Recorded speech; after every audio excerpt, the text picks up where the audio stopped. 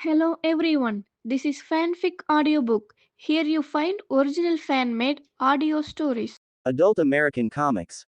Opening Social Security Black Silk Wanda. Part 1. In the early morning, New York.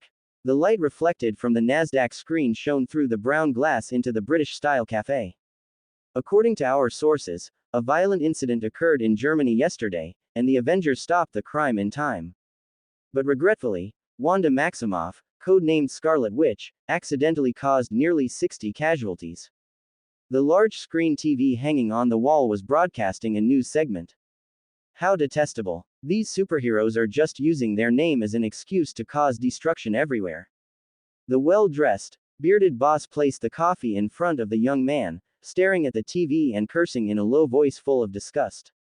Uncle Crew, you really believe the one-sided stories of the media. The young man sitting on the leather sofa picked up a silver spoon to stir his Jamaica Blue Mountain coffee without even raising his head, responding casually. As he stirred with the silver spoon, the rich aroma of coffee rushed into his nose, and the corners of his mouth couldn't help but curve up slightly. Hode, I experienced it firsthand. I saw with my own eyes that big green monster smash my house with the car I bought on a loan. That was a house I bought with over 10 years of savings.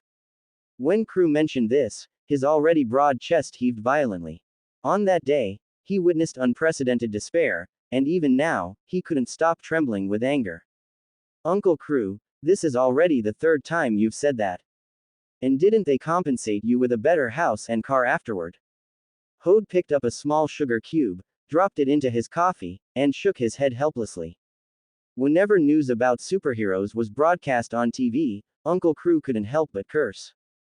That's different. Even so, they can't just do whatever they want.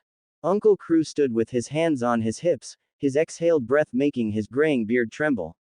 Facing Uncle Crew's response, Hode put down his coffee cup and shook his head.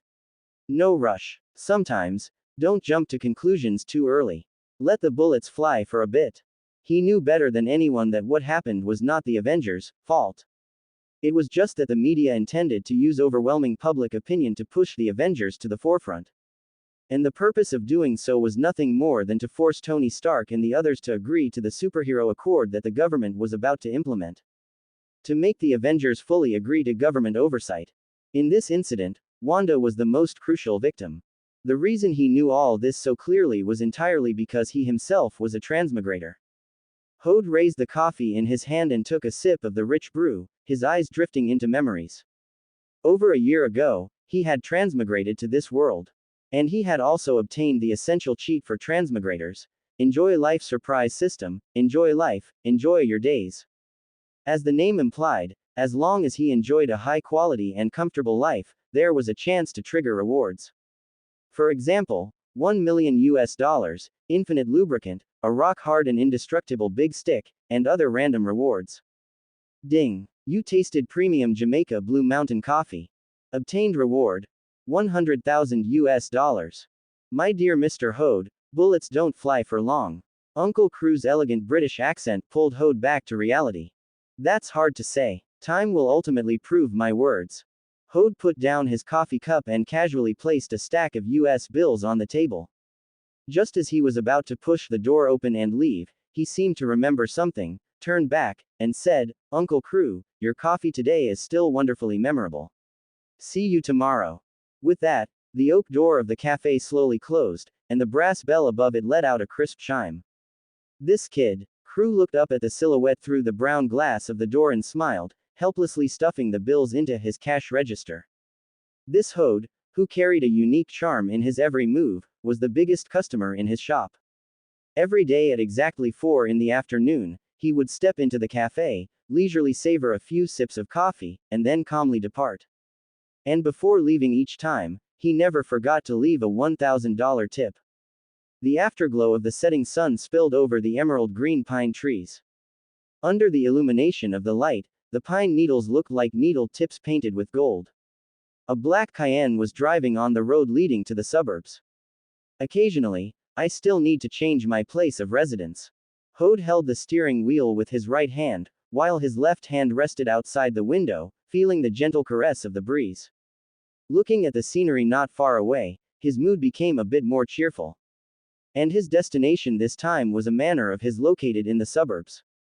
It was a manor obtained through system rewards. Although the location was remote, the scenery was exceptionally beautiful. As he got further and further from the city center, fewer and fewer houses appeared around him. He might not even see a single household after driving for more than a kilometer. The long road was like a straight ruler plunging directly into the woods. In that silent environment, the chirping of birds on the roadside could be heard from time to time. It's fooling Treeway. It's King of New York lookin' for the Queen. You got the right one. A lively rhythmic song came from the Bose speakers. Driving the vehicle, Hode also hummed along with the song. This slow-paced lifestyle made him feel that there was much more joy in life. Just as he was swaying slightly to the music, a woman in a red coat stumbled out of the woods ahead. Shit. Hode's face instantly changed color when he saw this figure suddenly dash out. He spun the steering wheel frantically with both hands, his right foot almost stomping the brake straight into the fuel tank. With a sharp screech of brakes, the Cayenne came to a steady halt just a few centimeters away from the woman in red. Bang. But the woman actually collapsed heavily onto his hood. An insurance scammer. Hode was stunned at first, and his next thought was, or is the Cayenne a chick magnet? Seeing that the woman didn't raise her head for a long time, Hode hurriedly got out of the car. When he saw the woman lying on the hood, the expression on his face froze. He saw that this woman had blonde hair, and her milky white breasts were practically bursting out under the squeeze of her t-shirt. The blood-red coat draped over her body added an indescribable, gorgeous beauty. And her body actually exuded a heavy scent of malt. Hode dazed out, and only after a long while did he murmur, "Is this Wanda?" "It really is Wanda." Hode took a step closer, and after examining her carefully, confirmed that the person on his hood was indeed Wanda. He never expected that he would run into the Scarlet Witch in such a remote place. However, as she lay on the hood, her heavy, malt-scented breath wafted toward him. Even without getting close, he knew she must have had a lot to drink. Phew tilde. How did you end up drinking so much? After hesitating, Hode pulled Wanda's arm over his shoulder, intending to help her up. Limp as a pile of mud, Wanda raised her blurry eyes, the rims slightly red. Noticing this unfamiliar face, Wanda asked in a choked voice, Who are you? Miss Maximoff, you are drunk. Hode firmly grasped the wrist draped over his shoulder, pulling the slipping Wanda upward. No, I'm not drunk. Hearing this, Wanda suddenly broke free from Hode's grip, her body stumbling right back onto the hood. She sank to her knees directly onto the ground, shaking her head amidst her whimpers as a crystal tear slid down her cheek. You need to rest. Looking at Wanda like this, Hode sighed and took a step forward to help. Actually, I know, nobody likes me. Wanda suddenly looked up. Beneath her messy hair, her eyes were red, and tears already covered her cheeks. Her trembling voice carried a sob, and her pitiful face was filled with helplessness. Wanda's painful expression and words made Hode suddenly realize what was going on. The recent events had definitely dealt a heavy blow to Wanda. To avoid massive casualties, Wanda had no choice but to throw the about-to-explode crossbones into the air. The violent explosion blasted straight through the building, causing heavy casualties. Even though she did it to protect more people, what awaited her was not understanding, but endless public pressure. Actually, you've done very well, no one hates you. Hode stepped forward, preparing to help Wanda up, and spoke in a gentle, persuasive tone. To put it bluntly, Wanda's mental state was far more fragile than that of other superheroes. It was inevitable that she would end up like this. The online public opinion had probably already made her start doubting herself. Really? Wanda looked up, revealing a deep cleavage below her snow-white neck. And because of this sudden movement, her milky white breasts seemed almost ready to burst out. Cough, cough, cough. Faced with this sight, Hode took a gentlemanly glance, then averted his eyes, subconsciously touching the tip of his nose and coughing twice. This wasn't because he was a lecher. Any normal man would be considered completely devoid of romance if he didn't appreciate a blooming flower. Are you lying to me? Wanda keenly noticed Hode's dodging gaze and questioned him in a suspicious voice. If he wasn't lying to her, why would he avoid her gaze at a time like this? He must just be trying to comfort her. How could I? Hode looked at Wanda and said firmly, no one is perfect. No one can keep the situation completely under their control. Even though Wanda was extremely powerful, that didn't mean she could do everything. Even that big purple sweet potato couldn't do everything he wanted, let alone her. You are right. Wanda took a deep breath and nodded slowly. She had done her best, but she really hadn't expected. Don't think too much. The ground is cold. Let me help you into the car first. Hode walked over to Wanda, bent down, and prepared to help her stand up. Facing Hode, who was so close, Wanda nodded slightly. She didn't struggle, obediently letting Hode support her into the back seat. I'll send her back to the Avengers first. Seeing Wanda leaning against the back seat with her gaze drifting, Hode shook his head helplessly. Who would have thought he would run into Wanda in a place like this? Just as he straightened Wanda's legs, which were dangling outside the car door, and prepared to close it, a cold, slender little hand suddenly grabbed his wrist. What's wrong? Looking at Wanda with her flushed cheeks, Hode asked in confusion. Was what you just said really true? Am I really not in the wrong? Wanda's shimmering eyes looked as if she had found her own personal North Star. After that incident happened, all she faced was condemnation. The public's lack of understanding and the selfishness of the officials left her not knowing where to go. It was also for this reason that she had specifically come to this secluded place to drink alone. But she hadn't expected that, at this moment, the man in front of her would actually untie the knot in her heart. He even stood firmly by her side. Yes, you've already worked very hard. Hode's voice was filled with conviction. In the next second, Wanda suddenly pulled back, a flash of red light appearing in her hand. Then, a force pushed him directly toward Wanda. Caught completely off guard, Hode could only brace his hands on either side of Wanda's shoulders. The two of them instantly fell onto the back seat of the car, breathing heavily with their faces inches apart. At this moment, what rushed over him was not just the scent of alcohol, but also a faint fragrance of jasmine mixed with woody notes. With her face so close, even a veteran like him felt his heart skip a beat. Wanda's blue eyes, as brilliant as a galaxy, locked onto his gaze like a black hole. Hode opened his mouth slightly, wanting to say something. Don't talk. Wanda closed her eyes, her eyelashes trembling continuously, like a flower waiting to be plucked. Hode was stunned. He had never expected things to develop like this. Besides, if he couldn't understand Wanda's actions, he would have lived all these years in vain. Without much hesitation, he leaned in and kissed her. When they parted again, a thin thread of saliva connected them.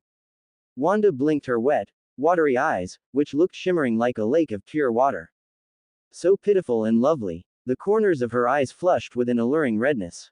Perhaps out of nervousness, her seductive lips were trembling. Things had already come to this. If he backed down now, he wouldn't even be as good as Lu Shahui. Thud. Hode grit his teeth, rolled over, and closed the car door. He had always adhered to one principle. There was no reason to refuse food that was delivered right to his mouth. Seeing Hode's actions, Wanda let out a startled cry. What do you want to do? Do. Under the setting sun, the afterglow of the sunset spilled over the black roof of the car. A black Cayenne fully demonstrated its proud suspension system. Even so, it still rocked back and forth, beat by beat. Who knows how much time had passed? A sliver of azure dawn appeared on the horizon, its light piercing through the thin mist to shine upon the earth. It's already dawn. Looks like I need a titanium alloy kidney. Hode sat on the hood, dangling a cigarette from his lips. A slight smile tugged at the corner of his tired face, and his left hand, which supported his body, was still trembling slightly. He struggled to pull a Zippo out of his pocket. A flickering flame ignited. Hode would likely never forget this experience for the rest of his life. Phew. Hode took a deep drag of his cigarette. As expected, when you drive a Cayenne, girls just fall from the sky. And this time, a superhero had literally fallen right into his lap.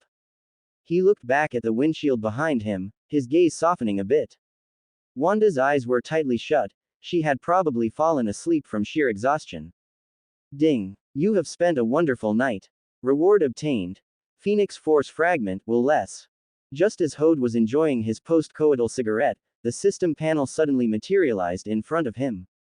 The sudden appearance of the system panel took a moment for his exhausted brain to process. Wait, I actually got a Phoenix Force fragment. Recovering his senses, Hode was instantly stunned. He had never expected that this would also yield a reward. Because he had thought before, if one were to enjoy life to the fullest, this would definitely be a part of it. Therefore, he had tried everything he could experience in the world. In addition, he had also done hill climb racing, skydiving, and extreme cycling. In short, he had tried everything that could make life more exciting. And he had received quite a few rewards. But he hadn't expected to obtain the Phoenix Force this time. What was the Phoenix Force? The Phoenix Force was an omniversal level power. It was the physical manifestation of the primeval universal life force and emotional force. No matter which universe, the Phoenix Force was one of the most powerful existences. One of the existences feared and revered by countless living beings. It could cut away or rebirth any part of the universe. It could even completely destroy it, burning away what should be obsolete. This was known as the judgment of the Phoenix.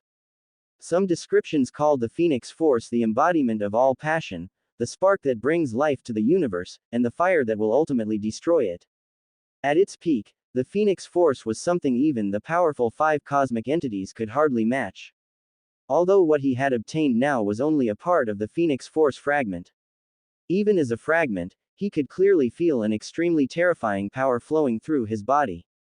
Even his body was being cleansed by this power. In the next second, a fiery red phoenix actually materialized in his mind. The moment this phoenix figure appeared, it swept toward him, carrying an endless, overwhelming pressure. In just a split second, he felt as if the pressure could crush his will to pieces. And at that very moment, the phantom image of the phoenix dissipated from his mind in an instant. Is this the Phoenix Force? Hode's Adam's apple bobbed up and down, a trace of hard-to-detect dread laced in his murmur. Just now, he had even doubted whether the Phoenix Force would directly tear his consciousness to shreds, turning him into a vegetable. Fortunately, a Phoenix Force without its own consciousness could be considered the true Phoenix Force. Otherwise, it would cause one to lose control of it at any moment. Jean was the most classic example. But even she had never possessed the complete Phoenix Force. Moreover, in the movies of his original world, Jean's abilities had been heavily nerfed. In the end, she was defeated by Wolverine using love plus immortality. Even though it was only a Phoenix Force fragment, it still gave Hode sub-Skyfather level capabilities. I didn't expect that just one night of passionate collision would yield such a great reward. Hode blew out a smoke ring and casually flicked the cigarette butt away, the sparks tracing an arc in the air. Needless to say, this reward truly pleasantly surprised Hode. He had received quite a few rewards before. He had drawn self-defense type rewards. For example, Ultimate Combat Master Fighting Technique, Ultimate Firearms and Weapons Master, Miniature Pistol, Noisy Cricket, and the like. But even so, compared to the current Phoenix Force, they were clearly lacking. What exactly is going on here? Hode rested his right foot on the car hood, propping his chin with his right hand as he pondered silently. The most important thing right now was to figure out how the system made its assessments. If he could know precisely how to obtain higher grade rewards, wouldn't that be absolutely amazing? Looks, academic background, money, race. As ideas surfaced one after another, Hode dismissed them all. Because over the past year, although he wasn't wealthy enough to rival a nation, he had never truly lacked money. So he had already sought out the best in every aspect. If it were just because of these things, it would have been absolutely impossible not to trigger it even once. Wait. At that moment, an idea popped into his mind. The system's reward mechanism seems to be related to the quality of life. But this time with Wanda, I actually got a reward. Could it be that to collect fragments, I have to? That makes sense. In the past, when he hooked up with foreign women, he had never received so many great rewards. Thinking of this, Hode cast his gaze toward the back seat, looking at Wanda, who was letting out soft snores. A thoughtful expression appeared on his face. He leapt off the hood and vigorously stretched his shoulder blades. In that case, I'll just have to share the reign of Mount Wu with her. The next morning, in a magnificently decorated room. On the soft, large bed, Wanda gently bit her red lips and opened her eyes with a pained expression. What met her eyes was a dazzling ceiling. Outside the French windows, the midday sun shone directly onto the earth. The smooth floor tiles outside reflected the blinding light, shimmering like ripples on a lake. Hiss, it hurts so much. What followed immediately was a soreness all over her body, as if she were falling apart. It felt as if her body had been run over by a heavy truck, even her mouth felt slightly sore. Looking at this unfamiliar environment, Wanda's eyes held a trace of confusion. Where is this? Wanda felt her clothes, only to realize that her scarlet battle suit had been replaced by a man's shirt, which carried a faint scent of sandalwood cologne. Her mind instantly went blank. I should have gone drinking yesterday afternoon. But after drinking, I think I ran into. Hissed Tilda. Thinking up to this point, she felt her head still throbbing with a faint dizziness. Wanda forced herself to continue recalling the details of last night. But her brow furrowed, for her memory abruptly cut off right there. Smelling the scent of men's cologne coming from the white shirt, she had already guessed the general idea. Could I have? Upon thinking of this, her expression couldn't help but panic. Combined with the pain in her lower body, she was already certain of what had happened. Thud, thud, thud. Just then, footsteps came from the wooden corridor outside the door. The sudden sound made Wanda's already panicked brain instantly freeze. She hid her entire body under the covers, leaving only a small gap to peek through. She saw a young, handsome man wearing a bathrobe, walking in with an aluminum tray in his hands. On it sat a butter sandwich, a fried egg, and a glass of milk. The faint aroma of butter wafted through the gaps in the quilt. When Hode walked in, he saw a large bulge in the covers on the bed, and his lips couldn't help but curl upward. You're awake? Hode asked in a gentle voice. Although they had only spent a short time together, he knew that Wanda didn't like being covered by blankets. In fact, after he came back at noon, every time he tried to cover her with the blanket, she would fling it off. So he was certain that Wanda was already awake now. Did you do this? Wanda puffed up her cheeks and poked her face out from the gap. Although she had forgotten many things, she could still vaguely remember Hode's face from last night. Yeah, I did it. Hode's lips curled up, a wicked grin appearing on his face. As soon as he said this, Wanda became both angry and annoyed in an instant. Her face turned incredibly red, as if it had been steamed by boiling vapor. You. Wanda's cheeks puffed up in anger as she threw off the soft blanket. She rolled over, preparing to get out of bed, when a sharp pain shot through her instantly. Hiss. Her face turned pale in that instant. Clutching her abdomen, she knelt directly on the bed. A tearing pain radiated from her abdomen, making her gasp in agony. Are you okay? Hode quickly set down the breakfast and sat by Wanda's side. You were too wild. You must have accidentally hurt yourself. After all, they had been at it from yesterday evening until nearly noon today. It was inevitable that things would turn out like this, not to mention he had even conducted another experiment this morning. Unfortunately, it seemed that if it was too frequent, there was no way to trigger the effect a second time. This was probably like tasting coffee, he could only have 1 cup a day. Presumably to keep him from getting too greedy. Me. Wanda pointed at herself indignantly, spitting out the next word, wild. Although she vaguely remembered what had happened, she didn't recall the details. And hearing him say this now only made her feel even more ashamed and furious. Does it hurt a lot? Hode didn't answer Wanda's question, instead looking at her with a trace of pity. It would have been fine if he hadn't asked, but the moment he did, Wanda completely broke down. What do you think? Crystal clear tears shimmered in the corners of her clear eyes. Even her breathing became incredibly rapid at this moment. With him being like a dragon with a spear, how could it not hurt? She even suspected whether this man was the incarnation of a construction site pile driver. He truly didn't have the slightest bit of tenderness for the fairer romance. Why don't you eat something first to recover your strength? Hode pursed his lips and said with a slightly apologetic expression. Even though he hadn't initiated it, things had already turned out this way.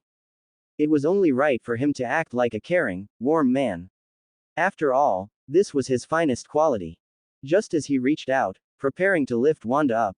Buzz. Get the hell away from me. With a hum, a tide of scarlet light suddenly erupted all around. The surrounding furniture was also constantly shaking. Scarlet flickered in Wanda's eyes, and she swung her slender, fair arm violently.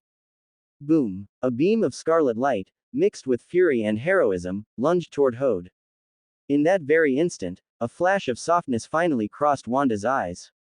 The originally scarlet beam softened significantly at this moment. But the red light still surged and roared. Naughty. Facing the scarlet light that struck like a surging tide, Hode simply raised his hand and waved it gently, and the scarlet light dissipated like smoke. How is this possible? Wanda's eyes widened, filled with disbelief. Although she had held back at the last moment because of what had happened between them. But even so, this was not something an ordinary person could block so casually. Not to mention that the movement just now was full of nonchalance. You are being too unreasonable. It was clearly you who seduced me first. I am merely an innocent victim. You even rudely snatched away my innocence. I haven't even asked you to take responsibility, yet you are actually trying to attack me. Hode wore an aggrieved expression, covering half his face and complaining resentfully. Me? Hey, I initiated it. How is that That should be impossible. Wanda laughed in anger. As she began to retort, the hazy memories in her mind became clear. Because in her own mind, it was indeed she who had brought Hode into the car at that time. And what happened afterward was basically led by her. In an instant, her face turned red, and a burning sensation welled up in her heart. If only she had known, she wouldn't have drunk such high-proof ale. Although it was my first time too, I still want to shoulder the responsibility a man should take. But you treated me like that, so you must take responsibility no matter what. Hode squeezed out an aggrieved look. However, after saying this, he silently added a sentence in his heart. It really was his first time doing it with a superhero, he had never had such an exciting experience before. This feeling couldn't be described by just the word, pleasurable. Even when he thought about it, he couldn't help but lick his lips. As if I believe it's your first time. Wanda endured the pain, rolled her eyes impatiently, and pouted slightly. She didn't believe anyone could be so experienced and make someone feel so comfortable the first time. Although it was her first time too, that didn't mean she was a fool. Whenever she thought of this scene, her cheeks turned so red they looked like they could drip blood. But the ensuing emotions added a few more traces of grievance to her heart. It was already painful enough that she had become the object of public criticism because of the Crossbones incident. But she hadn't expected that just wanting to numb herself with alcohol would turn into this. The more she thought about it, the more her eyes dimmed. So, does that mean you aren't going to take responsibility for me? Hode keenly sensed the change in Wanda's emotions, but he didn't stop talking. Hearing this, Wanda, who was already feeling uncomfortable, suddenly pulled herself out of those emotions.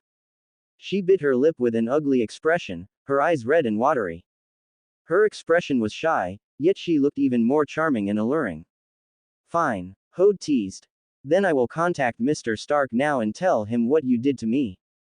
Wanda's small face turned deathly pale instantly. If she told Tony Stark about this, she would become the laughingstock of all the superheroes. But at this moment, Hode had already pulled his phone from his pocket.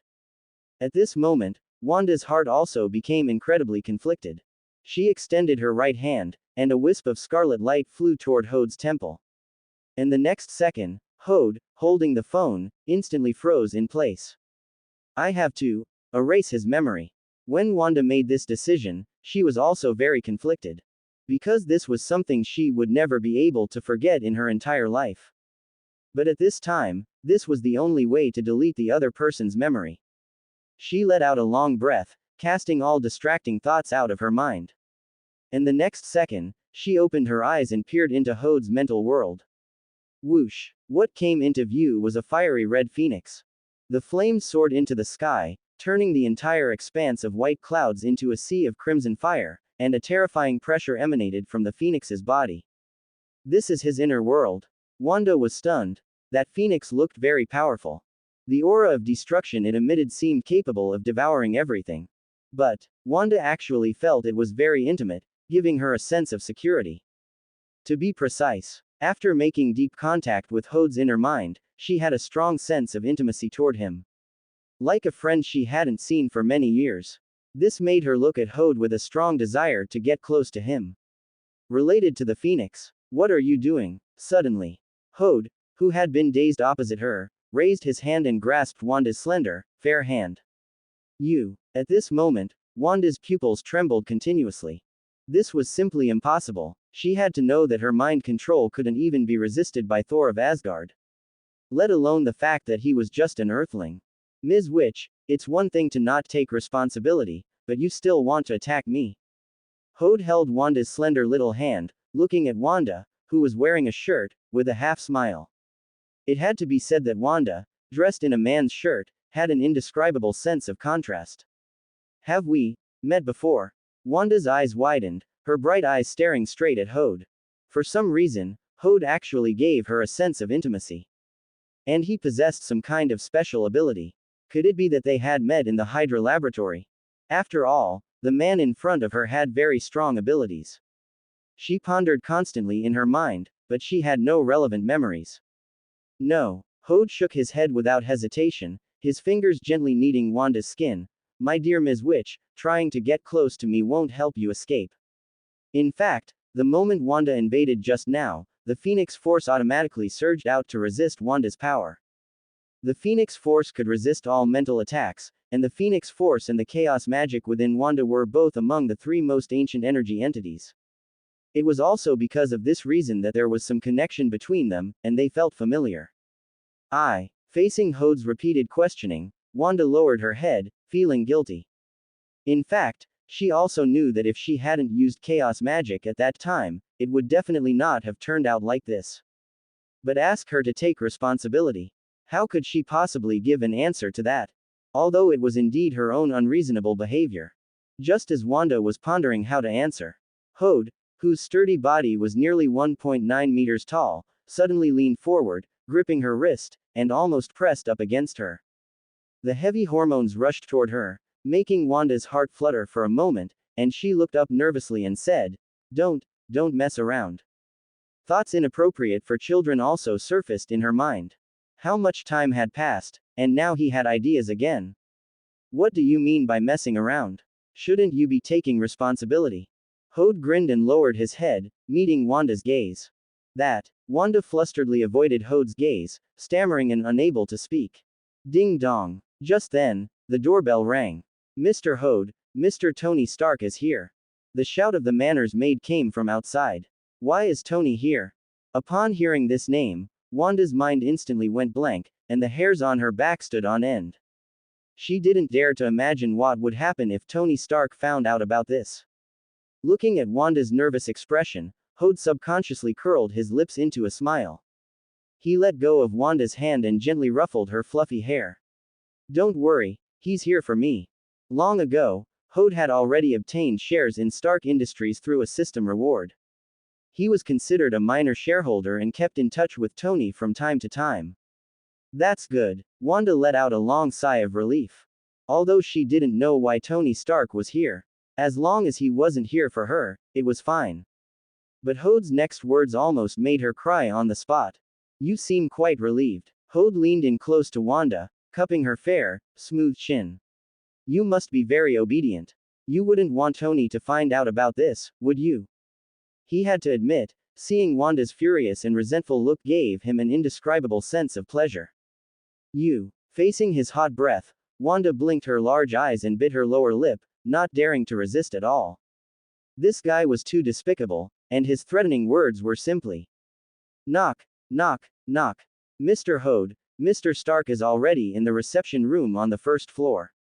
The maid's voice sounded outside the door. I got it. Hode replied, then turned to stare straight at Wanda.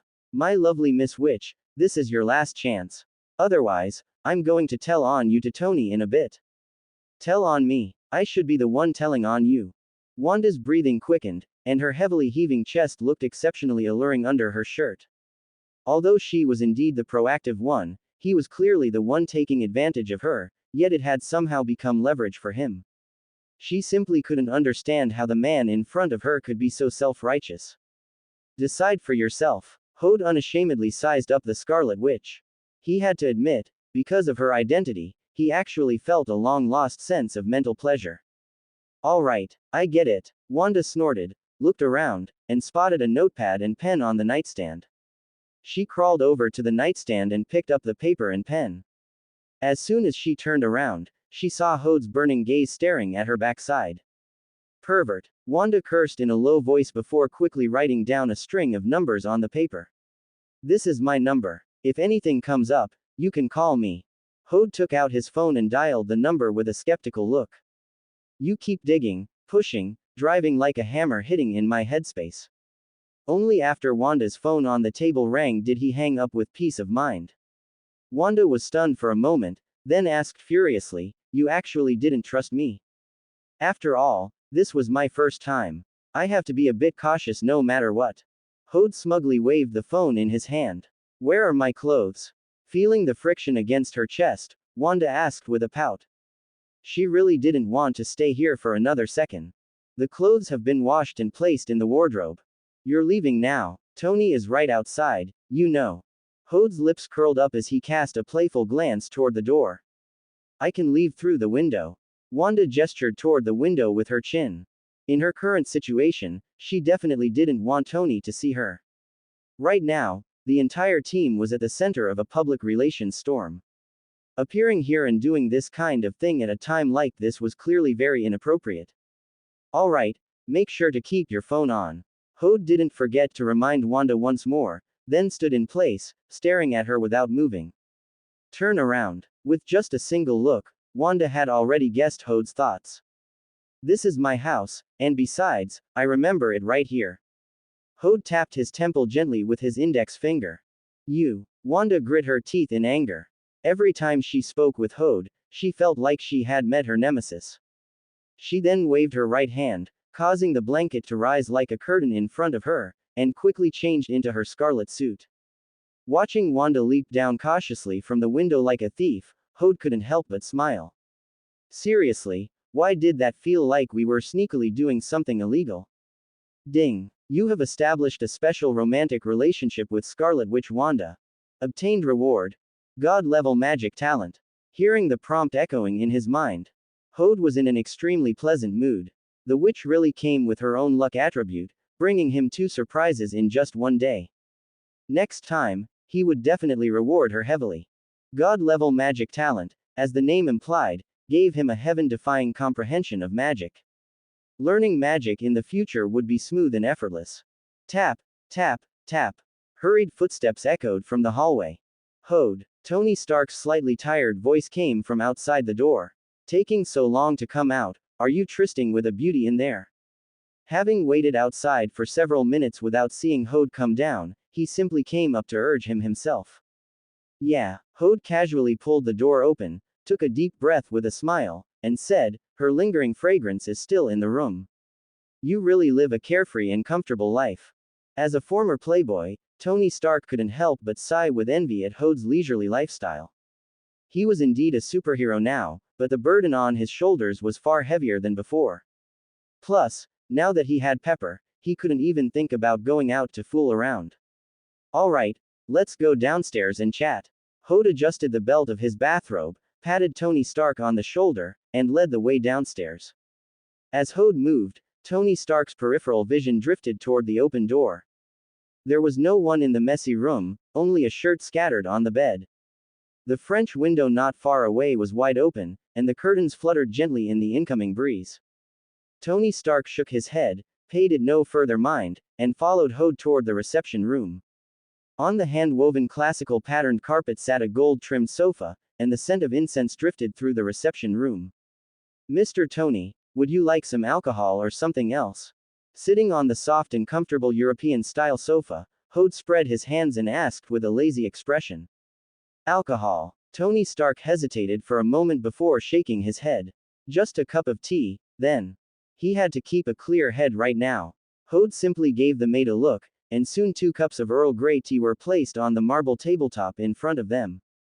"I didn't expect the famous superhero, Mr. Tony Stark, to skip his midday sleep and come to my place instead." After the maid withdrew, Hode sized up Tony Stark with a teasing look. Tony's mental state had deteriorated significantly lately, and his eyes were filled with exhaustion. "Hode, stop joking." Facing the tease, Tony's exhausted face squeezed out a wry smile. "I'm in no mood to sleep right now, let alone sleep until noon." In the past, he indeed wouldn't necessarily wake up even by noon, but he had no idea how long ago that had been. Now, all that remained on his face were deep dark circles. Actually, I've already heard about what happened in Germany. I was just about to go find you. Hode uncrossed his legs, his lazy expression turning a bit more serious as he got straight to the point. Yeah, you know General Ross, right? That old geezer from the military. At this point, Tony Stark grit his teeth, drained his teacup in one gulp, and continued, now that fool is serving as the Secretary of State. What does he want to do? Hode nodded in agreement. He didn't have a very good impression of that guy.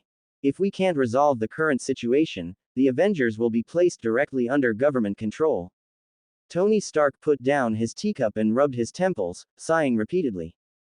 He was now caught in the middle, and no matter which side he chose, he felt extremely conflicted. Hey, Hode let out a cold, disdainful laugh. Did they really care about this? This bunch of heartless politicians is just looking for an excuse to control the Avengers. Every single one of these guys was acting for their own selfish interests. And he was also very clear that in this incident, aside from Wanda, she was the biggest victim in the public opinion. Behind the scenes, Tony Stark was undoubtedly the person under the most pressure, because this matter started because of him. He needed to be responsible for the entire Avengers and clean up the mess caused by this incident. Furthermore, General Ross had already had this intention long ago, planning to have the Avengers managed by the government. Although Tony Stark did not oppose this decision, Steve Rogers and the others did not want to do so. This also left Tony Stark feeling extremely conflicted now. I know, those guys are just eyeing the Avengers as a piece of meat. Tony Stark had already known this, the Germany incident was just an excuse. The higher-ups had always been thinking about how to control the Avengers. After all, before this, although the Avengers were considered an official organization, they would not take orders from anyone at all. All plans and implementation schemes were formulated internally by the Avengers themselves. This obviously made them feel dissatisfied, and they even felt that the Avengers were slipping out of their control. For that group of people above, power that could not be controlled was simply intolerable to them. The incident that happened this time just happened to give them an opportunity to make a fuss. So, what is this visit about? Hode picked up his teacup and took a sip, looking at Tony Stark with a puzzled expression. Buddy, I came to you first to vent and complain, and secondly, to ask if you have any ideas. Tony Stark looked helpless. He knew that Hode's intelligence was far beyond that of ordinary people, which was why he specifically came to ask for Hode's opinion. Perhaps there would be an unexpected surprise. Public opinion. Hode paused and explained. The main point of contention in this incident is the pressure from public opinion. If you can change the public's perception of the Avengers, then everything will be much easier to handle. You should also know that the current trend of public opinion is very bad for you. After all, if there hadn't been secret suggestions from the people above, this matter would definitely not have caused such a huge impact. But, this is not that easy. Tony Stark looked bitter. It is very difficult to shift the trend now. Actually, it wasn't that he didn't know this, but that it was very difficult to make a change. Hode leaned forward, tapping his fingers lightly on the table. Actually, the main point of public opinion is on Wanda. That mistake during the Crossbones explosion caused the long-suppressed public anger to erupt in an instant. If public anger were compared to a powder keg, then public opinion would be the fuse that ignited the powder keg. You mean, changing Wanda's image in front of the public.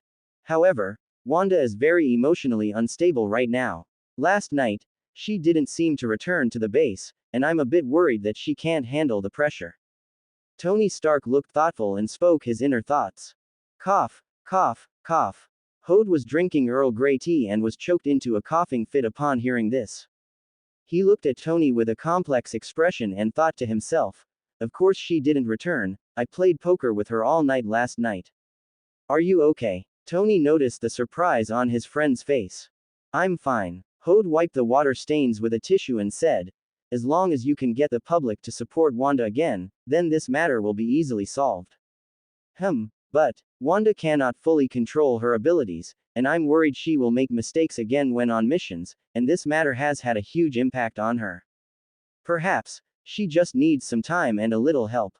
Tony Stark had never seen Wanda so dejected, Even during this period, whenever he saw Wanda, she was always in a depressed state. No matter how he tried to counsel her, it didn't have much effect. Hode looked thoughtful upon hearing this. That was that he might be able to help Wanda. Although yesterday was just a chance encounter and some misunderstandings occurred. But he had, after all, obtained the Phoenix Force fragment and God-level magic talent from Wanda. Furthermore, there were more treasures on Wanda worth digging into deeply. Tilda. At this moment, the watch on Tony Stark's wrist flashed with blue light twice. After he raised his hand to take a look, there was a bit more melancholy in his eyes. Hode, thank you for listening to my complaints. Steve has been emotionally unstable recently and isn't even willing to sit down and talk. I have some minor matters to handle now, let's talk another day. After saying this, Tony Stark let out a long sigh, stood up, and prepared to say goodbye. Although Hode didn't give any specific plan. But after saying all this, Tony Stark's mood had also calmed down quite a bit at this moment. When people are under too much pressure, they basically just need someone else to listen. And Hode had always been his most loyal listener. Alright, you are welcome to come over as a guest when you have time.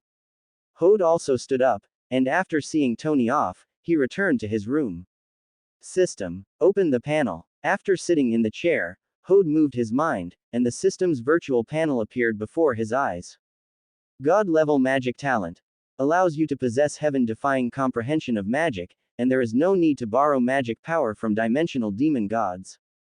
This simple introduction was enough to make Hode feel excited. Wanda, you really are a little lucky star. This was definitely another God-level reward. God-level magic talent was extremely important to Hode. The Phoenix Force, Chaos Magic, and Fairy Force were all among the three great ancient energy bodies. They were familiar with each other, and they were the best energy bodies for practicing magic. Possessing one of them, even if it was just a small fragment, would grant extremely powerful strength. Now, with the addition of the God-level magic talent, his progress in cultivation would be flying. Hode now had God-level magic talent combined with the Phoenix Force. He was simply a holy body for magic cultivation, even Ned Leeds' talent could not compare to it. The most terrifying thing was that he didn't even need to draw power from demon gods of other dimensions. Magic in the Marvel Universe was not created out of thin air but was drawn from the power of demon gods in other dimensions. And this required paying a corresponding price. The Sorcerer Supreme and the mages of Kamar Taj borrowed magic power from the dimensional demon god Vishanti. It's just that the price for borrowing magic power from Vishanti was very small, so it was white magic. If it were black magic, it would require a heavy price, even to the extent of paying with one's soul. But Hode didn't have to pay any price. Wait, that's not right. Just as Hode was excited, the smile on his face came to an abrupt stop. Because he remembered the most important thing. Even if I have God-level magic talent, it's useless. I don't have any magic books either.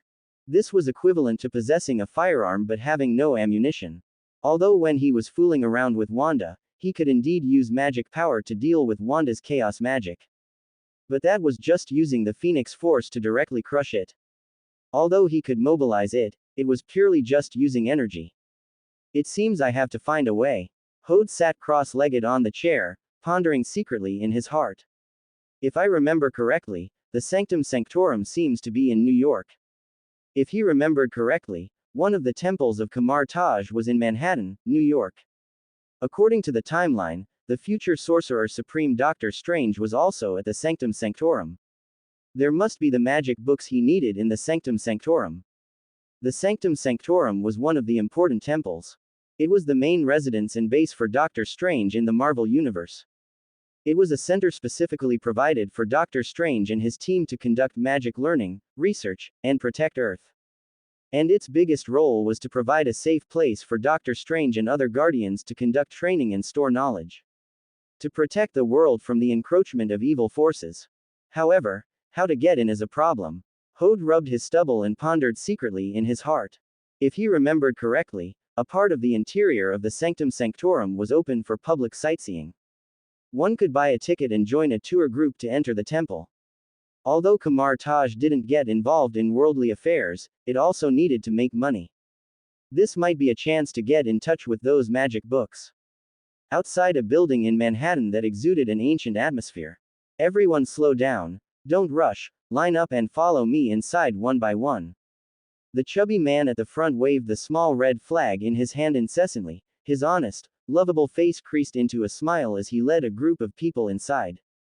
He appeared to be a tour guide, but the style of his clothing was extremely archaic.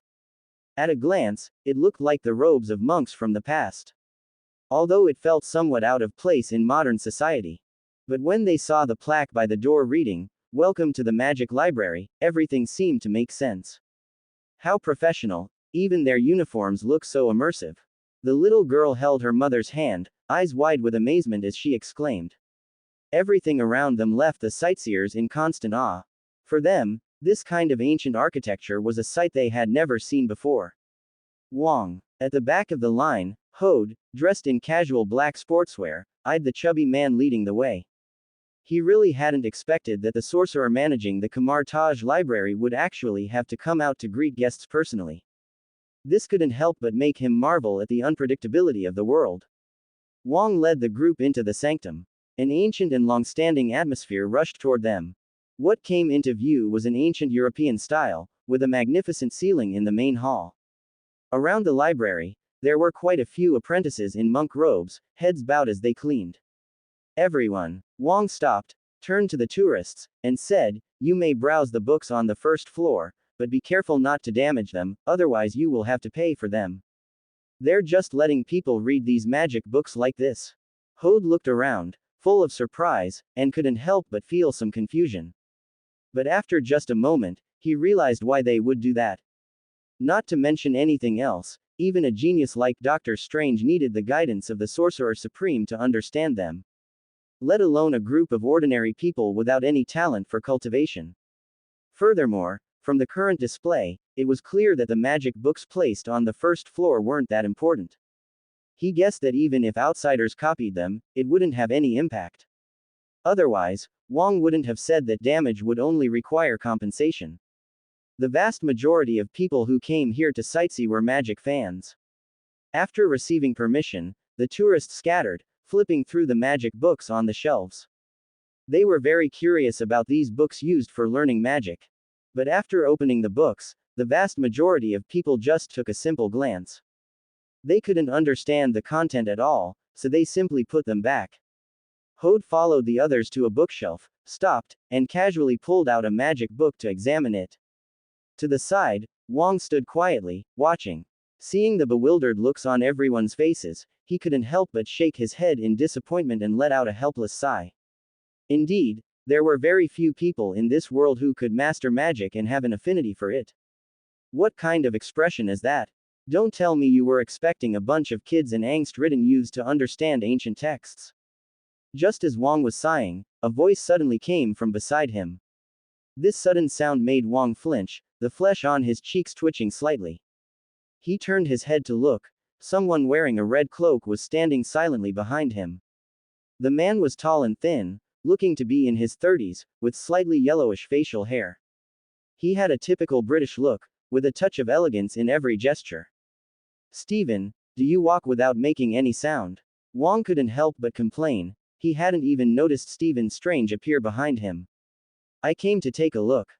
Dr. Strange, Stephen Strange, scanned the crowd coldly and said haughtily, "Even I couldn't teach myself, let alone them." His talent gave him the capital to be arrogant. After all, he was the Ancient One's most promising disciple. In his view, Wang's actions were nothing but a waste of time. When he first started learning magic, his progress was rapid, but that was only possible with a mentor. Even if these ordinary people had a little magical talent, they couldn't teach themselves without a mentor's guidance. "I'm just trying to unearth some talent." Wang shrugged and spread his hands helplessly. Although the possibility was very low, who could say for sure? "Stop wasting time. If you have time, go buy me a sandwich later. That money." As Stephen spoke, he felt around his pockets, paused, and said with a straight face, "Once those guys pay the tour fee, just deduct it from that." Just as Wang was about to say something, a strange sound suddenly erupted around them. A sudden, intense humming sound resonated throughout the sanctum. Wow, my god, what is happening? Look, everyone, there really is magic in this world. Mom, this is so amazing. I want to learn it too. The tourists watching the books were shocked by the scene before them, exclaiming repeatedly. This was the first time they had ever seen such a spectacle in reality. What's going on? Stephen frowned and looked toward the source of the sound. But when he saw what was happening, his blue pupils constricted sharply. He saw dazzling, brilliant, ancient golden light, like a shooting star in the night sky, unfurling into a circular portal in the air. And standing before this golden light was actually a young man with a calm expression. It was indeed a dimensional portal. What made their hearts beat even faster was he had actually opened the dimensional portal with his bare hands. He hadn't used the power of a sling ring at all. What is going on? Why has a dimensional portal appeared here? Stephen stared fixedly at everything happening before him, his pupils trembling, his attention entirely focused on the young man's hands. Because he could clearly see that there was no sling ring on the young man's hand. He had actually opened a dimensional portal with his bare hands. Has this world truly gone mad? Wong, tell me if this is a dream. He was now doubting whether he had even woken up yet. One had to know that the sling ring was the key to helping sorcerers focus their magic. Without a sling ring, it was almost impossible to control magic. Unless one had an extremely high understanding of magic and, at the same time, a natural affinity for it. But, that was only in theory. How could such a person exist in the world? This was simply a natural-born magic prodigy. It took a long time for Wong to say, "You are not dreaming." He had just pinched the base of his own thigh hard. He hadn't expected that a magic genius would actually appear. Wong's eyes were about to pop out. He knew very well that he had just been passing the time. That was why he checked to see if anyone had magical talent every time he brought people for a tour.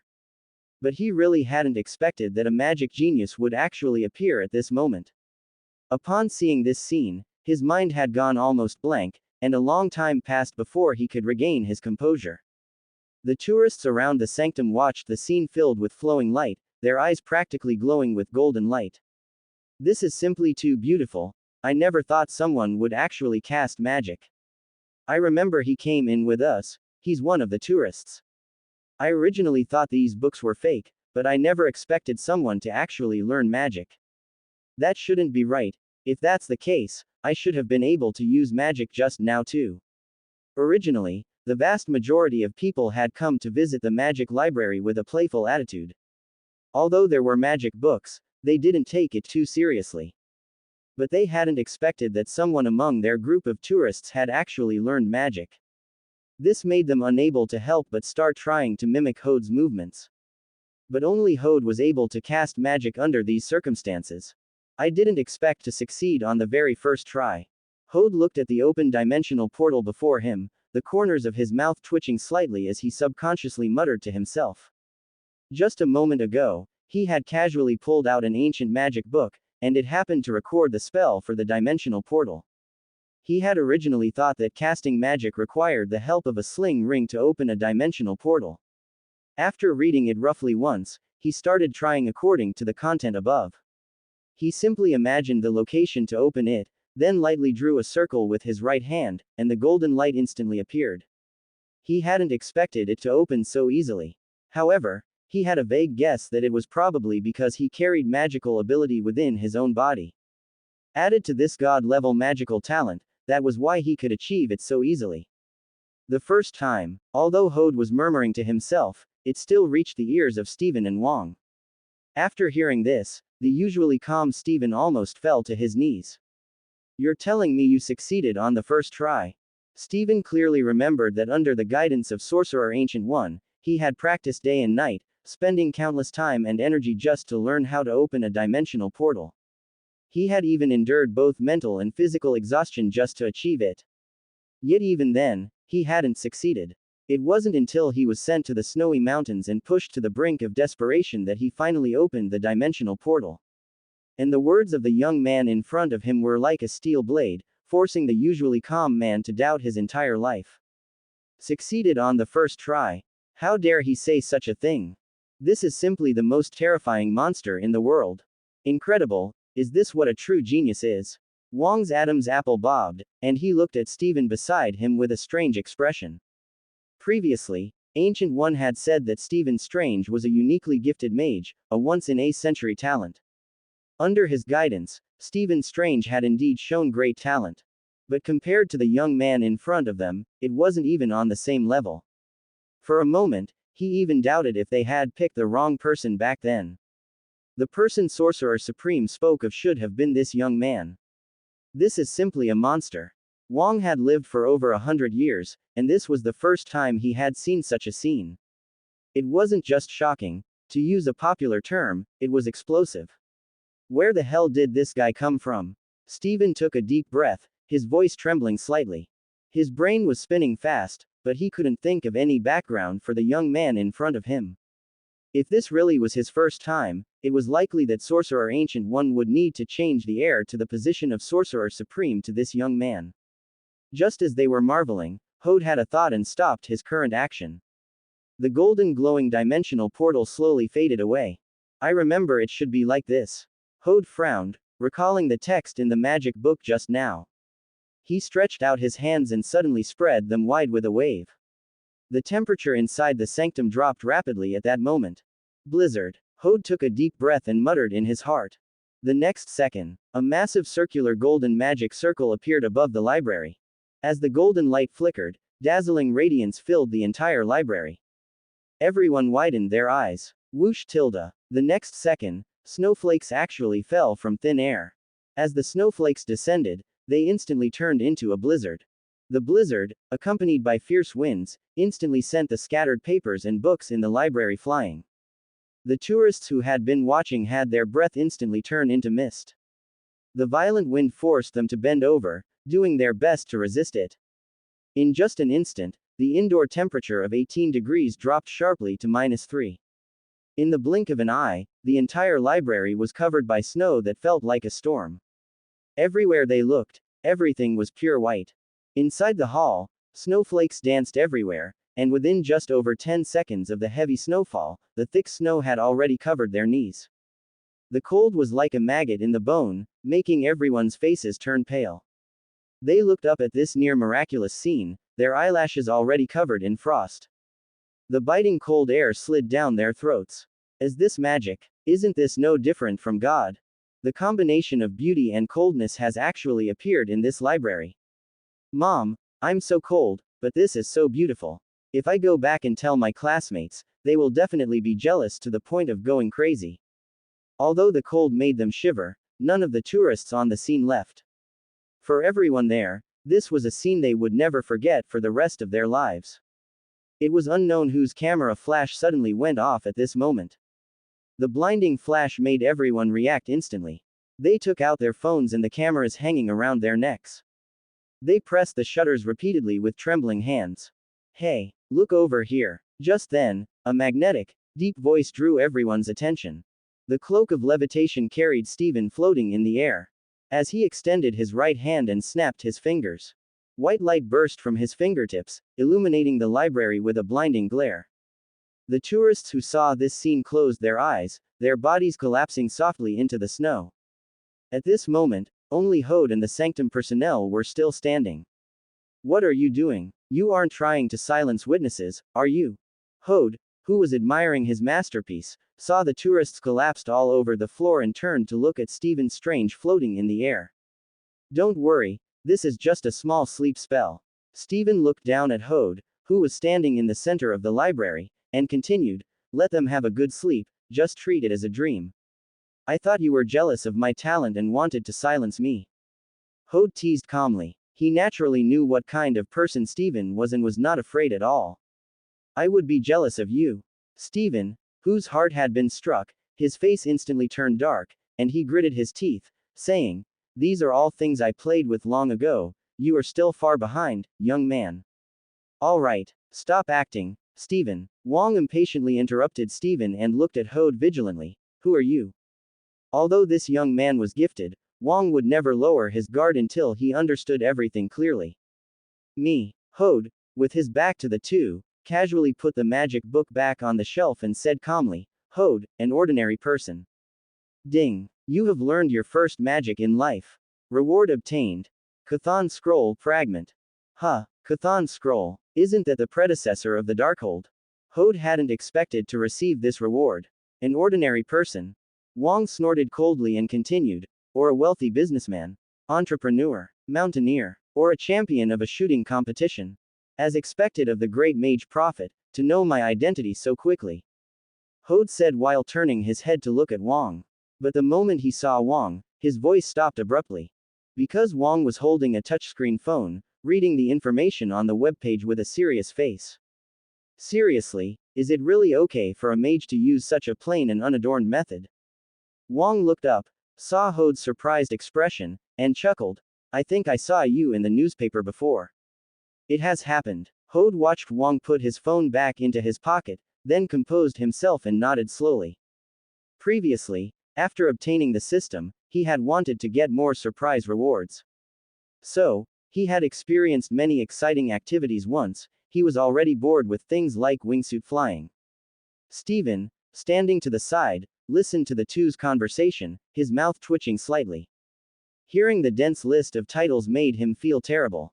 He couldn't win in terms of talent, and even comparing their past life experiences, it wasn't on the same level at all.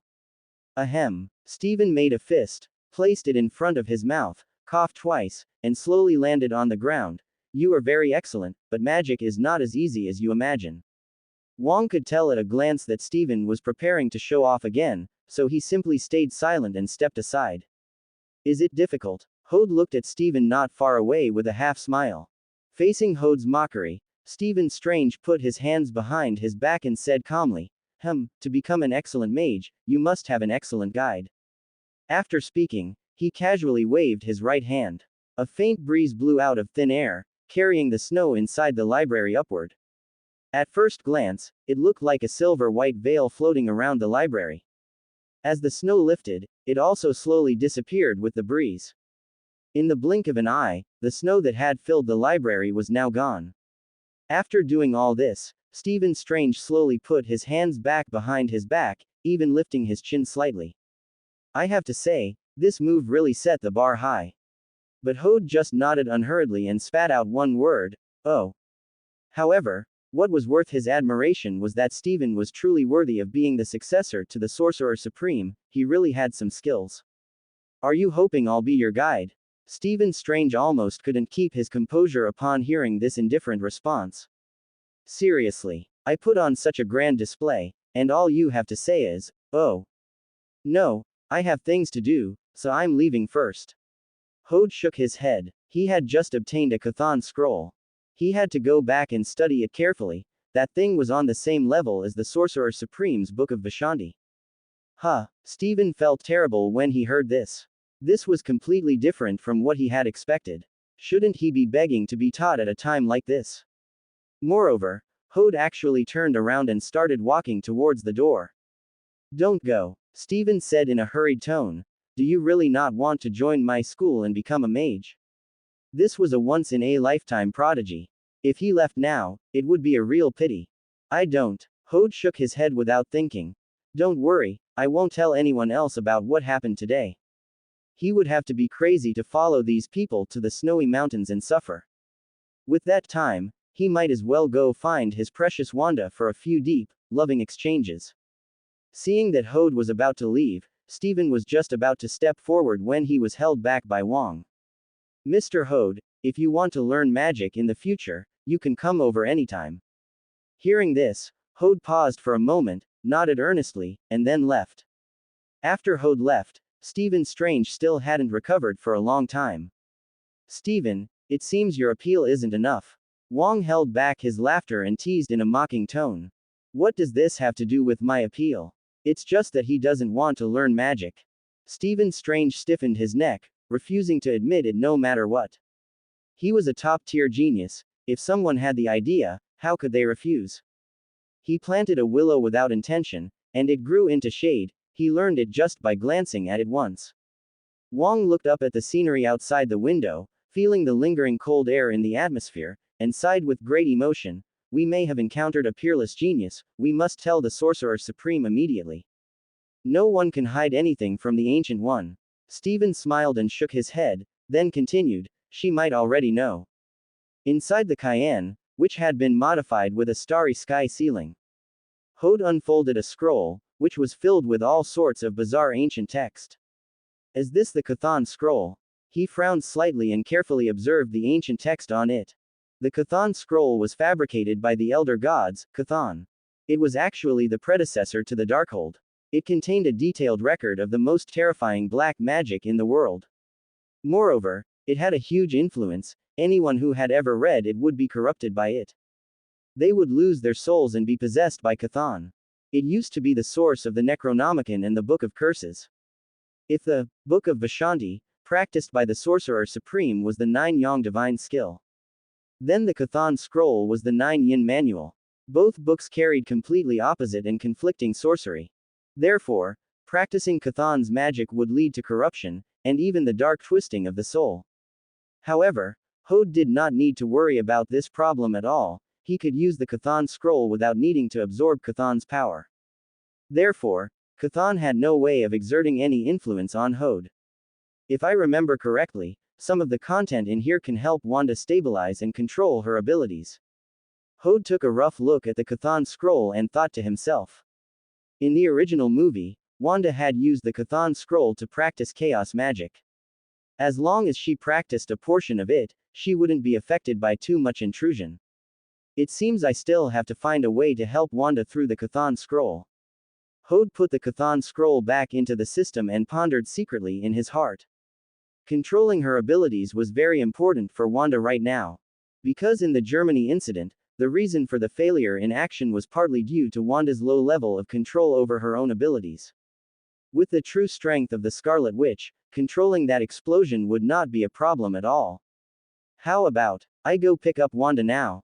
Hode thought of Wanda's appearance, and the corners of his mouth curled up triumphantly. It was estimated that after Wanda saw him, the expression on her face would definitely be very interesting. I have to say, sometimes he had a wicked sense of humor. He took out his phone and dialed Wanda's number without hesitation. Avengers compound, inside Wanda's room. Wanda curled up in the blanket, the images of last night constantly flashing in her mind. 705u.com 53 Reading Club. Although she kept saying she wanted to forget, the pain coming from her body kept reminding her again and again. This Hode didn't even introduce himself. If the maid hadn't called out Hode's name, Wanda wouldn't have known who this man was at all. And for some reason, an indescribable feeling kept lingering in her heart. Buzz, buzz, buzz tilde.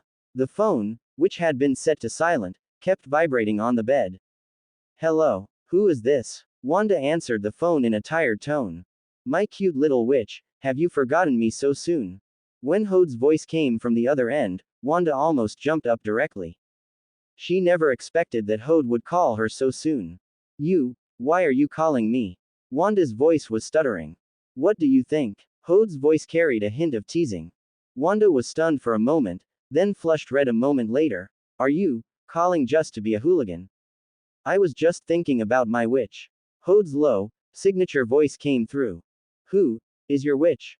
Don't talk nonsense. Hode's words just now made Wanda's heart beat slightly faster uncontrollably. I have to say, Hode indeed occupied a very important place in her heart. No matter which girl it was, it would be impossible to forget this experience. Oh, Hode lowered his seat, the corners of his mouth curling up. So that means you're not taking responsibility. Then I'll tell Mr. Tony Stark. Listening to Wanda's angry voice on the other end like a little kitten, he could imagine what she looked like. What exactly do you want to do? Wanda heard the snicker from Hode and asked in a guarded tone. I just plan to go find you and talk about our previous relationship. When Hode spoke, he deliberately drew out his voice. You just want to, you animal with a brain full of filth. Wanda could imagine Hode's hooligan-like smirk right now. This made her grip her cup tightly in anger. Where are you exactly? Hode pressed further. Fine. Wanda gritted her teeth and said. Go to the back door of the base. I'll wait for you there. Two white-looking buildings were connected by an aerial corridor, and there were two large helipads inside the base. Looking down from above, it looked like a connected V-shape.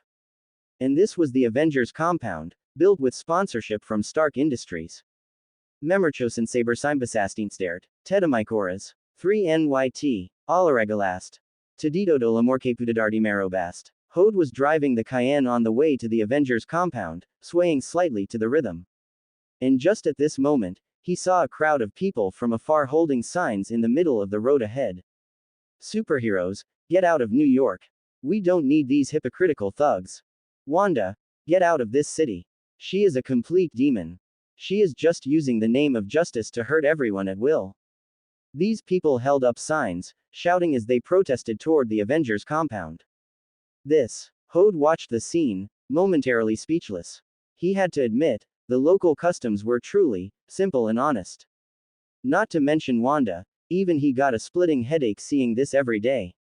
Besides, these poor people were actually just blinded by the media. No matter which side, they were just victims, the ones truly profiting were those in high positions. This was the truth of the world, only by creating conflict could they maintain their own interests. Sigh. Poor Wanda. Hode turned down the music, his pleasant mood turning slightly dejected. She was just a poor person, yet she had to endure such grievances. Power. Even though she possessed power, her heart was as fragile as any ordinary person's. Buzz tilde. Just then, Hode's phone vibrated slightly. Wanda. I'm at the back door. Seeing the message, Hode steered the Cayenne into a side path. But after driving only a few steps, a figure dashed out from the woods. Screech. At that critical moment, Hode slammed on the brakes. What's going on? He looked up, frowning at the front. Seriously, is the charm of this Cayenne supposed to be displayed in a small woods? Just then, several other people rushed out of the woods. There were both men and women among them, their faces painted with white paint. Without a word, they started frantically banging on the car windows and hood, baring their teeth at the windows. What the hell? Are they trying to perform a nano rescue on me? Hode watched this scene, completely bewildered, having no idea what these lunatics were trying to do. Even during a zombie apocalypse, people wouldn't be this deranged. Get out, you guy. You're in cahoots with the Avengers. I saw it, you're definitely planning to enter the Avengers compound from the back. Get that fool Wanda to come out. Or you're dead. Don't think you can escape punishment, you murderous demons. Watching these lunatics, Hode gritted his teeth, veins bulging on his forehead. You're really asking for death. In his view, these guys were only acting so desperately because they had been paid. It was clearly the higher-ups deliberately steering the narrative, intending to force the Avengers to compromise this way. He unbuckled his seatbelt and rolled up his sleeves. Just then, his phone vibrated. Wanda. Don't pay attention to them, just back off. Hode looked at the message, knowing full well that Wanda was watching him. After tapping a few times on the phone screen, he sent the message. Hode. They deserve to suffer a little. The Avengers couldn't take action for the sake of justice, but he was different. He wasn't part of the Avengers, was he? Justice. Moral kidnapping. As long as you have no morals, no one can kidnap you. Hode opened the car door and stepped out. His hulking figure brought a strong sense of oppression to these people at that moment. I'm out, come at me all at once. Hode stared coldly at these so-called protesters. The protesters instinctively took a few steps back in the face of the pressure Hode brought. They really hadn't expected Hode to actually get out of the car. Fake. It's just one guy, what are we afraid of? Teach this guy who doesn't know the immensity of heaven and earth a lesson. This guy isn't a superhero, do it. All together.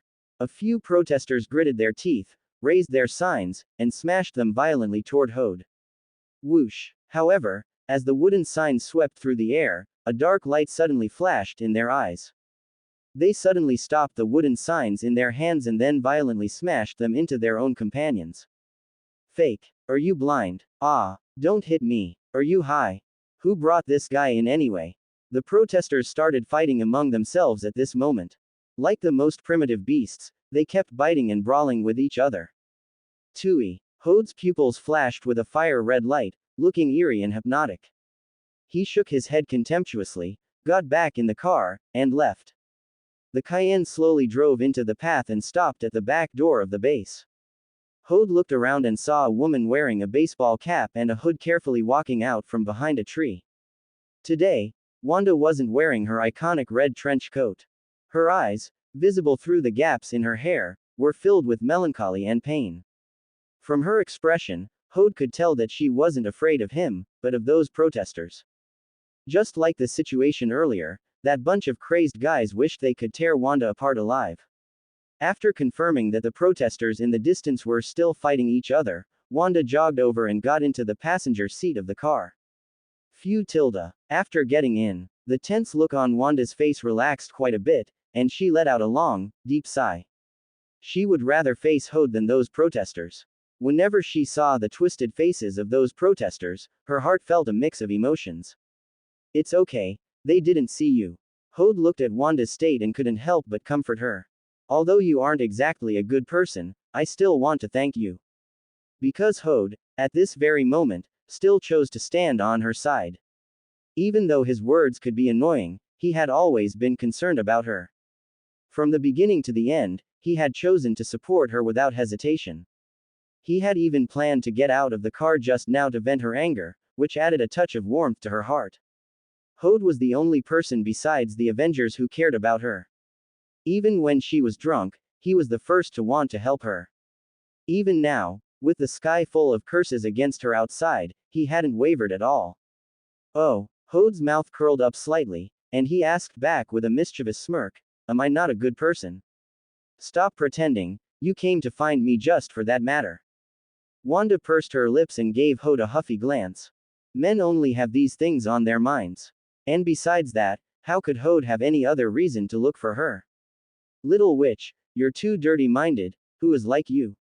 Have you ever heard the saying, how you see others is how they see you? Hode reached out and rubbed Wanda's little head vigorously, then continued, I actually have serious business with you.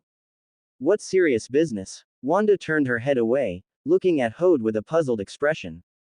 I called you out to teach you how to learn and master chaos magic.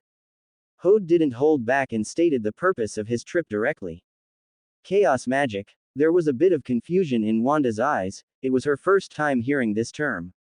It's your ability. Hode suddenly remembered that Wanda didn't know what the energy inside her was called.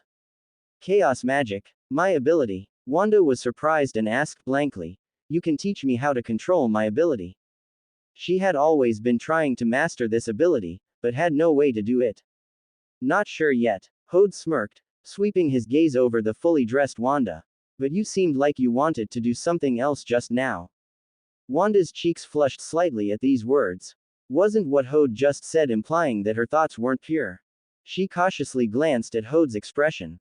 Actually, she didn't hate this man that much, it was just that things were progressing a little too fast. Alright, Hode suddenly pulled Wanda closer and rubbed her head. I won't tease you anymore. Let's go to my place first. After saying that, he started the car, turned it around, and drove towards the manor. He initially wanted to tell Tony that he could help Wanda stabilize her abilities, but it wasn't the right time yet. After all, he couldn't be sure if he had truly succeeded, he could only try with the intention of giving it a shot. Inside a room in the manor, decorated with understated luxury, Wanda sat on the white bed, head bowed, looking restless. Since they were in the car earlier, she couldn't help but recall what happened last night. As the memories became clearer, she found it harder to forget, even recalling every single detail. Plus, being in Hode's room now only made her heart beat faster. In the quiet room, she could even hear her own heartbeat. Hode casually grabbed a chair and sat opposite Wanda. In every movement he made, Wanda could even smell the scent of cologne on Hode. Wanda, before we begin, I want to ask a question first. Hode sat up straight, his expression serious as he looked directly into Wanda's blue pupils. Go ahead. Wanda, who had been feeling a bit nervous, wasn't quite used to seeing Hode looking so serious. What do you think your ability is? Hode paused, then asked again, is it a mutant ability? Or is it some kind of energy form, or has it brought about some changes in you? Wanda pondered for a moment. I think it's an energy form. Back in the laboratory, Hydra injected a type of energy into my body. The energy within my body can be manipulated at will, it constantly regenerates and even subtly changes my body. But they are hard to control and even affect my emotions. If she could truly manipulate the power within her at will, she wouldn't feel such a strong sense of helplessness. Chaos magic does indeed affect the mind, but it is not just a simple energy form, it is an ancient form of magic. Hode explained chaos magic as simply as possible. Wanda couldn't control chaos magic, this power itself was something that could not be completely controlled. To control it, one could only continuously improve their mastery during practice to further suppress the risk of losing control. If she didn't do that, the only thing waiting for Wanda in the end would be a breaking point at some moment. Or she would be corrupted by chaos magic when her emotions lost control, potentially even leading to a dark turn. He remembered that this was evident in the Scarlet Witch later on, she was corrupted by chaos magic. This eventually led to her corruption and becoming a villain. You mean what's inside me is magic? Wanda frowned, asking in an incredulous tone. Because in her view, this was just an energy form and shouldn't have much to do with magic. Besides, magic and such sounded far too fantastical. Hode didn't speak, but nodded with a firm expression, simultaneously reaching out his hands to hold Wanda's. The sudden action made Wanda's heart race, and her body even stiffened. What are you doing? Her face flushed and her heart raced, her body even trembling slightly. The events of yesterday still hadn't fully faded. Don't be nervous, relax, and cooperate with me. Hode looked at Wanda with a gentle gaze. That gentle gaze made Wanda trust Hode involuntarily. Hode took a deep breath, and flames appeared in his eyes. The next moment, fiery red energy material surged from his palms. After this energy material appeared, the chaos magic within Wanda was also awakened at this moment. Without any control, it actually surged out from her palms. Chaos magic and the Phoenix Force intertwined and merged at this moment. Just like climbing vines intertwined with each other, an indescribably profound feeling welled up in Wanda's heart. Wanda widened her eyes, looking at Hode in front of her in disbelief. Because as the energy within her merged with the fire, she felt an incredibly strong sense of intimacy in her heart. And for some reason, at this moment, she actually developed an indescribable feeling. This was completely different from family or friendship, it was as if she could completely trust Hode. Even her guarded gaze became incredibly soft at this moment. She looked at Hode's handsome face. Although it was an Easterner's face, his deep eye sockets and high, prominent nose bridge looked so chiseled, and she even felt a sense of heart-fluttering attraction. Just looking at Hode, her eyes were even a bit hazy at this moment. Her whole body seemed to have melted into a pool of water, and even her gaze was somewhat unfocused. Wanda, your eyes look strange. Hode's voice suddenly pulled Wanda back. I didn't. Wanda's voice suddenly rose, but the panicked expression on her face made her words seem so weak. Alright, silly girl, look here. Hode flicked Wanda's high nose bridge, making her look at their clasped hands. Due to the Phoenix Force and chaos magic being familiar with each other, coupled with Hode's mastery of magic, he was able to mobilize the chaos magic within Wanda just by holding her hand. As the two magic energies merged, they rapidly spread outward like a crimson tide. The crimson light, like undulating aurora, enveloped the entire room. The original room was undergoing earth-shaking changes at this moment at a speed visible to the naked eye. It was as if time was constantly rewinding, and the surrounding furniture and decorations began to become retro. With the shining light, the changes around them became faster and faster, as if they were placed hundreds of years in the past. It's not an illusion, this is reality.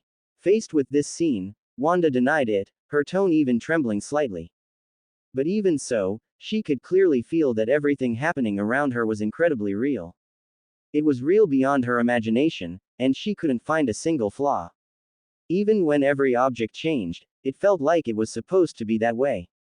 And what shocked her even more was that all of this was a scene created using the chaos magic within her own body. It took a long time for Wanda to come back to her senses, and she asked with rapid breathing, Hode, how exactly did you do that? Hode's lips curved slightly. This is chaos magic. Wanda looked around at the constantly changing room interior, her eyes full of disbelief. Is this the effect that chaos magic can display?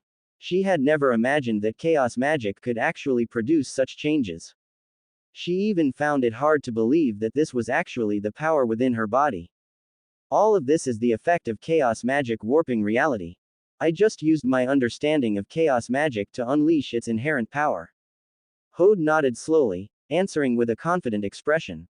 In fact, he hadn't deliberately controlled all of this. To be precise, he was just leading Wanda to familiarize herself with this power. After saying this, he took the initiative to let go of her hand. As the crimson light disappeared, everything in the room began to return to its original state at a speed visible to the naked eye. How do you know so much? Wanda felt a bit more curious about the mysterious man in front of her. Because Hode understood her power even better than she did herself. We've already had intimate contact, how could I not know?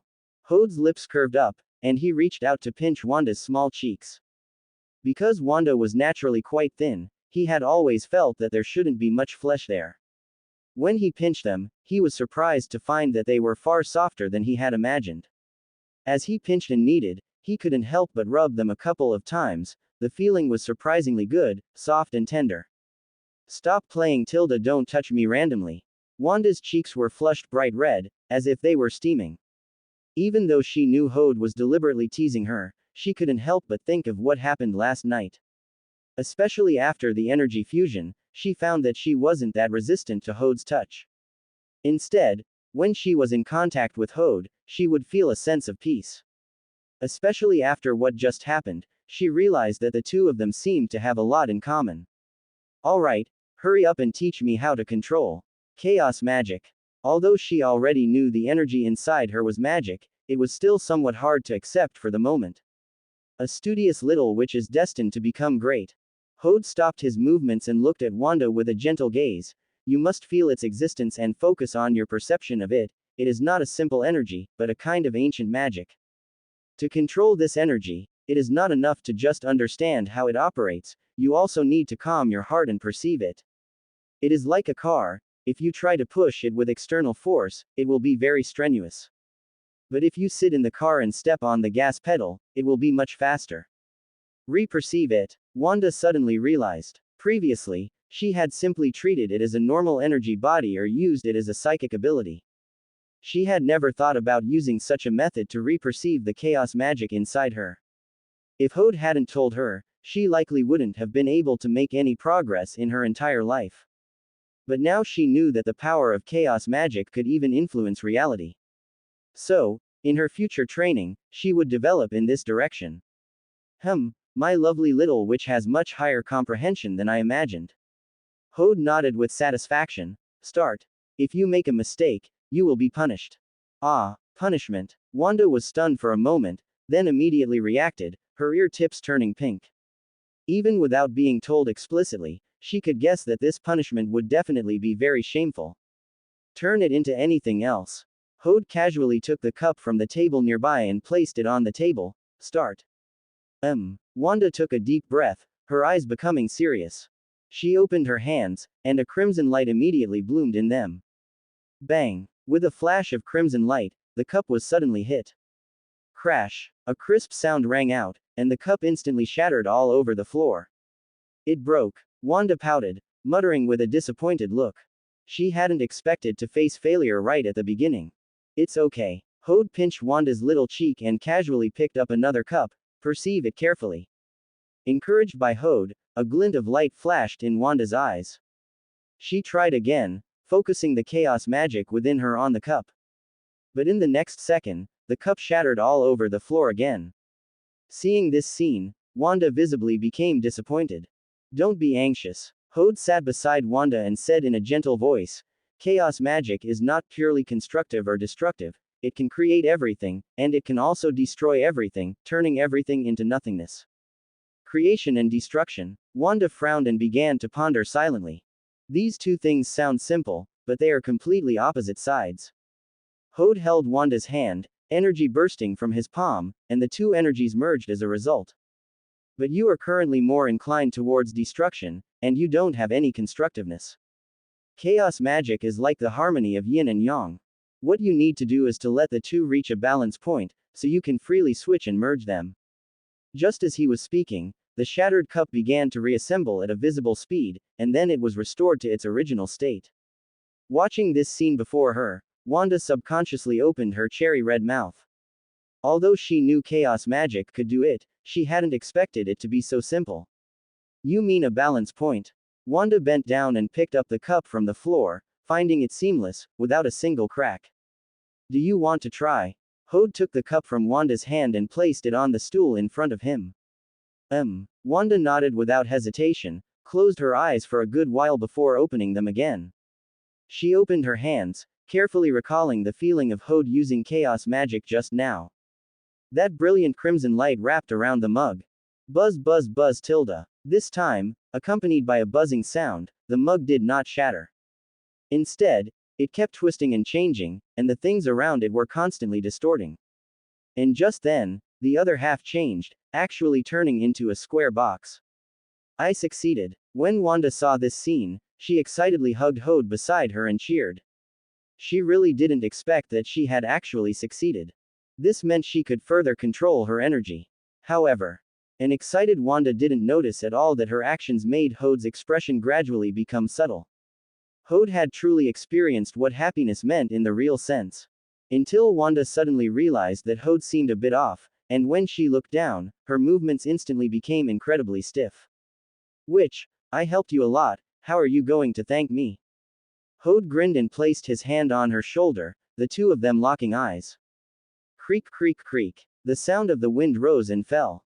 That night, it rained, and damp rainwater streaked across the window. And inside the room, a tree of pear blossoms laden with rain. Ding. Your teaching was effective. Wanda has learned to master chaos magic. Received reward. Power of the 12 talismans. Ding. You and Wanda were intimate, making her feel heavenly. Received reward. Phoenix Force fragment without consciousness. In the early morning, the system's voice rang in his mind, and Hode opened his eyes groggily. The bed sheets were in complete disarray, and Wanda was sleeping with a rosy complexion. Listening to the delayed system reward notification, Hode felt a surge of joy inside. A second Phoenix Force fragment. He really didn't expect his luck to be this good, obtaining a second Phoenix Force fragment so quickly. And the next moment, a powerful energy appeared in his body out of thin air. The energy flowed rapidly through his body, spreading towards his limbs. His already very strong body became even stronger at this moment. Power surged from all parts of his body, and his body, which had been carrying a hint of fatigue, became full of energy. Ha! The comfort brought by this power made Hode let out a long breath uncontrollably. He could clearly feel the vigorous power inside his body, like a volcano. Because there was one more Phoenix Force fragment, the energy inside his body also increased accordingly. The two Phoenix Force fragments combined were not just a 1+1 addition. Instead, it became even more surging, and even his control over the Phoenix Force would be further improved. This is the true power. Hode couldn't help but exclaim in his heart. Although he had received many rewards before, compared to the Phoenix Force, they were simply not on the same level. With one fragment, he might have been sub-All-Father level, but now he was definitely on par with an All-Father level Odin. If he could obtain all the Phoenix Force fragments, it wouldn't be an exaggeration to say he was the strongest existence in the world. Not to mention anything else, the complete Phoenix Force could even weave causality and change destiny. It could even decompose, transform, reorganize, create, and destroy anything, from life to the universe itself. System. Hode summoned the system in his mind. The system's light screen instantly appeared in front of Hode. On the glowing blue virtual screen, the current progress of collecting the Phoenix Force was clearly written. Phoenix Force fragment. 2/12. So there are 10 fragments left. Hode frowned and looked at the display above. He had never paid attention to the collection progress of the fragments. Because according to his original expectations, he should have collected a third by now. It seems this Phoenix Force is far more terrifying than I imagined. Hode couldn't help but exclaim in his heart. His current strength was already quite terrifying. Even an All-Father level Thanos would have to fight him to a draw. Wait, this power of the 12 talismans. Hode was stunned for a moment, then immediately fixed his gaze on the first reward. But when he saw the words, power of the 12 talismans, he couldn't help but be stunned. These were actually the 12 zodiac talismans from Jackie Chan Adventures, and they had already been fused together. He was extremely familiar with these 12 zodiac talismans, every single one of their abilities was terrifying. Just the dog talisman's ability of eternal youth, immortality, everlasting life, and an indestructible body was something countless people pursued. Possessing even one of the 12 talismans was equivalent to a weakened version of Superman. And he had actually obtained all 12 zodiac talismans just like that. A lucky star is truly a lucky star. The rewards I've received these past few days are far, far better than before. Hode couldn't help but sigh inwardly, his mood becoming incredibly joyful. Beside him, lying on the large, white bed, Wanda let out a soft moan, stretched, and revealed a glimpse of infinite beauty. As soon as she opened her eyes, she saw Hode sitting up beside her, looking at her with a wicked grin. Wanda. Hode grabbed Wanda's hand. What's wrong? Wanda was already accustomed to Hode. Feeling the warmth in his hands, she asked back. You really are my lucky star. Hode didn't say another word and immediately rolled over, pinning Wanda beneath him. It's morning. Before Wanda could finish speaking, the room was suddenly filled with infinite beauty. At the dining table, you really can't stop for even a moment. Wanda, feeling weak all over, glared complainingly at Hode across from her. How long has it even been? She had lost count. She prided herself on having physical fitness far superior to ordinary people, yet she still couldn't withstand such tossing and turning. What? You think that wasn't enough? Hode twirled the remaining sausage with the silver fork in his hand. Get lost. If you aren't going to eat it, give it to me. Wanda looked at the remaining sausage on Hode's plate and shouted indignantly. Here, it seems the little witch quite likes sausages after all. Hode forked the sausage to Wanda, not forgetting to tease her. Shut up. If you do this again, don't ever contact me again. Having been educated by Hode, Wanda immediately understood his meaning and was instantly both embarrassed and angry. The speed of this conversation had already hit 300 kilometers per hour. Alright, I won't tease you anymore. After watching Wanda finish the sausage, Hode used a tissue to wipe the corner of her mouth. Shall we go out for a stroll? No. Wanda shook her head without hesitation. The hatred for her outside was just too great right now. If she went out now, those guys would probably chase her like lunatics, desperate to fight her to the death. It wasn't that she was worried about her safety, she was just worried about whether she would cause an even bigger incident. Don't worry, I'm here. Hode saw why Wanda was refusing and held her hand, comforting her in a low voice. Feeling the presence beside her, the fear in Wanda's heart was suppressed quite a bit, and she finally nodded slowly. Oh, okay. On the way to the city center, the maple trees were already slightly yellowing. A faint chill swept through the car via the gap in the window.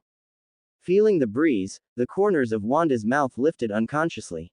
She didn't know how long it had been since she felt this relaxed. Perhaps this was a sense of security. When Hode was by her side, she felt she didn't need to worry about anything. As the car drove into the city, the towering skyscrapers were like a forest made of steel and concrete. The increasing number of pedestrians on the streets added a bit of oppression to Wanda's mood in the passenger seat. She couldn't help but look up at Hode, trying to take deep breaths to reduce the fear in her heart. And just at this moment, a hand grasped her left hand. The sudden warmth caused a warm current to rise in Wanda's heart. At the traffic light intersection, Hode stopped the car. And on the large screen outside the building, something was playing on a loop. Looking up, Ghost Spider, wearing a white hooded combat suit, was constantly being displayed on the big screen. The tight spider suit displayed Ghost Spider's figure perfectly. The special black parts even made Hode's blood boil for a moment. From the footage above, it could also be seen that New York's Queens had already adopted Gwen as their own superhero. In this world, there was no Spider-Man, in his place was Ghost Spider-Gwen. Tisk tisk tisk, this figure is truly great. Hode couldn't help but exclaim. Must say, set off by the Ghost Spider suit, this feeling made him even more excited. Beside him, hearing these words, Wanda's initially good mood instantly became a mix of complex emotions. It was as if a woman's innate talent had been triggered. The next second, she reached out her little hand and pinched Hode's waist hard. Didn't expect the little witch would get jealous. Hode gasped, pretending to be in pain as he rubbed his waist. When a girl strikes with lethal force, one must pretend it doesn't hurt, but when they touch lightly, one must pretend it hurts a lot. As a man who had been through many relationships, Hode was naturally well versed in this. You really are. Boom. Just as Wanda was so angry she wanted to pinch him harder, a loud bang suddenly came from ahead. The two of them looked up abruptly towards the front, only to see dust billowing everywhere ahead. The people originally sitting in their cars couldn't help but get out to check the situation ahead. Ah, a monster. Run. What on earth is that? Don't block me. Get out of the way. Screams and cries erupted from the crowd ahead. In an instant, the entire street was in chaos, with people on the street crying and shouting as they ran towards the back. The vehicles in front were all reversing, retreating backwards. The incident happened suddenly, and coupled with the fact that the drivers behind couldn't react in time, a massive pile-up occurred instantly. Vehicles were piled up together, the sounds of horns, crying, and sirens all mixed together. What's going on? Wanda immediately unbuckled her seatbelt, placed her right hand on the door handle, and frowned slightly as she stared at the situation ahead. This was the city center. Generally speaking, such an incident definitely shouldn't happen. It was very likely that a vicious incident had occurred ahead, and if that was the case, she would have to step in to help. Otherwise, this place would surely suffer extremely serious, large-scale casualties. It seems like something is coming. Hode got out of the car directly, frowning as he looked ahead. Something was rushing rapidly towards them from within the billowing dust. As that tall figure ran, the dust around it swirled rapidly. The next second, the tall figure rushed directly out of the thick dust. This was clearly a humanoid creature, covered in dense green scales, with sharp spikes like steel needles growing from the top of its head down to its tail. It was draped in a piece of white tattered cloth, which could barely be identified as a torn shirt. Roar! It violently flipped over all the cars blocking its path. The distinct roar made the fleeing citizens even more terrified. Dr. Connors. The moment he saw this monster, Hode recognized the origin of the lizard. What on earth is that monster? Wanda, who had followed him out of the car, stared at the lizard not far away with a grave expression. Chaos magic appeared around her wrists, a scarlet glow ready to strike. Although she was cursed by people, the sense of justice in her heart would not dissipate. Roar! The lizard violently threw the car door it had torn off towards a shop nearby. The immense force even caused the car door to embed itself directly into the red brick wall, sending shattered stones flying everywhere. I'm going to stop this monster. Wanda's eyes narrowed, and she intended to ascend directly into the air. But just at this moment, Hode beside her grabbed Wanda's wrist. Don't rush, someone's coming. Just then, between the towering skyscrapers, a lithe and agile white figure moved swiftly through the air. Big lizard, this isn't your toy. As a nimble voice rang out, the white figure swung in an arc and kicked the lizard hard, sending him tumbling to the ground. At the same time, she performed a 360-degree backflip, landing elegantly on the open ground. It's Ghost Spider. When Wanda saw this figure, she instantly recognized her identity. The Avengers had previously investigated this girl, so they had a deep impression of her. Roar! The knocked down the lizard quickly crawled up, his scaled left hand exerting force, and a nearby utility pole was pulled straight out. With a roar, he slammed the utility pole towards Ghost Spider. As he swung it, a massive whistling sound echoed in the air. Ghost Spider did a backflip, nimbly dodging the attack. Your movements are way too slow, that hardly qualifies you as a proper lizard. How about this? I'll send you to prison first so you can observe the animal world, maybe you'll find some interesting inspiration. Over here, over here. Where are you looking? Don't run over there. Facing the lizard's attacks, Ghost Spider couldn't help but banter while dodging. This endless stream of chatter made the already furious the lizard even more manic. He threw the utility pole in his hand at Ghost Spider and tore the door off a Hummer. Roar! The manic the lizard held the car door in front of him and charged at Ghost Spider like a bulldozer. She talks so much. Wanda, watching the battle from not far away, couldn't help but complain. It was her first time seeing someone chatter incessantly during a fight. And none of her words were ever repeated. It seems every Spider-Man comes with a chatterbox trait. Hode curled his lips, speaking in a relaxed, bantering tone. Among superheroes, only Spider-Man would act like that during a fight. Bang, bang, bang.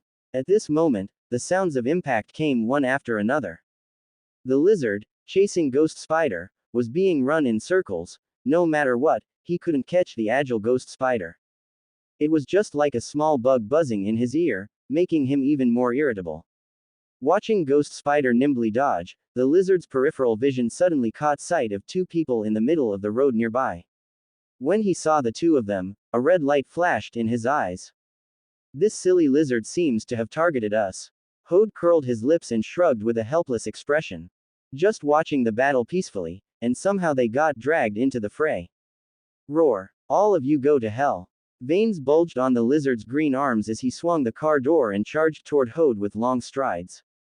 Move away. Ghost Spider's expression changed drastically when she saw this. For some reason, she hadn't noticed until now that two people were standing there. Facing this, she could only grit her teeth and stop dodging, leaping directly in front of Hode. Seeing Ghost Spider suddenly appear in front of him, the lizard's voice sounded incredibly excited. He swung the car door high and smashed it straight toward Ghost Spider. HMPH. Facing this violent smash, Gwen could only grit her teeth and raise her hands to block. As a massive force struck, her heels were driven several inches into the ground. Seeing Ghost Spider in this state, the lizard grinned, his sharp teeth looking exceptionally ferocious. This was all part of his plan. Before Gwen could react, he whipped his tail around. The powerful strike knocked Gwen hard to the ground. At the same time, the car door in his hand, carrying immense force and wrapped in a gust of wind, smashed violently toward Gwen. At this moment, Gwen, pale-faced, watched the car door getting closer and closer. There was simply no time to dodge. At this last moment, fear made her subconsciously close her eyes. Bang! Dust splashed everywhere, and a huge roar echoed through the street. But Gwen found that she was actually unharmed, and she squinted and opened her eyes. A tall figure stood in front of her. This man was wearing a black t-shirt, one hand in his pocket, and casually caught the powerful car door with his other hand. Step back. A girl has a girl's charm, the power of the talisman. In the chaotic street, several burning vehicles occasionally emitted the sound of materials cracking from the flames. Pungent black smoke and dust drifted through the air. Apart from these sounds, the nearly deserted street was extremely silent. The burly figure curled his lips, holding the car door with a calm expression. Gwen Stacy, lying on the ground, stared wide-eyed at this figure. Who is this person? She had never seen this person before. He shouldn't be a member of the superheroes. But he was actually able to block the lizard's massive force so easily. How is this possible?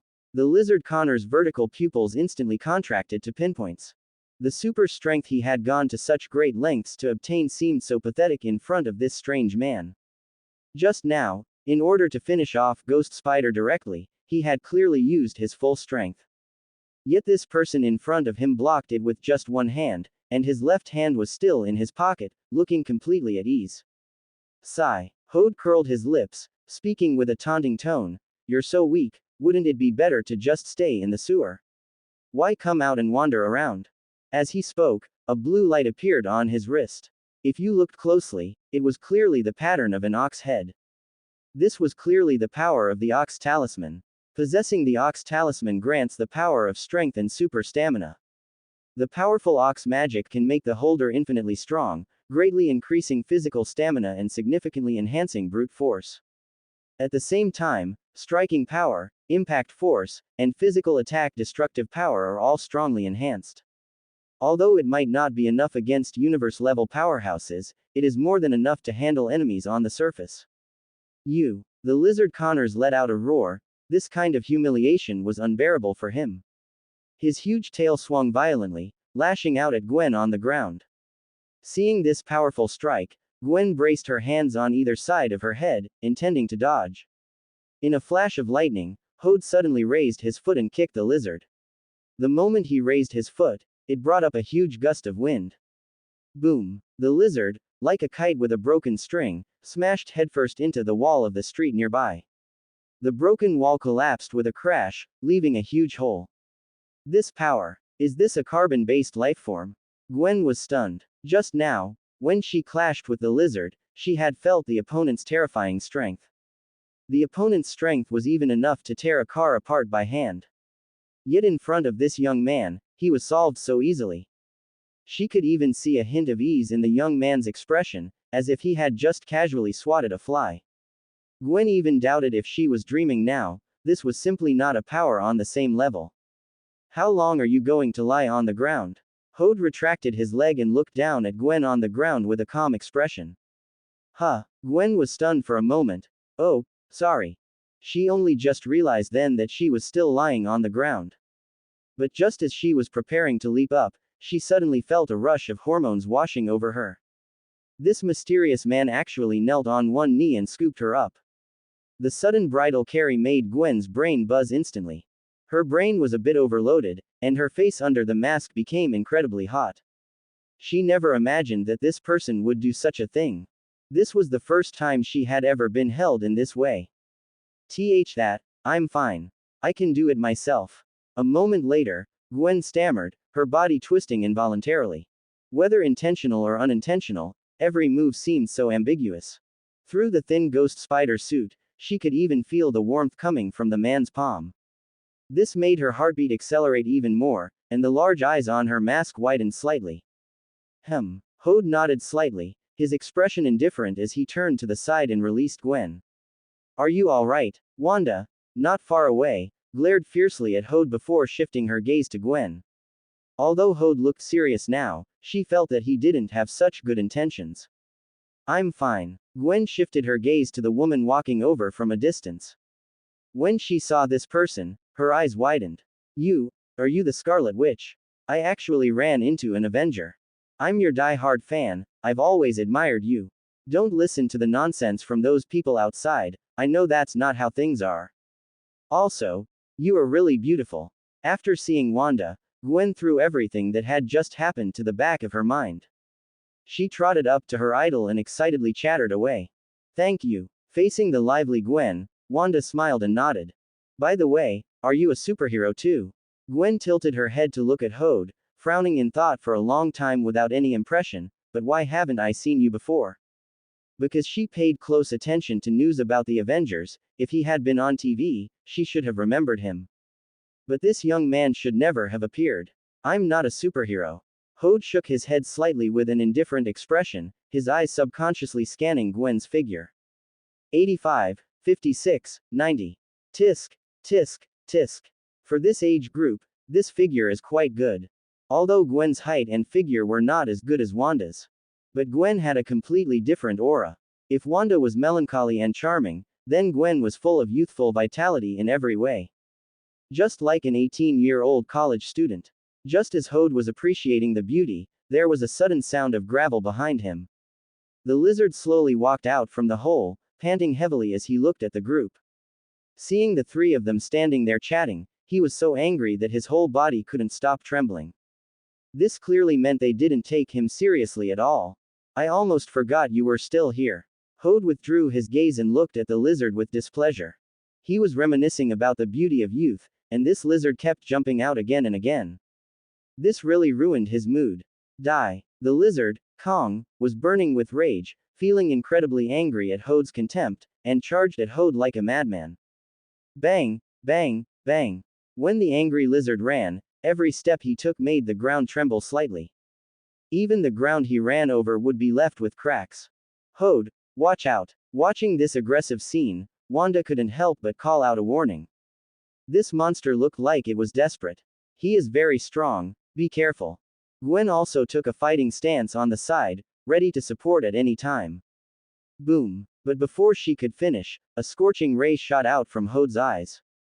This terrifying beam seemed capable of piercing through everything in the world. Sweeping with immense power, it pierced directly through the lizard's chest. The moment it pierced through, green blood splattered out. The lizard looked down in disbelief, his pupils trembling constantly. A huge bloody hole was left in his abdomen. Through the blood hole, one could still see the scene behind. Heh, heh, heh. The lizard, Kong, looked at the huge hole, his eyes dimming. How is this possible? He stumbled back several steps and fell heavily to the ground. The green blood flowed and seeped along the cracked ground. You actually know this move. Wanda looked at Hode in disbelief.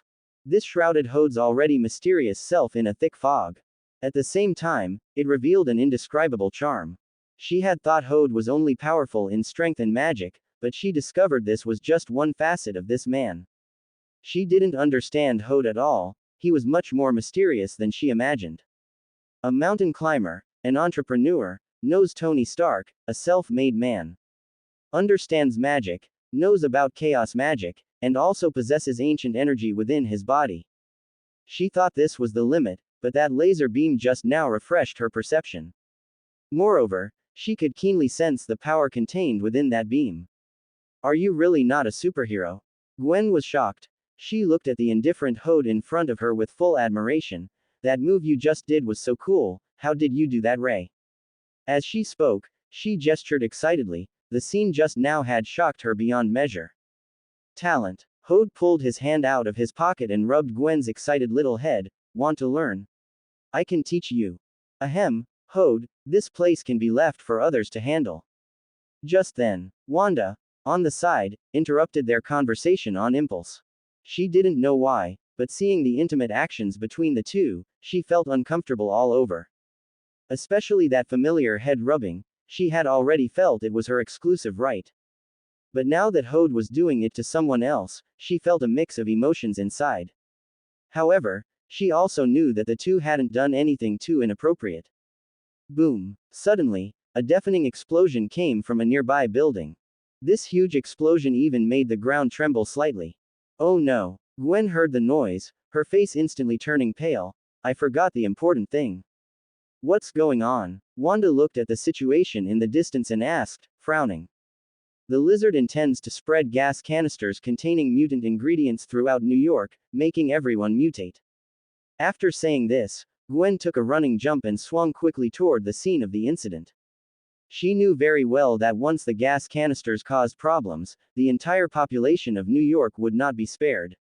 This was also the lizard, Kang's, goal, to turn everyone into reptiles.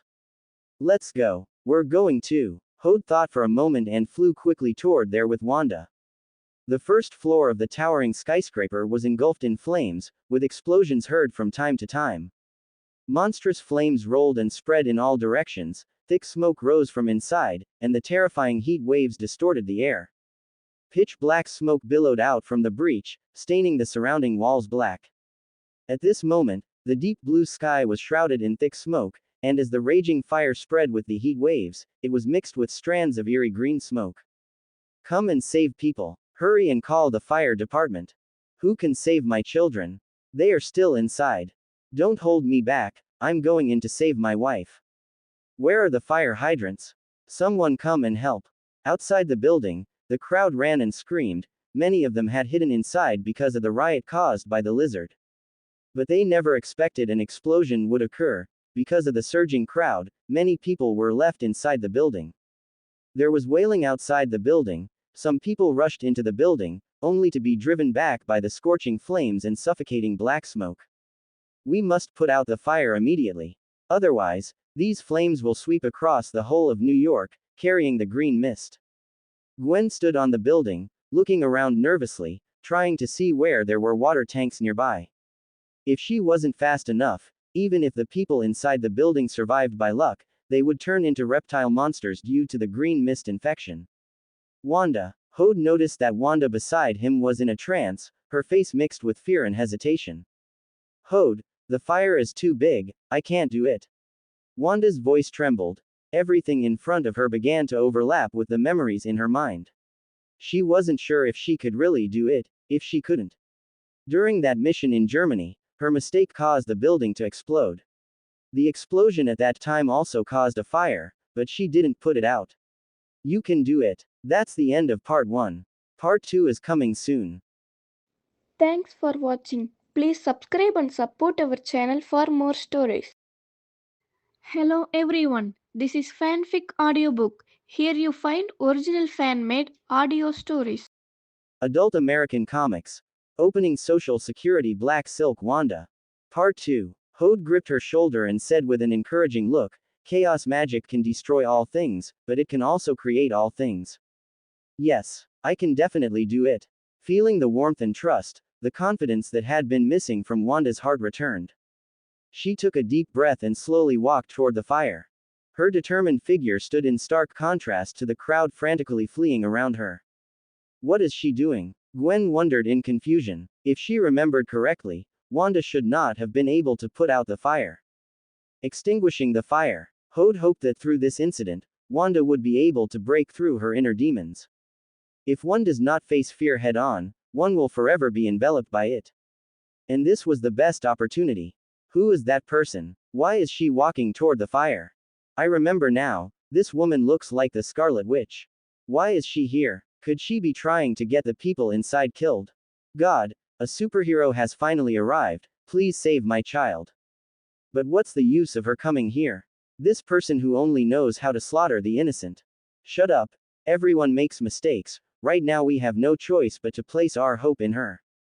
That's right, after all, the Scarlet Witch once saved New York. The whispers from all around caused Wanda's determined steps to falter slightly. What if I mess up again? Don't be afraid, are there any celebrities in the world who don't have haters? Look at Tony Stark. He suffers through so much gossip and slander, yet he's still living just fine, isn't he? Hode stood to the side and made an ill-timed joke. He understood Wanda's fragile heart very well. She was, by nature, a sensitive and insecure, pitiful person. Having lost her parents at a young age, she relied on her brother for survival, barely clinging to life amidst the gunfire. After finally escaping to the United States and ending her years-long path of revenge, her brother ended up sacrificing himself. This was something no one would be able to accept. And it was precisely for this reason that chaos magic would infinitely amplify the fragile aspects of her heart. Hode, you're right. Wanda's gaze became even more determined. She looked deeply at Hode and murmured in a voice only she could hear, I still have you. Boom. The fire, which was continuously raging, caused another explosion. The people trapped inside the building let out desperate screams. With a determined expression, Wanda took off her hood and casually threw her baseball cap onto the ground. At this very moment, she mustered the courage to reveal her true face. Everyone's gaze around her was fixed on the Scarlet Witch. Whoosh! She spread her arms, and her clothes fluttered with the airflow. Crimson light swirled around her like flowing radiance. Wanda levitated, surrounded by the crimson light. The crimson light swirled around Wanda like an elf. The flickering light illuminated the surroundings, and her red hooded cloak appeared scarlet at this moment. Under the brilliant radiance, her light yellow hair was dyed red. Her delicate face looked even more beautiful at this moment. So beautiful. Gwen watched this scene, her eyes widening behind her mask as she exclaimed. At this moment, the Scarlet Witch was just like Freya from mythology. The Scarlet Witch is indeed even more alluring. Hode stared intently at Wanda floating in the air and exclaimed. It must be said, Wanda was even more charming at times like this. He finally understood why most people felt that the witch would be even more alluring after turning dark. Wanda spread her arms, and the crimson light spread toward the fire like a tide. Under the suppression of the crimson light, the roaring flames were gradually pushed back. Even the surrounding black smoke was compressed into a ball by the power of chaos magic. As the crimson light compressed inward, Wanda's expression became increasingly serious. This was a large-scale manipulation of chaos magic, which required extremely delicate operation. Beads of sweat covered her forehead, and Wanda moved her hands continuously. When she was in Germany, she had once tried to compress an explosion, but it had caused extremely serious consequences. She could even clearly feel the emotions of everyone around her. Their hearts were filled with pain, despair, and fear. The appearance of these images caused the chaos magic she controlled to become chaotic, and even the flames she had been suppressing began to spread outward at this moment. Hode frowned slightly as he looked at the pained expression on Wanda's face before him. He knew very well that with the Scarlet Witch's power, accomplishing this was actually not difficult. What was truly difficult now was how Wanda would overcome the obstacles within her heart. This was not something he could help with, she could only rely on herself to overcome this difficulty. He controlled his body to float to Wanda's side. Forget the past, only you can save them now. Think about what I said earlier. Actually, this is nothing for you. Believe in me, you will absolutely not fail. Hode's low voice rang in Wanda's ears. Wanda did not turn her head, but she knew very well that Hode was standing right beside her. Even amidst the scorching temperature of the flames, she could clearly smell the familiar scent of cologne on Hode. Wanda took a deep breath, and her eyes gradually became determined. Yes, this was correct. Right now, only she could save the people inside, and only she had this ability. Regardless of whether she tried or not, this was the only choice right now. Even if she wanted to back down now, it was already too late, she could only try with all her might. Her thoughts returned to last night, and the words Hode had said flashed through her mind. Chaos magic is not purely about destruction, it can also create, and it can also change everything. So I must be able to do it. Create everything. With every detail Wanda recalled, the crimson light became even more brilliant.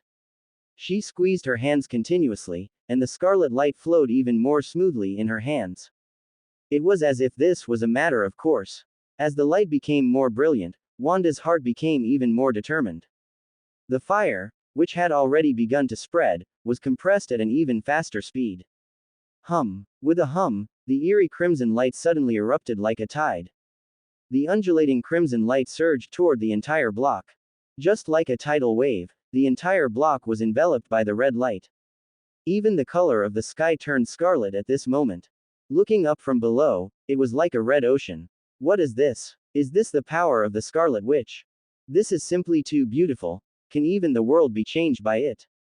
I didn't expect that superheroes actually possessed such powerful strength. Could she be trying to destroy the entire block again, just like last time? It was unclear who shouted these words, but the previously stunned crowd instantly became incomparably panicked. Under the propaganda of the media, the Scarlet Witch had already become synonymous with destruction. Seeing this eerie scene, fear began to spread among the crowd like a plague. This unknown power terrified everyone to the extreme. They wanted to move their feet, but their legs couldn't stop trembling. But just at this moment, someone suddenly noticed that the fire on the first floor was being extinguished at a speed visible to the naked eye. Under the encirclement of the crimson light, frost even began to form. The frost spread along the ground and up the walls, and as the temperature dropped, the flames had already disappeared. The Scarlet Witch put out the fire. This is incredible. I didn't expect that she really came to save us. Woo woo woo, that's great, my daughter is saved. Who was it that said she wanted to kill us just now? The public opened their eyes wide as they witnessed this scene. They had not expected that the Scarlet Witch, whom they had assumed to be a force of destruction, had actually extinguished this fire. If this continued, the fire would soon be extinguished by the Scarlet Witch. Those green mists actually turned into ice mist and dissipated as well. Gwen slowly descended to the ground, looking at the scene before her, and exclaimed. She hadn't expected Wanda's power to be so immense. You have to understand, this was a building of several thousand square meters. Yet, all the flames were suppressed by Wanda alone. Even now, the raging fire was showing signs of dissipating. It seems she has finally overcome the obstacle within her heart. Hode returned to the ground, pulled out a cigarette, placed it between his lips, and muttered with a satisfied voice. Once she breaks through her psychological barriers, Wanda will soon be able to step out of the shadows. Furthermore, after this incident, Wanda's power to control chaos magic will inevitably become stronger. He watched the hard-working little witch, lowered his head slightly to light the cigarette, and with an upturned corner of his mouth, exhaled a cloud of thick smoke. Before long, the raging inferno finally extinguished. Having finished all this, Wanda finally let out a long breath. As soon as she landed, deafening cheers erupted all around. Long live the Scarlet Witch! Success! The Scarlet Witch saved us. The Scarlet Witch really is here to help us. I will never doubt the Scarlet Witch again. Everyone at this moment couldn't help but cheer. At this moment, the Scarlet Witch overturned the stereotypes the media had imposed on them. They all crowded together, surrounding Wanda. Looking at the excited crowd around her, the Scarlet Witch couldn't help but wipe away the glistening tears at the corners of her eyes with the back of her hand. She didn't know how long it had been since she had seen others cheering for her. And the people around her were now thanking her. She knew very well that the reason she could achieve this was entirely because Hode had stood firmly by her side. Inside the Avengers compound office, the atmosphere was silent and oppressive. Tony sat in his chair, troubled, chewing on dried blueberries, his gaze occasionally glancing at Steve on the sofa opposite him. The two remained silent. Only the sound of Tony eating the dried blueberries could be heard. With the recent fallout from the Germany incident, official pressure was mounting. The solution Hode proposed was good, but the current situation made it impossible to execute. Unless there is a good opportunity, there is no chance to change the public relations image and reputation of the Avengers and Wanda. Do you intend to just sit there like that? Tony slammed the dried blueberries onto the desk, his gaze turning to Steve, who was looking down and playing with his phone in silence. What else can be done? The only thing that can change everything is to make General Ross retract his statement. Steve looked at Tony with a cold face. General Ross's current intent is to control the Avengers, and this public opinion is undoubtedly under his direction. Otherwise, relying solely on these media outlets, it would be absolutely impossible to expand the influence to this extent. Going to talk to Wanda about this matter is better than just sitting here. Tony walked up to Steve, suppressing his anger as he spoke. Don't forget, that mission in Germany was organized by you. It is true that I organized it, but haven't you ever made mistakes?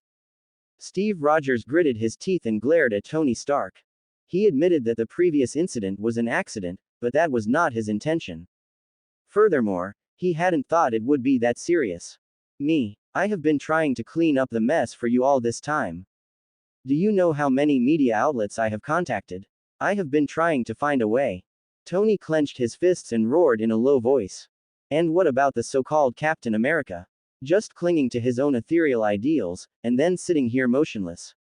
It would be a lie to say he wasn't angry. If he had so much time, even going to persuade Wanda would have been better. Hey, you weren't like this when you were in Sokovia before. Steve clenched his fists, his breathing becoming rapid. Countless people lost their lives because of it. No. They lost their lives because of you. You think this is my... Tony was about to retort when he heard the sound of the office door being pushed open behind him. He turned to look, only to see Black Widow Natasha standing frozen at the doorway. It seems I have come at a bad time. Natasha shrugged her shoulders, her tone teasing, making the air in the office feel less heavy. Is there something up? Tony casually picked up the dried blueberries and started chewing. I think you should take a look at this. Natasha turned on the TV. What came into view was the scene of Wanda putting out the fire. Clearly, a large number of citizens were surrounding Wanda, constantly cheering and shouting. Today at 1341, Avengers member Scarlet Witch prevented a fire from spreading in the city center. The reporter's voice came from within. Seeing this, Tony's gloomy expression softened considerably. Wanda awakened a new ability. If he remembered correctly, although Wanda could indeed suppress flames, she had no way to turn flames into frost. Now, this was the only possibility that could explain everything they saw. I didn't expect that we didn't even notice, Steve Rogers said, his expression surprised. They were basically all in the Avengers compound. Logically speaking, they should have known if she had awakened a new ability. Yet she had awakened the ability without a sound, and even used it to save so many citizens. This must have just awakened, because Wanda's expression is still a bit strained. Natasha swung the remote in her hand and continued with a thoughtful look, but what's more important now is that this incident has gradually changed the media's reporting on Wanda. After all, with so many citizens as witnesses, the media certainly couldn't change this report arbitrarily. This was a great opportunity for them. If handled well, it might be possible to reverse the impact of the previous Germany incident. Don't worry, I will have the media operate on this properly, and do everything possible to change everyone's impression. Tony tapped his earpiece lightly with his finger. Call Pepper. After the call connected, he went straight to the point. Pepper, help me arrange some PR, and then go pick up Wanda.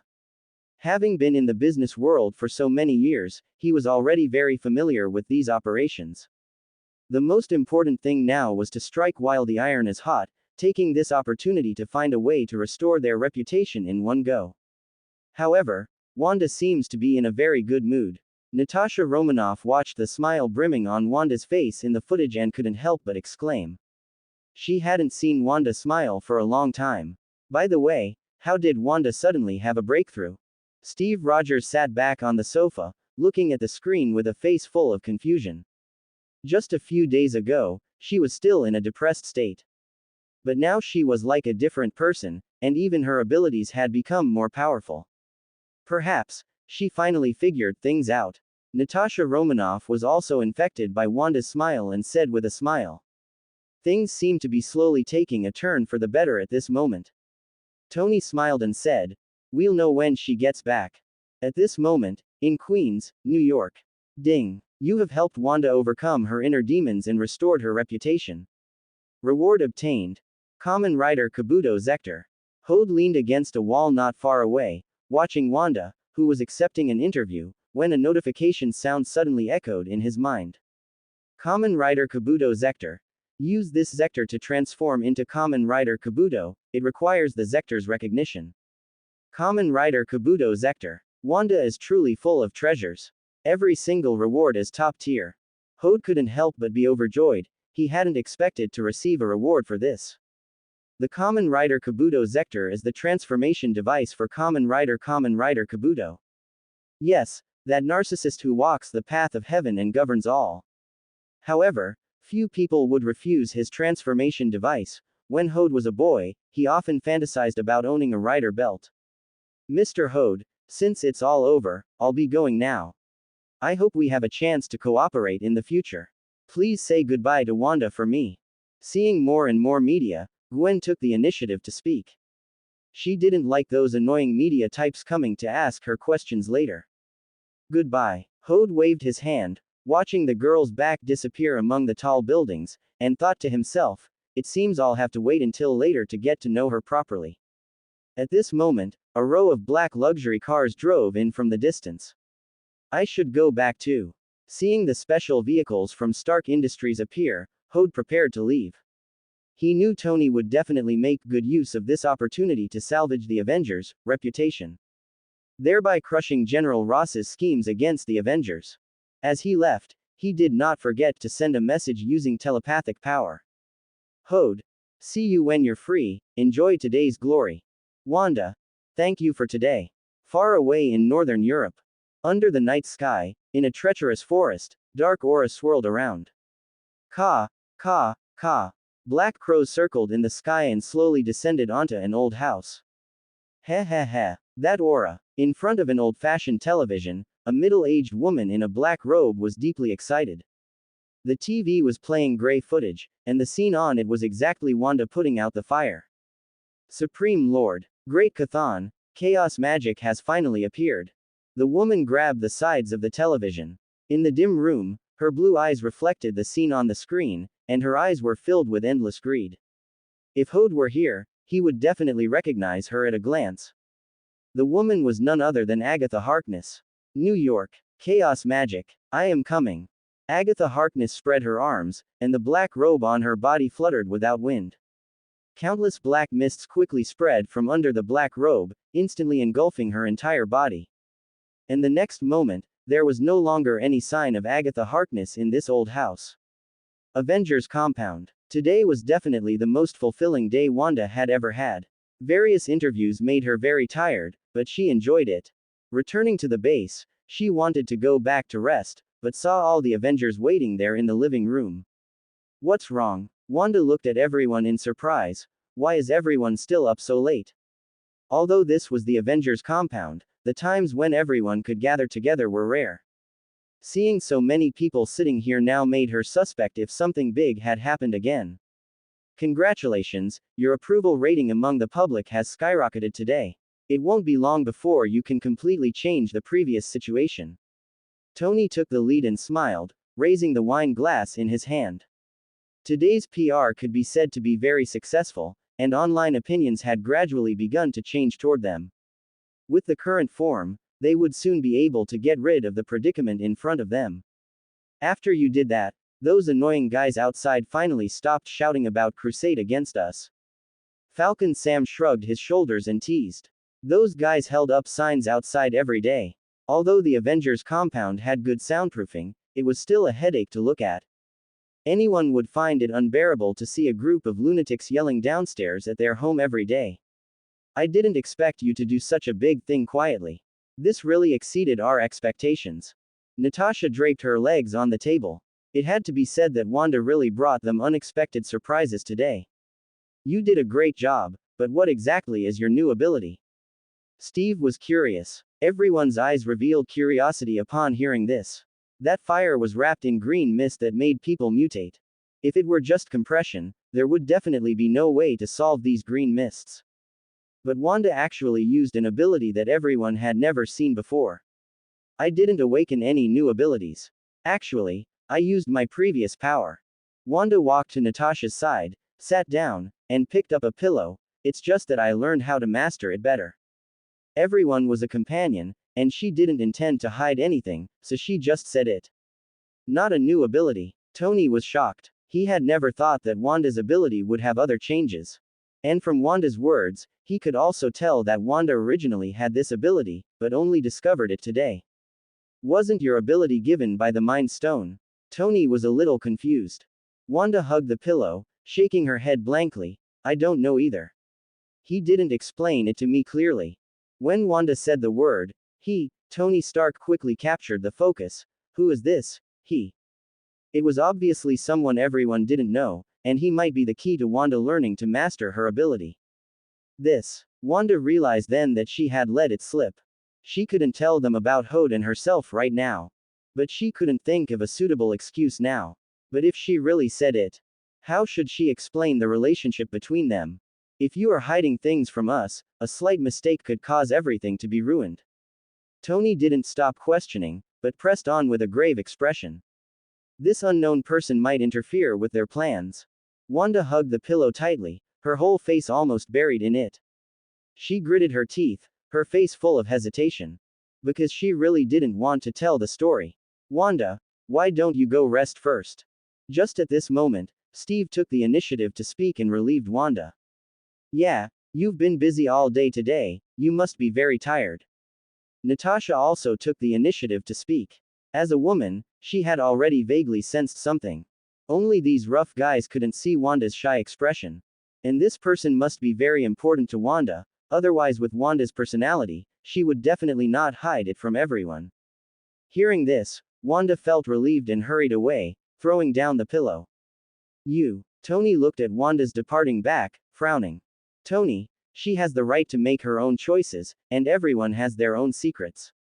Steve called out to Tony and said seriously, and some things are perhaps better left unknown. But this concerns all of us. Tony's expression was grave. If you have the mind to worry about this, you might as well think about how to convince General Ross. Steve tightened his face. If they really joined the official side, the Avengers would become tools. Hearing this, Tony said coldly, then you decide. After speaking, he turned and left directly.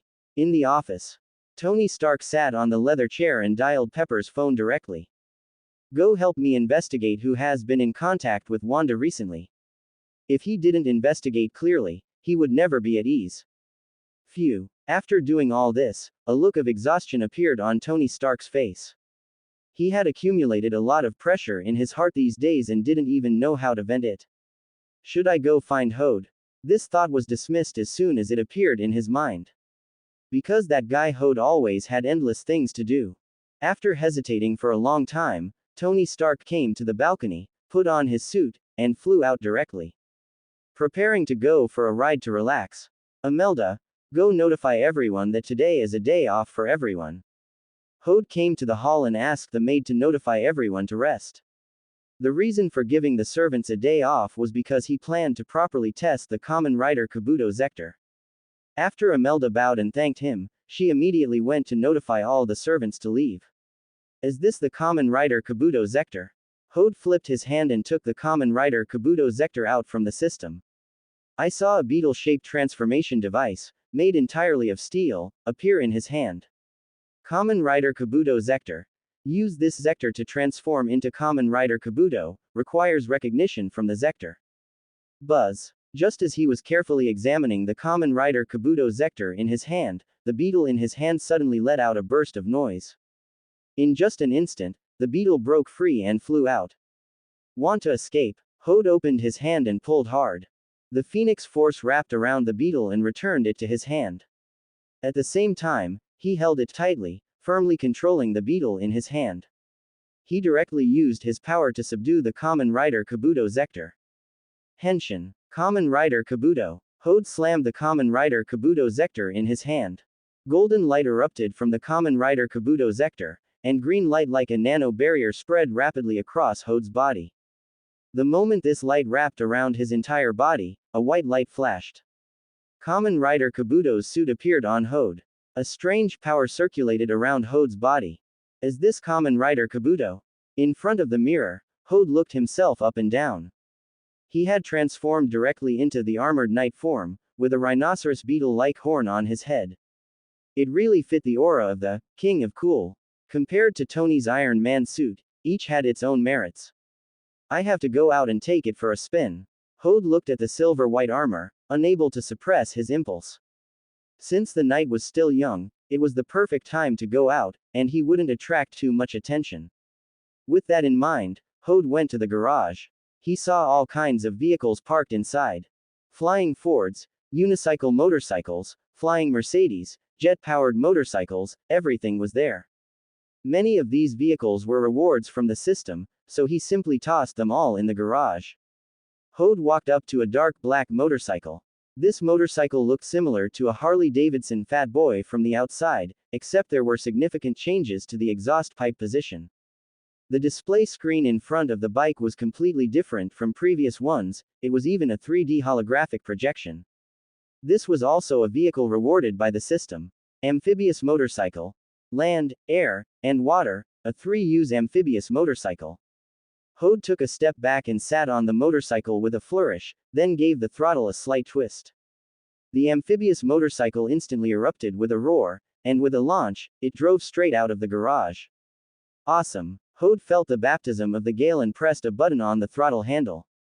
Suddenly, 2 jet pipes popped out from both sides of the front and rear wheels of the motorcycle.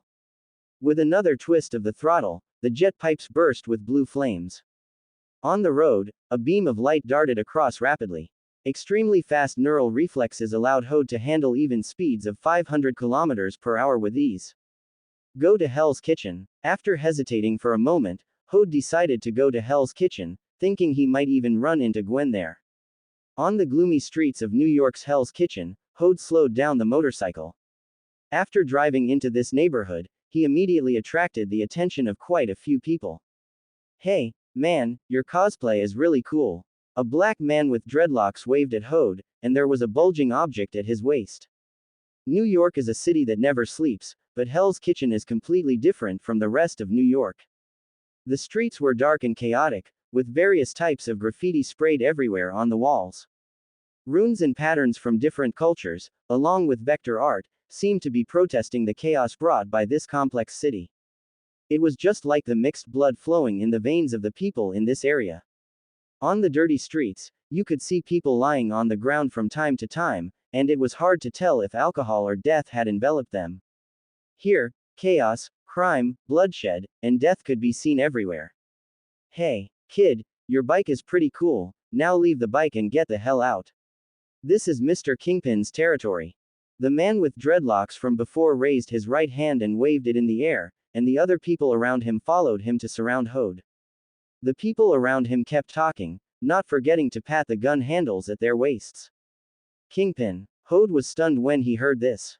He didn't expect that this universe also had a Kingpin. Anyone who has watched Marvel has heard of Kingpin's name. The Emperor of the Underground World, covering the sky with one hand on the East Coast. He was incredibly meticulous, and his intelligence far exceeded that of ordinary people. More than 90% of his body was muscle, some say he could even punch through a wall with his bare hands. I wonder if I'd get any rewards for taking out Kingpin. Hode muttered to himself while sitting on the motorcycle seat. His system's reward mechanism seemed to just require special events. Kid, aren't you leaving yet? Don't think that just because you're wearing a strange outfit, you won't get beaten up. The man with dreadlocks curled his lips with a malicious expression. If this guy in front of him didn't know what was good for him, then he wouldn't be polite.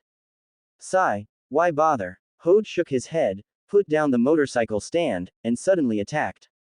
With just a swing of his leg, he swept one of the men beside him, sending him flying backward. You're looking for death. This sudden attack made the man with dreadlocks abruptly pull out the revolver at his waist.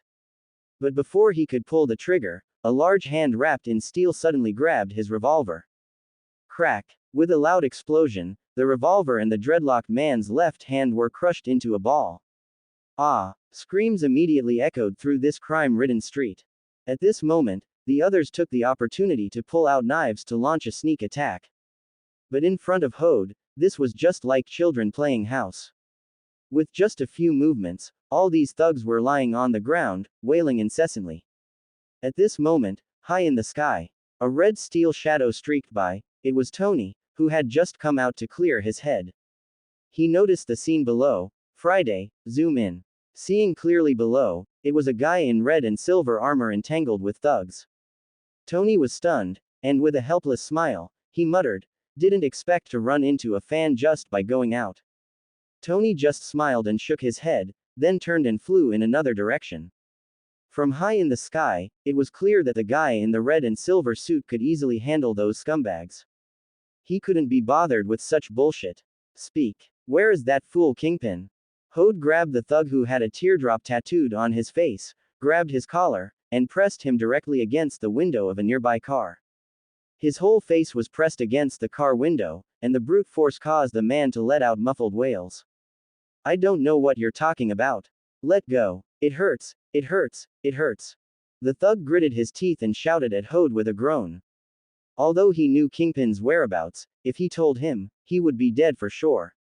Kingpin was the emperor of the underground world. Just thinking about it, he knew which was more important. Sigh. Wouldn't it be better to just tell the truth? Hode sighed helplessly, his eyes suddenly turning fierce. He grabbed the man and slammed him heavily onto the hood of the car. Hiss. The thug curled up like a shrimp in pain, his whole body trembling uncontrollably. Just from this one blow, the thug felt as if his internal organs had been shattered. H. He breathed rapidly, his face already covered with bloodshot veins caused by pain. Still playing tough. No worries, I have time. Hode looked at the man in front of him with a calm expression, his heart completely unmoved. He had no sympathy for such thugs, especially since this person had done many things to harm others. Because this could be seen from the tattoo on his face, just the people who died at his hands numbered 3. Before the thug could speak, Hode grabbed his hand and squeezed hard. Snap. Ah, I'll talk. The thug was going crazy. He couldn't understand how such a terrifying person appeared here. And the methods were far more brutal than he had imagined. Just now, he really felt that if he didn't talk, he would die. Wouldn't it have been better to say it earlier? Hode asked with an impatient voice. This thug was completely wasting his time. Mr. Kingpin is at the abandoned FBA warehouse in the suburbs. He has an important deal there today. The thug wailed as he told everything he knew. Very good, you are very cooperative. Hode's lips curled up, and he suddenly raised his hand and slammed it hard onto the thug's chin. The thug rolled his eyes and passed out cleanly. Actually, getting information from the thug's mouth wasn't that troublesome at all. After all, he possessed the Phoenix Force and could completely bewitch the other party into telling him what they knew. He just wanted to test Kamen Rider Kabuto's abilities, so he simply used this method to interrogate him. By the way, how much longer are you going to stay up there? Hode loosened his shoulders, turned around nonchalantly, and faced the 5-story building in front of him. Bang! A white figure suddenly leapt up, did a backflip in the air, and landed lightly on the ground. How did you discover me? Gwen looked at the you-know-who in front of her in surprise. Although she hadn't been here long, her movements were exceptionally light, and she shouldn't have been discovered. Furthermore, her stealth ability was very strong, yet this person had determined her location without even glancing at her. Perhaps I am just more sensitive to sound, Ms. Spider-Woman. Hode chuckled softly and looked Gwen up and down carefully. By the way, Ms. Spider-Woman, what are you peeping at? What do you mean, peeping? I am gathering intelligence. Gwen awkwardly kicked the gravel at her feet with her right foot and asked, Hey, Unicorn, if you are going to find Kingpin, can I join? Why are you calling me Unicorn? Hode was surprised. Don't you have a big horn? Gwen pointed at the large horn. This is a rhinoceros beetle. Hode leaned against the car and asked lazily, Aren't you afraid that I might be a bad guy? The little girl was quite bold. After just one meeting, she was actually planning to cooperate. As long as they are an enemy of Kingpin, they are a friend. Gwen answered without hesitation, her voice filled with determination. Do you have a grudge against Kingpin? Hode really hadn't expected that the Spider-Woman of this world would be enemies with Kingpin. So, are you going or not? Gwen seemed to want to say something but stopped, and in the end, she didn't give a reason. Sure. Hode didn't ask further. He could hear the sorrow in Gwen's tone just now. And he figured that even if he didn't go, Gwen would definitely go anyway. In a direct fight, there was a high probability that Gwen would not be a match for Kingpin. If he remembered correctly, Kingpin's raw strength in a direct confrontation could suppress Spider-Woman. He walked over to the motorcycle and swung his leg over to sit on it. Spider-Woman, get on. Hode waved at Gwen, who was not far away. No need, Gwen shook her head and was just about to refuse when she heard Hode say, it's all low-rise buildings, are you sure you can keep up with me? Hearing this, Gwen looked around Hell's Kitchen. Indeed, in Hell's Kitchen, trying to swing across using spider silk was basically wishful thinking. After hesitating for a long time, she obediently got on Hode's motorcycle. In the suburbs, outside an abandoned factory overgrown with trees. The massive factory emitted a faint yellow light. Judging by its appearance, this was a lumber mill. Although the lighting was dim, one could still vaguely see many figures patrolling around the factory. And each of them was equipped with firearms. Shish. Hode stopped the motorcycle from a distance and made a shushing gesture to Gwen at his side. Then he swept his right hand across the motorcycle, and a cyan snake-shaped pattern appeared on the back of his hand. The motorcycle instantly disappeared from where it was. Where is the motorcycle? Wasn't it just here a moment ago? Gwen, standing on the side, almost had her eyes pop out when she saw this. The motorcycle had clearly been right in front of her. And most importantly, she didn't even feel any fluctuations. Who exactly is this guy? What? Are you curious? Hode turned his head to look at Gwen and asked. Of course. Gwen nodded seriously. If she also had this ability, her combat power would definitely increase by more than one level. If you want to learn, I can teach you in the future. Hode wanted to pat her cute little head, but in the end, he suppressed the urge. Teach me in the future. Although Hode was wearing a mask, and his voice was different from his usual voice, sounding a bit muffled. But Gwen always felt that this sentence sounded so familiar. Where do I seem to have heard that before? Don't just stand there, keep up. Hode interrupted Gwen's train of thought. Gwen nodded subconsciously and quietly followed Hode's footsteps. Shish, Kingpin has brought his elite troops over as well. He specifically trains these people to clear obstacles for himself. The two hid their figures behind an old, rusty shipping container, and Gwen carefully cast a glance toward the distance. Following Gwen's gaze, soldiers armed to the teeth, comparable to special forces equipment, appeared in Hode's line of sight. They were not only equipped with the most advanced bulletproof helmets and vests, but they even wore masks with bulletproof functions on their faces. Kingpin is really rich. Hode couldn't help but sigh in his heart. This set of equipment cost at least 500,000 to 600,000. Yet he had actually equipped nearly dozens of people with it directly. We have to be careful, they aren't the thugs from before. Gwen stretched her limbs while carefully observing how to find a flaw. Her skills were indeed very good, but that didn't mean she was invulnerable to blades and guns. Plus, they had undergone special training, so she had to be even more careful. But just as Gwen was speaking, the figure beside her suddenly stood up.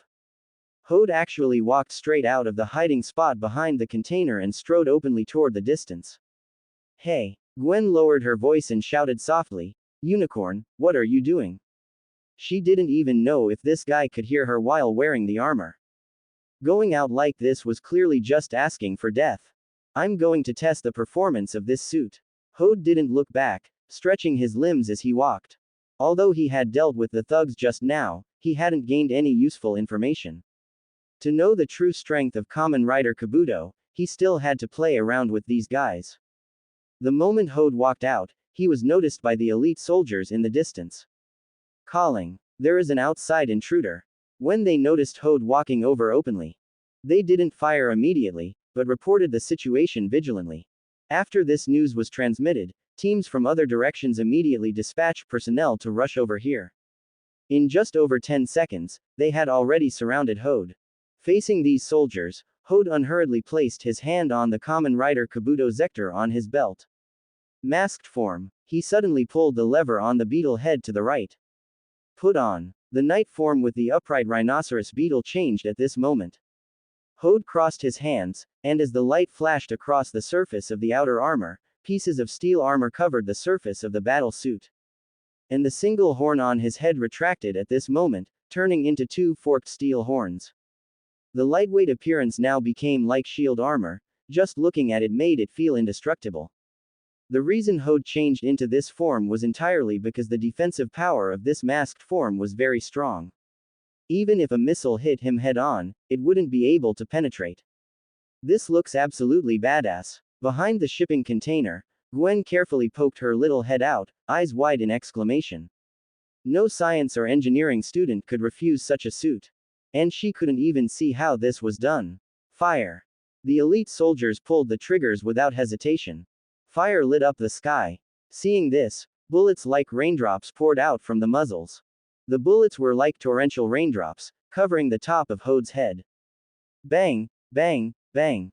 Because of their training, their shooting was divided into alternating fire. The rapid gunfire echoed in the sky, never stopping for a moment, as if a dense string of firecrackers had been lit. Bullets struck Hode's Kamen Rider Kabuto masked form, and fragments from the metal impacts burst out all over his body. The bursting sparks bloomed on the surface of the armor, looking just like fireworks erupting in the night sky. The sound of clashing steel echoed continuously around them, and the soldiers did not stop pulling their triggers until they saw Hode fall. Hode, however, observed the changes in the Kamen Rider Kabuto masked form with a calm expression amidst the hail of bullets. It could be said that the bullets hitting him didn't even count as a tickle, because of the extremely thick armor. In his eyes, these people were merely struggling in vain. This guy can actually handle these people. Gwen's heart, which had been hanging in her throat, finally settled. Hode stood there as if he were an unshakable fortress. She had clearly worried too much. In this situation, these guys had absolutely no effect on Hode. It's time for me to perform. After nimbly leaping out from behind the shipping container, Gwen rolled and quickly fired spider silk at the surrounding elite soldiers with both hands. The sticky silk adhered to the soldiers' masks, obstructing their vision. Just as they were frantically trying to tear the silk off their masks, they were greeted by a white figure. This white arc rolled and leapt rapidly between the trees and obstacles, with the naked eye only barely able to catch a glimpse of the white figure. Gwen darted quickly, and with Hode's cover, she carved an arc through the air. Landing behind the enemy, with wolves in front and tigers behind, the elite soldiers were completely overwhelmed. Inside the factory, leave the North Coast matter to me. If we join forces, our business will surely spread overseas very soon. The stout, bald man sat on a black sofa, his suit stretched taut over his frame. He rested his right hand on his cane, and with a menacing smile, he raised the wine glass in his left hand. Tat tat tat. Just as Kingpin was about to toast with his guest, dense gunfire suddenly erupted outside. He frowned and turned to look at his subordinate standing nearby. Boss, two intruders have appeared outside. The subordinate quickly pulled out a tablet and brought up the surveillance feed. Ghost Spider. Kingpin recognized the white figure at a glance. Who is this red armored figure? Iron Man. Boss, this probably isn't Iron Man. The subordinate bowed and explained respectfully. It's not. Have Dr. initiate Plan A and wipe them out. Kingpin's heart, which had been hanging, finally settled, and he waved his hand dismissively. After all, if Iron Man appeared, the Avengers might have come too. But these two small fry were simply not worth worrying about. Mr. Kingpin, is everything alright outside? The guest sitting opposite him was clearly restless. Rest assured, it's just a small annoyance, it will be resolved soon. Kingpin grinned and picked up his red wine glass again. Outside. Bang, bang, bang. Hode stood unhurriedly in the center of the battlefield, picking them off one by one with his pistol. A simple sweep. All the guards fell one after another, the blood flowing from their heads soaking the ground. Are you a scientist? Gwen spun in the air and landed beside Hode. She was very curious about Hode's identity, She often attended various scientific research conferences, yet she had no impression of this kind of technological achievement. At first, she thought it was a knockoff of Iron Man, but this was clearly not the same type of armor. Let's hurry inside. Hode did not answer Gwen's question and strode toward the factory. What material is your armor made of? It's definitely not ordinary metal, right? Otherwise, it would have been shattered just now. Could this be vibranium? Gwen followed closely, chattering and asking questions incessantly. She really couldn't understand who this person was. Boom. Suddenly, the factory doors burst open violently. In the billowing smoke, more than 20 strange shadows vaguely appeared. Looking closely, they were clearly more than 20 robots with mechanical exteriors and spider legs on their backs. These robots climbed rapidly along the walls, and as their mouths opened, one could even see the machine cannons installed inside. It's Kingpin's Spider Slayers. Gwen's expression was extremely grim when she saw this. These robots were specifically designed to target her. The previous ones had already been dealt with by her, but she hadn't expected them to be mass-produced.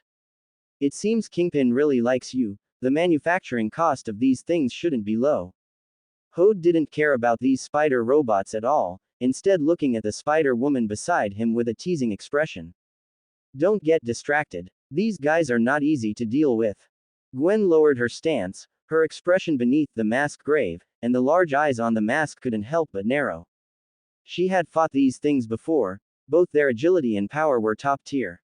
Even in complex terrain, their reactions were on par with hers. Boom hiss. The next moment, from underneath the spider robots, missiles with fiery trails were actually launched. These 20-plus missiles were like fireworks shooting into the sky, arriving before the two of them in the blink of an eye. Move. Gwen leapt away violently to the side. She never expected that not only were they mass-produced, but they had even been equipped with missiles. Facing the incoming missiles, Hode casually grabbed one that was flying toward his face. And the other missiles exploded directly on Hode's body like a violent storm. Kaboom! Following the continuous, thunderous roars, the location where Hode stood was engulfed in endless firelight. The surrounding ground was ripped up by these powerful missiles, and loose soil scattered in all directions. Looking from above, it was as if a mushroom cloud had risen. The terrifying power even turned the surrounding earth a scorched black color. Even the debris around them was blown away by this terrifying power. Quote exclamation mark exclamation mark exclamation mark. Kamen Rider Kabuto. Gwen's pupils trembled violently. The comrade who had been fighting side by side with her just moments ago had actually died under the missile bombardment. Her breathing became stifled. She never imagined it would turn out like this. Ignorant. Inside the factory, Kingpin watched the screen on the tablet and downed the wine in his glass in one gulp. Facing such concentrated missiles, even those so-called superheroes wouldn't be able to block them. The missiles installed in them were all top-tier military missiles previously sold by Stark Industries.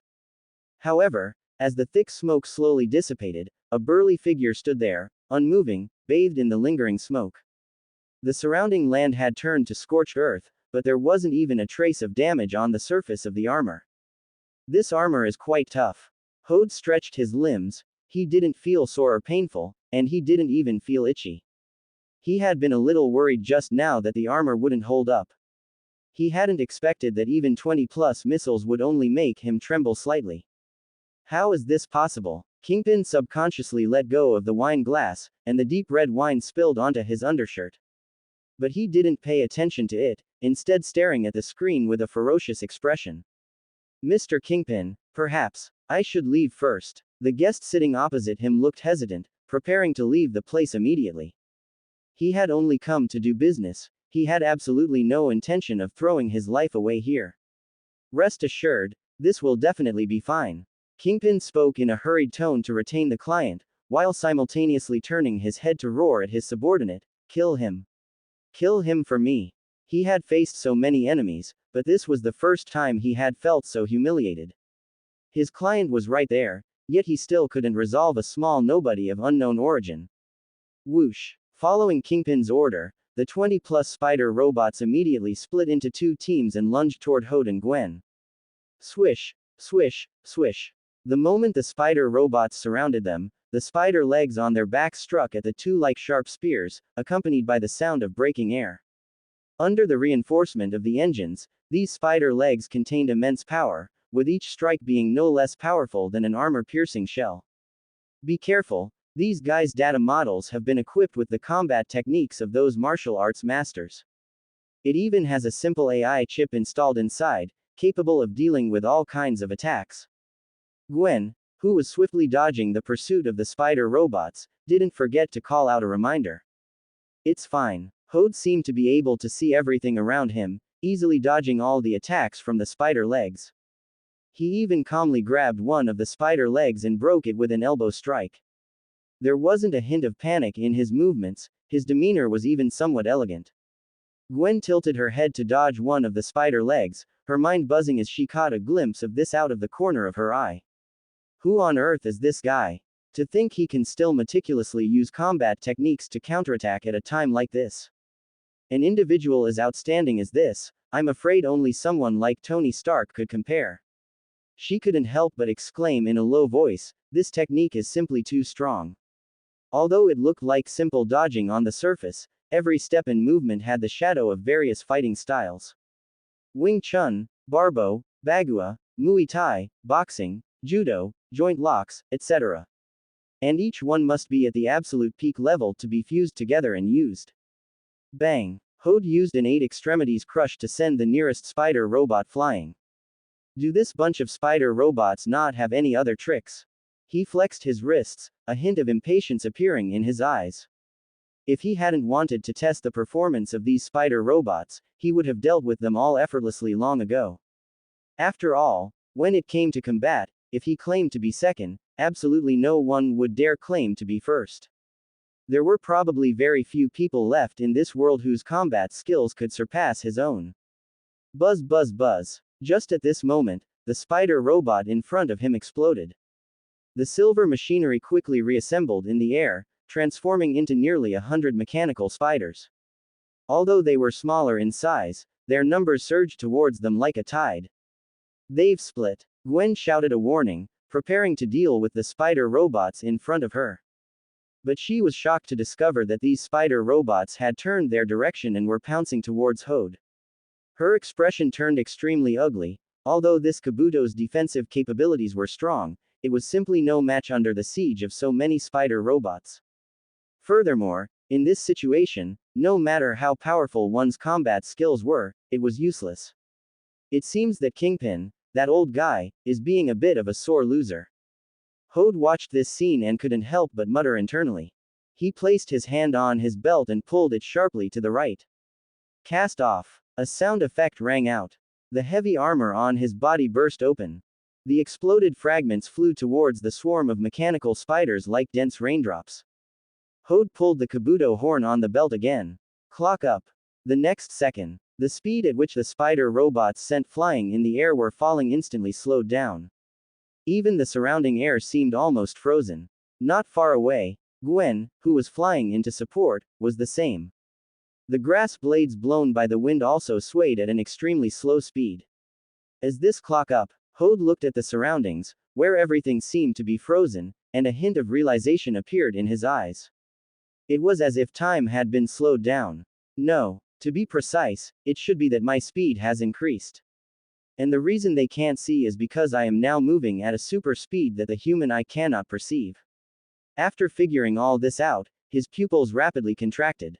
Looks like I should deal with these troubles around me first. Hode twisted his body and walked through the spider swarm unhurriedly. Every time he passed a mechanical spider, he would quickly tap it. And the exploded fragments were also flying in all directions at this time at a nearly stagnant speed. Clock over. The next second, boom, all the robots exploded. Gwen, who was in the air, had her expression change drastically. What is going on? How did they all suddenly explode? She thought to herself that she hadn't even blinked, and that red afterimage. And inside the factory, why did they suddenly explode? Is this the speed that this mecha can achieve?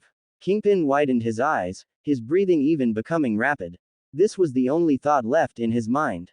But how could he not know someone who possessed such technology? Could it really be Tony Stark? Just that this guy changed into a different suit. The exploded mechanical spiders lay scattered on the ground, with steel fragments spread everywhere. Kabuto, your battle suit can also accelerate. Gwen quickly walked to Hode's side, looking at Hode's armor with an envious expression.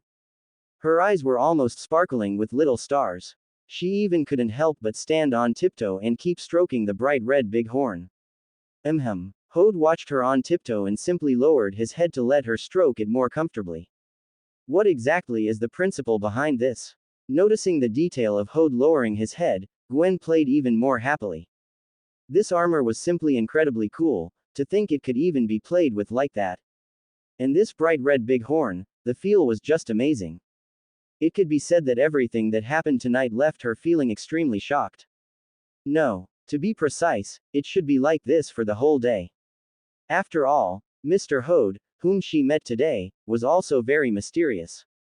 Have you touched enough? Hode turned his head slightly and gently patted Gwen's little head. We should set off to find Kingpin. I just think it feels very comfortable to touch. Gwen reluctantly withdrew her hand. After all, this thing was just too cool. It had clearly been bombed by missiles, yet the surface was still incredibly smooth. I'll let you touch something bigger in the future. Hode smiled mysteriously. What? Do you have other battle suits? Gwen widened her eyes, looking at Hode with an excited expression. She really didn't expect that there were other battle suits. What an innocent little Gwen. Hode did not answer this question and walked into the factory first. As soon as they walked in, a smell of medicine rushed towards them. It stinks. What on earth are they doing inside? Although she was wearing a mask, this smell still made Gwen cover her nose. It seems their trading volume tonight is quite large. Hode smelled the scent and instantly understood the purpose of this warehouse. On the surface, this looked like an abandoned factory, but in reality, it was a place where they stored goods. And judging from the surrounding boxes, it was estimated that the entire warehouse was filled with these goods. Bang! At this moment, a loud noise suddenly came from behind. Even the ground under their feet was trembling slightly with this loud noise. Looking back, she saw that the damaged warehouse door had actually been blocked by a thickened iron plate. Judging from the device above, this should be a thickened iron plate specially made to resist external enemies. And that so-called warehouse door was just a decoration, the real defensive measure was this iron plate. Clang, clang, clang. At this moment, the dim factory suddenly became as bright as day, and the chandeliers above were suddenly turned on. The two of you, welcome to my lumber factory. Following the voice, they saw a tall and sturdy figure slowly walking out on the corridor of the second floor, and he was holding a cane in his hand. When he walked out, a bunch of people suddenly rushed out from other positions, and they all aimed their weapons at Hode and Gwen. Kingpin. The moment Gwen saw Kingpin, her voice held an indescribable anger. Hode, who was on the side, could clearly feel the complex emotions in Gwen's heart. Little one, we really do have fate. I've come all the way here, and I can still run into you. Kingpin gestured slightly to the side, and his subordinate immediately handed him a cigar and helped light it. I came here specifically for you. Gwen shouted through gritted teeth. Little Gwen's hatred. Hode sensed Gwen's inner feelings. She detested Kingpin immensely. Came for me. Kingpin took a deep drag of his cigar and shifted his gaze to the red and silver figure, his eyes filled with anger. If it weren't for that friend of yours, you probably would have been dead long ago. He truly hadn't expected anyone to specifically help this spider woman. If I had come earlier, you would have died even sooner. Hode's voice was calm, even carrying a hint of disdain. This was also because he hadn't heard of Kingpin appearing, otherwise, he would have already made a move. Is that so? Kingpin gritted his teeth, looking at Hode with wariness. Friend, you and I have no grudges, why ruin the peace? Are you trying to bribe me? Hode's tone carried a mocking amusement. No. Kingpin smashed the cigar onto the ground, and sparks flew everywhere instantly. He used his left hand to support his body and flipped forcefully, leaping down from the second floor. The moment his massive weight hit the ground, it even emitted a dull, heavy thud. Even if I die, I will not yield. After saying that, he slowly took off his suit jacket and grabbed his shirt at the chest with his right hand. With a violent rip, he threw the wine-stained garment to the side. Beneath the clothes, a tremendously robust physique was revealed. Ambitious. Hode nodded in appreciation. He actually quite admired Kingpin's mettle. Otherwise, he wouldn't have fought his way out of the chaotic Hell's Kitchen to become the underground emperor dominating the region. Come on, I want to see just how strong you really are. Kingpin revealed a ferocious grin, his breathing becoming heavy at this moment. Be careful. Gwen originally wanted to remind Hode to be safe, but thinking of the armor on Hode, she immediately swallowed the words that were about to come out. After all, with this kind of strength, it wasn't certain who needed to be careful. Since that's the case, I will also remove my armor and have a fair fight with you. Hode strode forward, his voice sounding languid. He did so for two reasons. First, he admired Kingpin's mettle. Second, it might trigger a reward. After all, he was about to defeat an underground emperor. What? Gwen's head was buzzing. She simply couldn't understand why Hode wanted to give up his advantage. Clearly, his greatest advantage was the armor on his body. He was actually going to engage in hand-to-hand combat with the underground emperor. Was there something wrong with his brain? One had to know that Kingpin's raw frontal strength was even greater than hers. She couldn't even guarantee a win if she went up against him. This person who relied on armor was actually planning to take it off. This guy wants to fight the boss hand to hand. Ha ha ha. I reckon this guy's brain is stuffed with cheese. Is he tired of living and came specifically to provide our boss with some fun? Looks like we've got this in the bag this time. Kingpin's subordinates were also whispering to each other, their eyes full of disdain. They knew the terror of their boss. Even if they all went up together, they wouldn't be a match for him. If that man were wearing the armor, it would be uncertain, but once he took it off, they were sure to win. Kingpin was overjoyed. The reason he had been wary of Hode was entirely because of that suit of armor. But without the armor, the outcome was hard to say. He sneered and said, I didn't expect you to be such a man of metal. If you win against me, we'll call it even. Fine. Hode nodded slowly, turned back to Gwen, and said, Spider-Woman, don't interfere, I'll put on a good show for you. When Gwen heard this, she immediately became anxious. This is Kingpin. Are you crazy? Whether I'm crazy or not, you'll know soon enough. Who is strong and who is weak is yet to be determined. As Hode said this, he placed his right hand on his waist and directly opened the insect instrument. Bzz. The buzzing sound echoed. The bright red armor on his body dissipated, and a rhinoceros beetle flew away. Under the lights, it appeared incredibly dazzling. And Hode's handsome profile was revealed as the mask vanished. This guy, the large eyes on Gwen's mask widened. This person was actually Hode. You are Mr. Hode. Gwen was shocked. At this moment, she finally understood why she had felt this you-know-who was so familiar just now. Because the you-know-who in front of her was Hode, which was why he said he would teach her. So this person is Mr. Hode, no wonder he was always so calm. Gwen looked at Hode's figure and thought to herself. If it were Mr. Hode, then victory was surely in the bag. Thinking about how she had actually tried to persuade Mr. Hode not to be impulsive, she felt her ears burning hot. No, it should be Hode who is blushing. He clearly knew the whole time, but he never revealed his identity. He even pretended to be aloof. She had been fooled. Hode Fernandez. Kingpin saw the person's appearance and frowned deeply, even the flesh on his face crinkled together. If I remember correctly, you are a member of the Stark Industries Board of Directors. He had some understanding of the information regarding these high-level figures, and the members of this board of directors were all either wealthy or noble. I seem to have that identity. Hode nodded and grinned. Of course, you could also call me a heroic mountaineer, Ironman triathlon champion, philanthropist, or something like that. After he acquired shares of Stark Industries, he did indeed have that identity. It was just that he never attended those meetings. Mr. Hode, I don't think there's any need for us to be at such odds. Kingpin actually made a concession at this moment. Because he knew very well that if he killed someone from Stark Industries, he would really be inviting trouble. Once there was an issue with the identities and status of these people, it would inevitably trigger an earthquake. Furthermore, Tony and that group of Avengers were not to be trifled with. He didn't think he could deal with those monsters. So if possible, he would rather give up some profit in exchange for Hode's departure. No, don't be wary of my identity.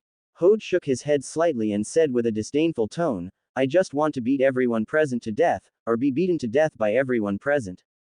You're going too far. Don't think I'm afraid of you. Since that's the case, don't blame me for being ruthless. Killing intent radiated from Kingpin's eyes. It was the first time he had encountered such a provocation. As an underground emperor, he was actually being looked down upon like this. Even if the Avengers were backing him, he would absolutely not let this person go. And, as long as Hode disappeared, absolutely no one would be able to trace it back to him. Come on. Hode, like a gentleman specializing in etiquette, didn't forget to roll up his pristine white sleeves and gestured slightly to Kingpin. That disdainful look made Kingpin so angry that all his muscles were trembling slightly. A good show is about to start. Gwen shot a strand of web and hung herself upside down from the ceiling to watch the show.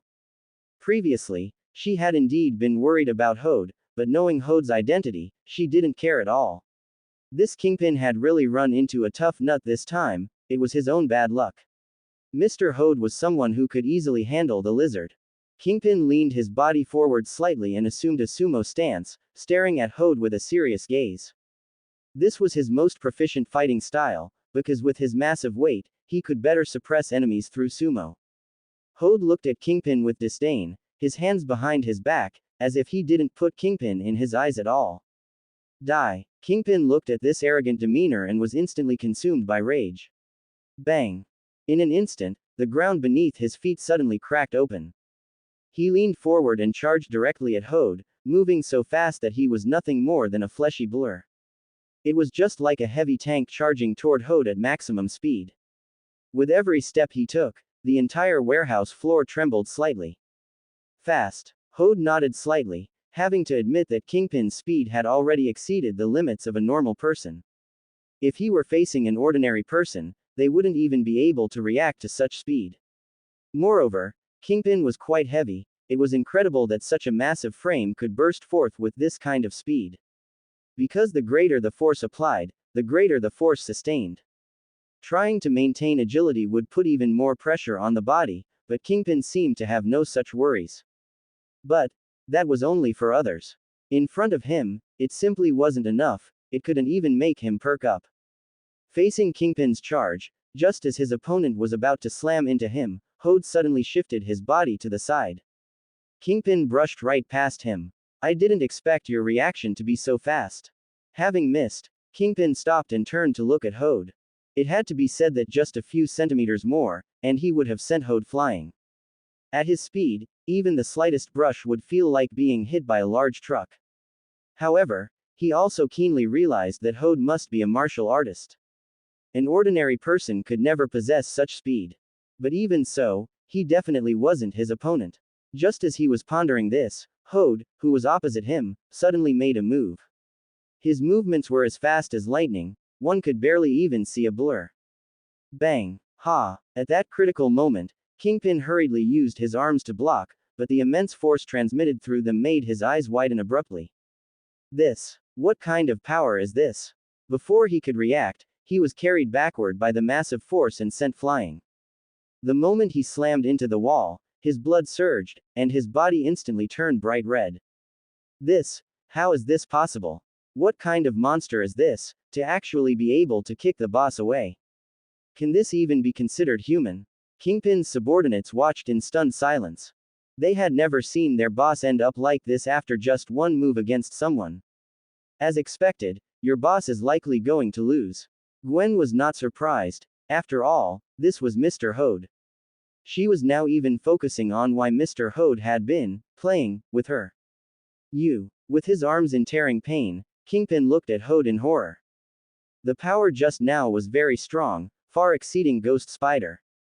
His intuition even told him that the opponent hadn't used his full strength yet.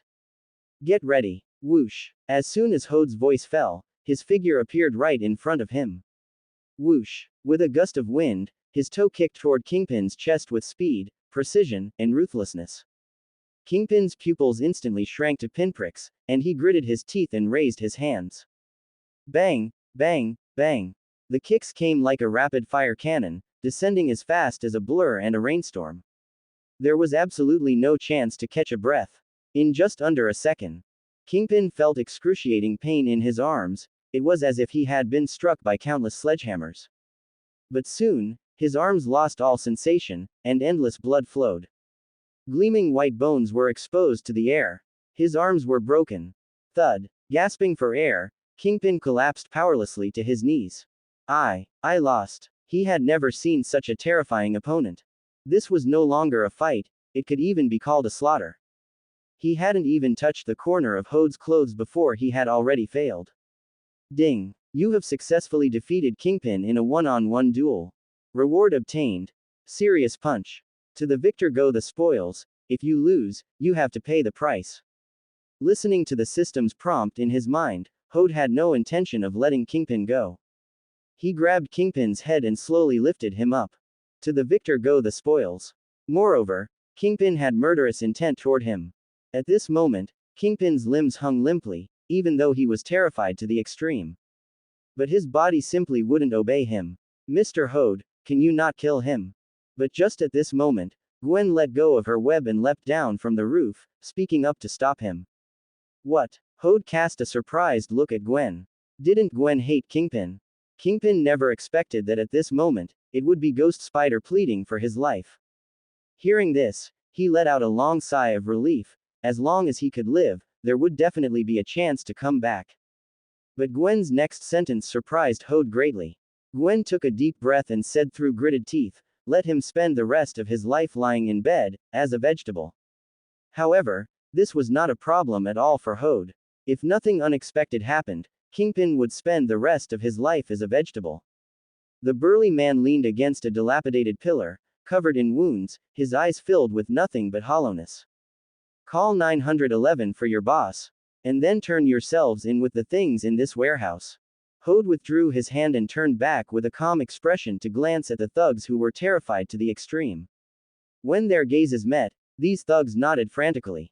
Just a moment ago, they had witnessed a scene that would make them live in fear for the rest of their lives. Let's go. Hode glanced at Kingpin, who was lying motionless on the ground, and left the warehouse directly with Gwen. With this action, no one dared to stop them.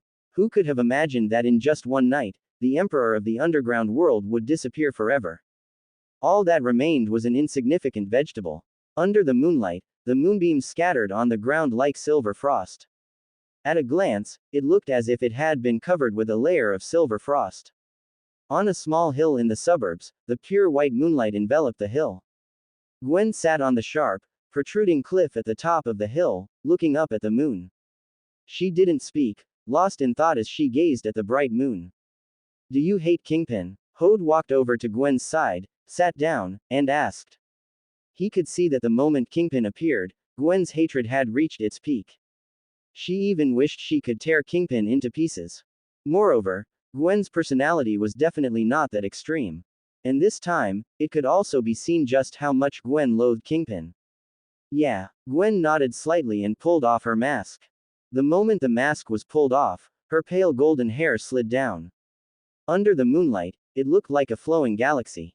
Her high, straight nose bridge made her face even more charming. Her fair skin, when viewed up close, was like fair jade. Under the moonlight, it radiated an even more crystal clear luster.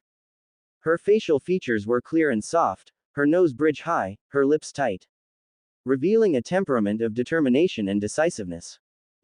Hode was surprised. Gwen had always been very careful about her identity, so she wouldn't easily let outsiders know about it.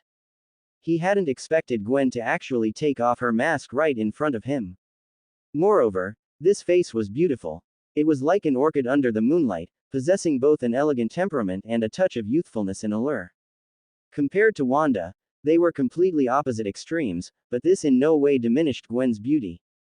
Surprised, Gwen tilted her head and looked at Hode with a smile. Aren't you also not wearing a mask? It would be quite impolite if I continued to wear mine. Yeah, Hode stared straight at this captivating face and nodded subconsciously. It had to be said that Gwen's beauty far exceeded his expectations. My father is a police officer. More than 2 years ago, while he was on duty, he caught a wanted criminal and offended Kingpin, which led to him being severely injured. He has been lying in the hospital for over 2 years now and hasn't woken up. Gwen's gaze dimmed as she looked at the bustling, flower-filled city in the distance. It was because of this reason that she hated Kingpin so much. If that hadn't happened, she might not be Spider-Woman, but just a girl next door. So, that's why you wanted Kingpin to taste the same pain. Hode hadn't expected that Gwen's family in this universe would be just as tragic. Perhaps that was the reason she kept pursuing Kingpin relentlessly. For Gwen, this was likely a lifelong shadow. He remembered that Gwen's father, Mr. George, was indeed a police officer. An upright, brave, helpful, and ambitious police officer. Yet he had ended up in a vegetative state. This feeling was simply worse than death. Even this hope was like a string keeping Gwen hanging on.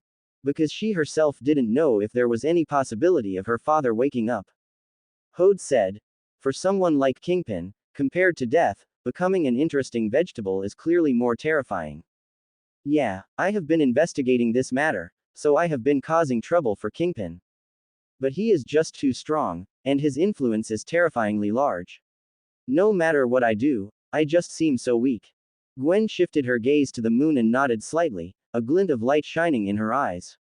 The thing she had been persisting in was finally completed at this moment. However, your goal has been achieved. Hode took a deep breath and forced a smile to comfort her. This was also a pitiful person, always rushing on the road for the sake of hatred. Never stopping her steps. Yes, but it also seems like it hasn't been achieved. Gwen lowered her head and sighed. Father is still lying in bed, and it's impossible for him to ever wake up. Although she said it was finished, what followed was emptiness and despair. The girl looked sad, tears streaming down from the corners of her eyes, but she quickly wiped them away with the back of her hand. She didn't want to show her fragile side in front of others. Suddenly, a large hand grasped her delicate, white hand. No. Your father has a chance to wake up. You have a way. Gwen suddenly raised her head, blinking with teary eyes full of hope. You have a way. This man was always shrouded in a mysterious aura. Perhaps he really did have a way. Tomorrow morning, we will go to the hospital to visit your father together, and I will arrange everything then. Hode nodded affirmatively and replied. He had the horse talisman, and the horse talisman could cure all diseases. And Gwen's father would definitely get better. Then let's make it tomorrow. Gwen did not pull away from Hode's large hand, but instead raised a bright smile. Her sixth sense told her that she could trust this mysterious man in front of her. And when close to the man, she would feel at peace. The other person was trustworthy. Let's go. Hode took the initiative to let go and stood up, saying with a smile, then it's settled.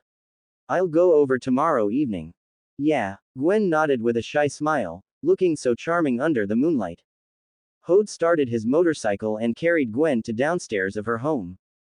Here, give me your number. Gwen got off the motorcycle and asked proactively. Hode was naturally happy to exchange numbers. I'm going back now. Gwen said, waving the phone with the saved number. Go ahead. Hode waved his hand. But just at this moment, Gwen seemed to muster up her courage, suddenly stepped forward, and a soft petal-like sensation was pressed onto Hode's face. Hode's eyes widened suddenly. He hadn't expected that. I'm going back. See you tomorrow. Gwen pulled back and trotted back to her residence. Hode touched his cheek, watching the silhouette disappear between the tall buildings. He had actually been forcibly kissed by a little girl. However, that soft pair of lips, it would be a pity if they were only used for kissing the cheek. Wanda's deep red translucent nightgown, the healing power of the horse talisman, a dinner date. Serious punch. Saitama's serious punch, a punch that parts the earth down the middle, ignoring any physical or magic defense, with a cooldown of 365 days per use. Inside the manor's white bed, Hode spread his arms and comfortably looked at the system's introduction of the reward. Saitama's serious punch. Looking at the newly acquired reward, he nodded subconsciously. He knew this reward was Saitama's ultimate technique, but he hadn't expected to receive such a broken reward. He reckoned that with one punch, almost no creature above the surface could withstand it. It's just a pity that this is equivalent to a one-time use. Hode let out a long sigh. Although there was a cooldown, this cooldown time was a bit too long. He shook his head to throw this matter out of his mind. Anyway, with the system, becoming stronger was only a matter of time. Ding dong. The phone on the brown nightstand vibrated. Hode picked up the phone casually, and when he saw the message, his lips couldn't help but curl up. Because this was actually a message from Wanda. Wanda, are you asleep? Inside the Scarlet Witch's room at the Avengers compound. Wanda, dressed in a deep red translucent nightgown, was lying on the bed. The bright red fabric couldn't hide that fair skin at all. Her chest was pressed against the bed, and Wanda tossed and turned. Whenever she closed her eyes, the figure that haunted her dreams would appear in her mind. So much so that she couldn't help but search for news about Hode online. Looking at the photos, she couldn't help but giggle, and the feeling of longing surged even more. It had only been a short time since they parted, but she felt like each day was like a year. After hesitating for a long time, she finally took out her phone and gritted her teeth to send a text to Hode. At this moment, she felt like a little girl, afraid that Hode wouldn't reply. Hode, what's wrong? Do you miss me? The moment this message popped up, Wanda's body tensed, and a smile couldn't help but form on her lips. It was the first time she felt that she could be so happy from receiving a message. Wanda, can't I message you if I don't miss you? Wanda stared at the screen, her fair feet swinging uncontrollably. Hode chuckled when he saw this message. He could tell that the little witch had already fallen. Hode, cute little witch, then are you craving breakfast? Breakfast. Wanda was stunned at first, then suddenly remembered what Hode had said that morning, and her face instantly flushed red. Can you be a bit more serious? She tapped the keyboard quickly. Although that was her reply, she didn't resist it in her heart. Because only at that time did she feel the connection between their hearts. She knew herself that she couldn't help but start relying on Hode now. To be honest, she didn't believe it herself that she could fall in love with someone so quickly. Even though she knew it was wrong, she still wanted to get closer. Hode, when are you free to come out? Let's go celebrate you finally getting rid of that public opinion. Wanda could no longer contain her joy, her little feet swinging even more vigorously. At this moment, she didn't look like the nearly invincible Scarlet Witch, but rather a little girl. Wanda, the night after tomorrow, let's go out for a meal together. Wanda hurriedly tapped on her phone keyboard, sending the message out quickly. The reason she chose the night after tomorrow was because she still had a press conference to attend tomorrow. Otherwise, she wouldn't want to wait even a single moment. Hode, no problem, see you the day after tomorrow then, my little witch. Yes. Wanda clenched her fists tightly and let out a joyful shout. The day after tomorrow, she would be able to see Hode. After taking one last look at Hode's photo, she reluctantly set her phone aside. But unlike just a moment ago, she fell asleep contentedly. Should I confess to Hode? Confess what is in my heart? This was Wanda's last thought before falling asleep. Meanwhile, Hode also put down his phone. He had been busy all day, and it was time to get some good rest. Tomorrow he had promised to accompany Gwen to visit her father. The next day, early morning. Ding-a-ling tilde. The bronze bell on the oak door of the English-style coffee shop on the streets of New York swayed slightly. A familiar figure appeared inside the shop. Hode, my dear old friend, I've missed you to death. Uncle Crew, who was wiping the table, saw Hode appear and greeted him happily. Uncle Crew, I don't think you missed me, you just missed the money in my pocket. Hode sat down in his familiar chair and teased with a smile. How can you say that? I think you are a very interesting person. Although Uncle Crew's secret was exposed, he waved his hand generously and continued, what would you like to drink today? The usual, please, Hode said casually. Before long, Uncle Crew had placed the Blue Mountain coffee in front of Hode. Ding. You have tasted premium Jamaican Blue Mountain coffee. Reward obtained. 100,000 US dollars. Meanwhile, the TV hanging on the wall was playing a news segment. Last night, rumors spread that the underground emperor, Kingpin, was beaten into serious injury. Our station is continuing to follow this event. The media today is really bold. They actually dare to spread rumors about Kingpin. Is there anyone in all of New York who dares to touch Kingpin? Uncle Crew stroked his thick beard and cursed indignantly. The underground emperor. Hode glanced at the news, then shifted his gaze back to the coffee being stirred in a swirl. You think it's unreasonable too, right?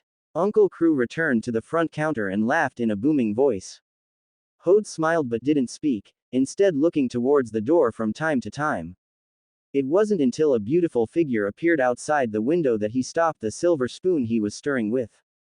Ding-a-ling. As the oak door was pushed open, sunlight spilled into the shop, and that vibrant figure walked in. The person full of youthful energy was none other than Gwen. Wearing an English-style light white plaid coat, she quickened her pace to reach Hode. The breeze she brought with her was mixed with the scent of orange perfume. Mr. Hode. Gwen raised the corners of her mouth and greeted Hode. You look beautiful today. Hode was stunned by Gwen's appearance and did not spare his praise. Thank you. Meeting Hode's intense gaze, Gwen shyly put her hands behind her back, her mind filled with the scenes from yesterday. She had also had a moment of heat yesterday, which made her bold. Uncle Crew, 1 cup of pound coffee.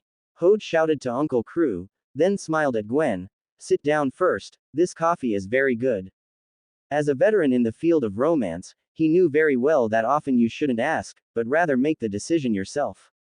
This could further enhance a man's charm. Gwen sat down cautiously opposite Hode. You weren't this reserved yesterday, you were much bolder than you are now. Hode couldn't help but tease her when he saw her like this. Gwen's face flushed red instantly. Seeing the coffee served, she quickly picked it up and took a sip. But she couldn't help but gasp as it burned her. She lowered her head. After all, she knew she had been too impulsive. Although Hode was indeed very handsome, doing that was really too offensive. I won't tease you anymore. Let's go to the hospital to visit Mr. Stacy after finishing the coffee. Then, the equipment and such. Gwen had already noticed earlier that Hode didn't bring any equipment. No equipment needed, let's go take a look first. Hode shook his head. Just to take a look. Gwen was a bit disappointed. She had thought Hode might have the technology to treat her father. Because Hode had brought her too many surprises. St. John's Hospital, Queens. This was the best hospital in Queens, and it was bustling with people every day. Gwen, over here. Just as they arrived at the hospital corridor, Gwen's mother, Helen, called out to Gwen, she had been waiting here early today. Mom. Gwen quickened her pace and brought Hode to Helen. Helen looked at the young man beside Gwen and asked, Who is this? Mom, this is Mr. Hode. Gwen hurriedly introduced Hode. She had already told Helen yesterday that she would bring someone today to help treat her father. Him. Helen looked Hode up and down, her expression slightly strange. This guy didn't look like a doctor, he was too young and looked too wealthy. Mom, I'll take Hode in to see him first. Gwen hurriedly pulled Hode inside, then explained, Don't mind her, my mom has been worried sick about my dad. It's fine. Hode didn't take it to heart, instead looking at the figure on the bed. George's face was pale. He looked like he had been in a coma for a long time.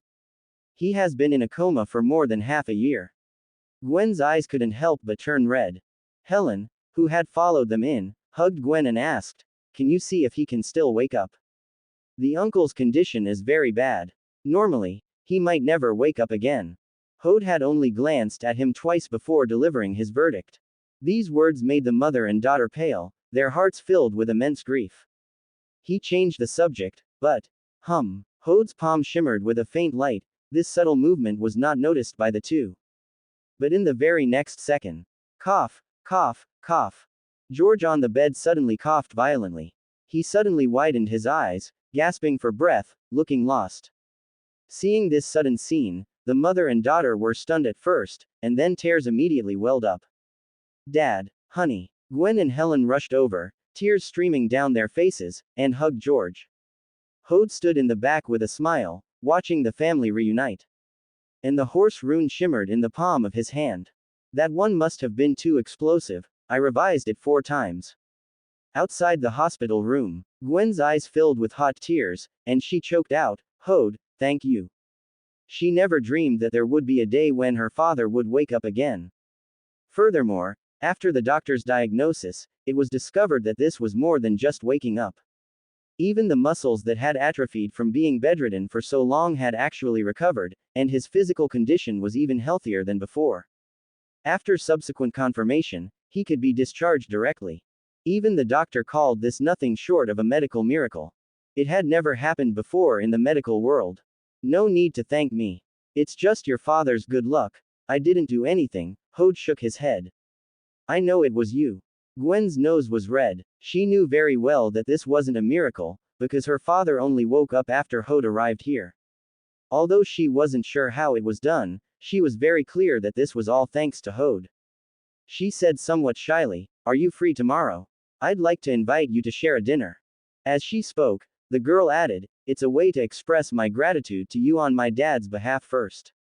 Once he gradually adapts, we will arrange a more grand banquet to properly thank you." Tomorrow. Hode was stunned for a moment, and a voluptuous figure in red popped into his mind. It didn't matter if Gwen's parents invited him or not, as long as Gwen invited him, that was enough. But, he just happened to have a date with Wanda for dinner tomorrow night. But if he refused Gwen, he might miss the best opportunity. "Are you not free tomorrow?" Gwen keenly noticed the conflicted look on Hode's face. "I also wanted to thank you tonight, but my father is here." Because he still needed follow-up examinations now, she simply couldn't get away. "No problem." After a moment, Hode nodded with a bright smile. "A real man never does multiple choice questions. I want it all. Then see you tomorrow night." A wave of fragrance rushed towards him. Gwen's soft lips quickly brushed against Hode's face, and she ran away quickly with a blushing face.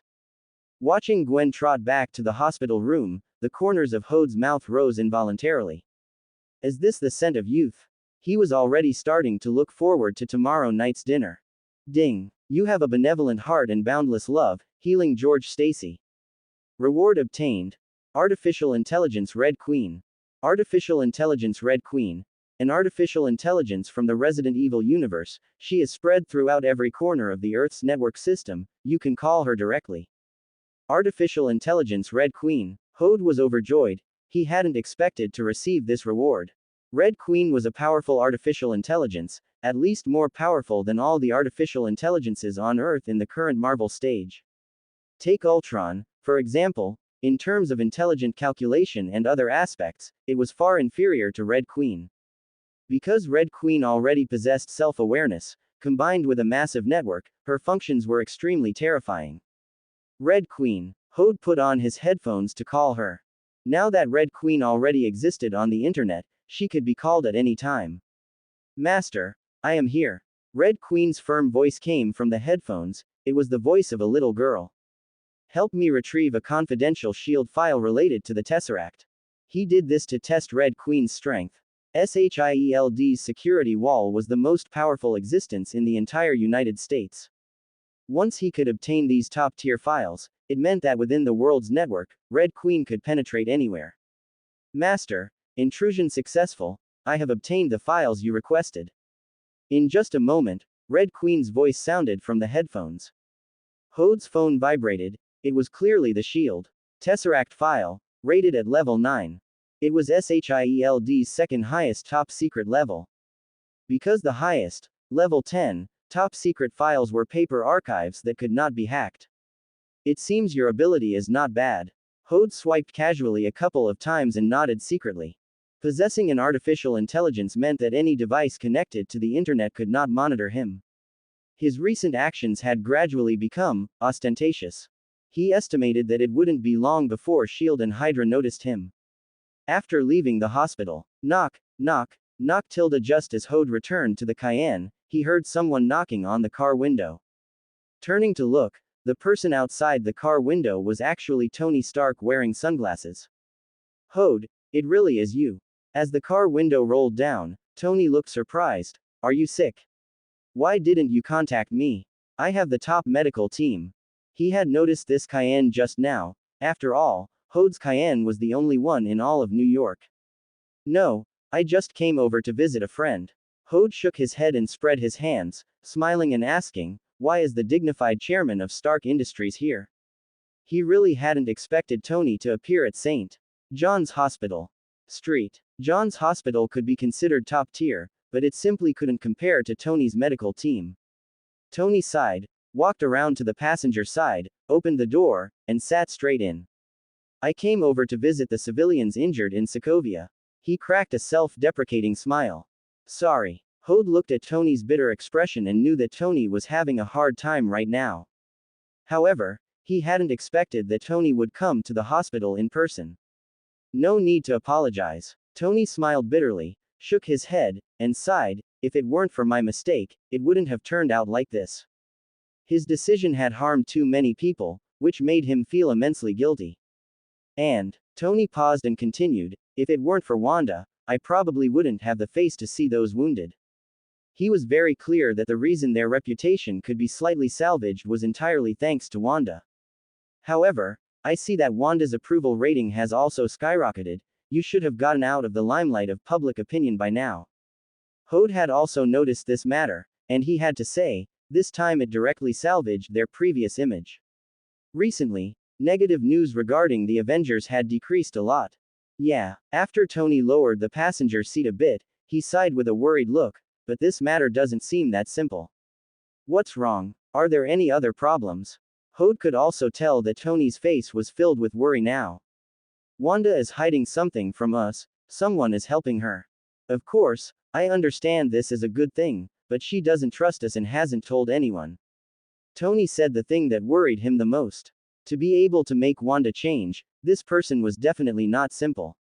And what he was more worried about was whether this person had other motives towards the Avengers.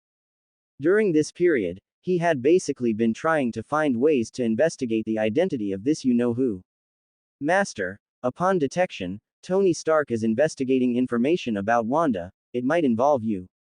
At this moment, Red Queen's voice came from the headphones. Investigating. Hode was stunned, but quickly understood. Tony had always been a man of action, he probably started investigating as soon as he knew about this. However, he hadn't expected that Wanda actually hadn't disclosed the relationship between them. Hode turned to look at Tony, who had a worried expression on the side, and wanted to tell him, but in the end, he decided to forget it. He needed to respect Wanda's choice, perhaps she felt it wasn't the right time yet. Don't worry too much, Tony. Hode patted Tony's shoulder.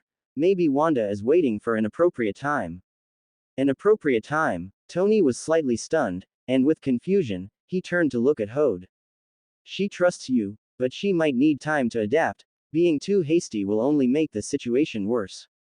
Upon hearing Hode's explanation, Tony hesitated for a moment, and finally nodded slightly. What Hode said made a lot of sense. If he pushed too hard, it might make Wanda resent him. Because no matter how you put it, this was Wanda's privacy. Hode, thanks. I'll treat you to dinner another day, I've been too busy lately. After Hode's persuasion, Tony finally decided to listen to Hode. After going back, he would have Pepper stop the investigation. No problem, Hode responded with a smile. I never expected that so many people would want to treat me to dinner recently. Lace camisole, are you carrying a gun when you go out? On the streets of Central Avenue in New York. It's fine, let's keep in touch when we have time. Hode sat by the car door leaning against the Cayenne and shook his phone. This was already the third beauty to come up and ask to add him on Facebook. He couldn't help but sigh, the charm of a good car is truly immense. Ding. The phone in his hand vibrated. Wanda. Hode, when will you be free? Seeing the message, the corners of Hode's mouth curled up slightly. She really couldn't wait. Hode. You're such a little glutton, are you that eager to eat? Wanda. Don't talk nonsense. When are you free? I need to make a reservation. On the other end, Wanda was in her room, frowning at the deep red clothes in her wardrobe. The moment she saw the message, her cheeks flushed slightly, and she couldn't help but press her legs together. Hode hesitated for a moment, then tapped on his phone. Hode. How about 8 o'clock tonight? Wanda. Then let's meet at Saint's restaurant tonight. Hode. Alright. After replying to the message, Wanda's lips curled up, and she hummed a tune softly. Looking at the dazzling array of clothes, she finally focused her gaze on a semi-transparent lace camisole. Mr. Hode. Hode, who had just replied to the message, was about to put his phone away when his right shoulder was suddenly tapped. He turned around to look. Wasn't it the lovely Gwen? When he noticed Gwen's attire, he couldn't help but pause for a moment. The fair-skinned Gwen was wearing a well-tailored pure white shirt today. The slightly open collar revealed her snow-white, slender neck. Her short hair was as smooth as silk, looking heroic yet beautiful, further accentuating the fairness of her skin. The thin shirt made her figure somewhat pronounced, and the cleavage symbolizing her career made him unable to resist admiring the view. Although her figure wasn't as explosive as Wanda's, her youthful cuteness made him feel a bit restless. "You're here." Although Hode's heart was churning, he remained calm on the surface and casually tucked his phone into his pocket. What was Mr. Hode busy with just now? You seemed very focused. In fact, Gwen had noticed from a distance that Hode seemed to have been replying to some messages. Nothing much, just arranging some things for tonight. Hode's expression remained indifferent, and he didn't even blink when mentioning this. By the way, your outfit today looks great. After all, as a good man who had walked through 10,000 flowers without a single leaf clinging to him, changing the subject was second nature to him. Really? Gwen was indeed attracted by this comment and even spun around in excitement. She bent over slightly to show off her figure. To prepare for the date today, she had spent over an hour just picking out her clothes. Looking at Gwen's beauty, Hode couldn't help but sigh inwardly that she was a walking clothes hanger, able to pull off any style. How is Mr. Stacy's health? Hode gave a light cough and looked away. Fine wine is good, but don't drink too much. Thanks to Mr. Hode, Dad is back to his old self, and he can even go back to the police station. When Gwen brought this up, an excited smile appeared on her face.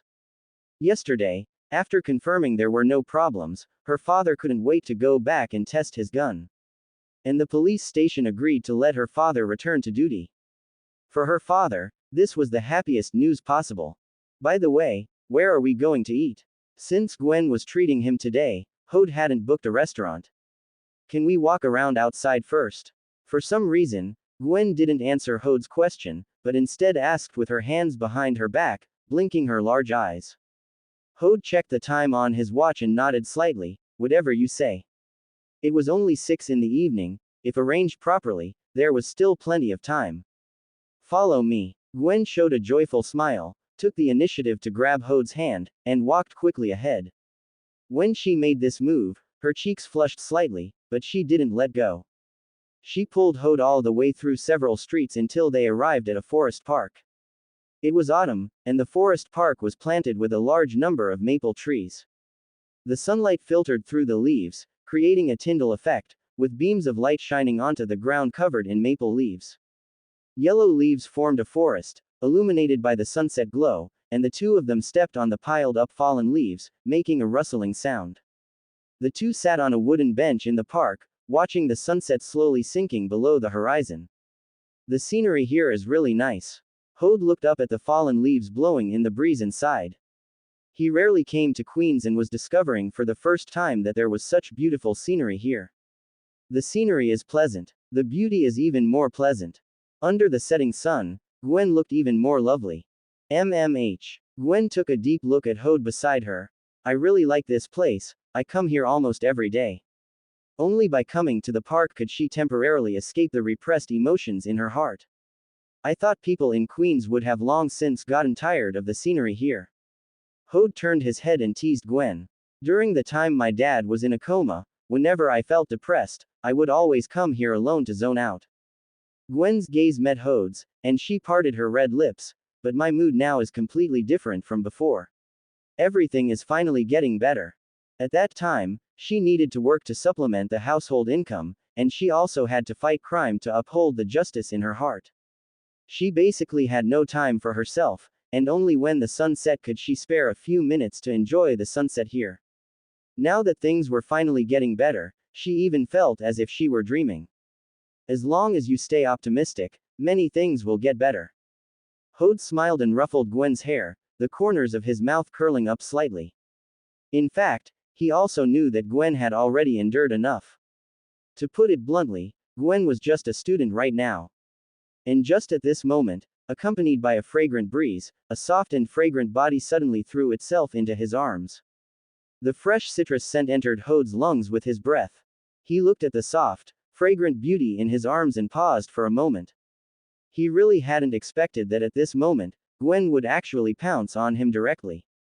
For a moment, the air seemed to freeze. Neither of them spoke, and Hode hugged Gwen, savoring this warm moment. Are you carrying a gun when you go out? I don't know how much time had passed when Gwen said this with an awkward tone.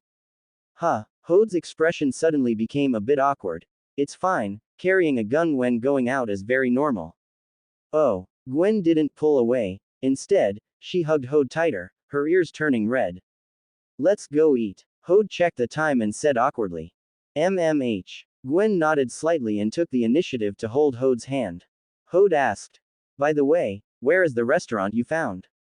It's just nearby, we'll be there soon. Gwen held Hode's hand and walked towards the outside of the park.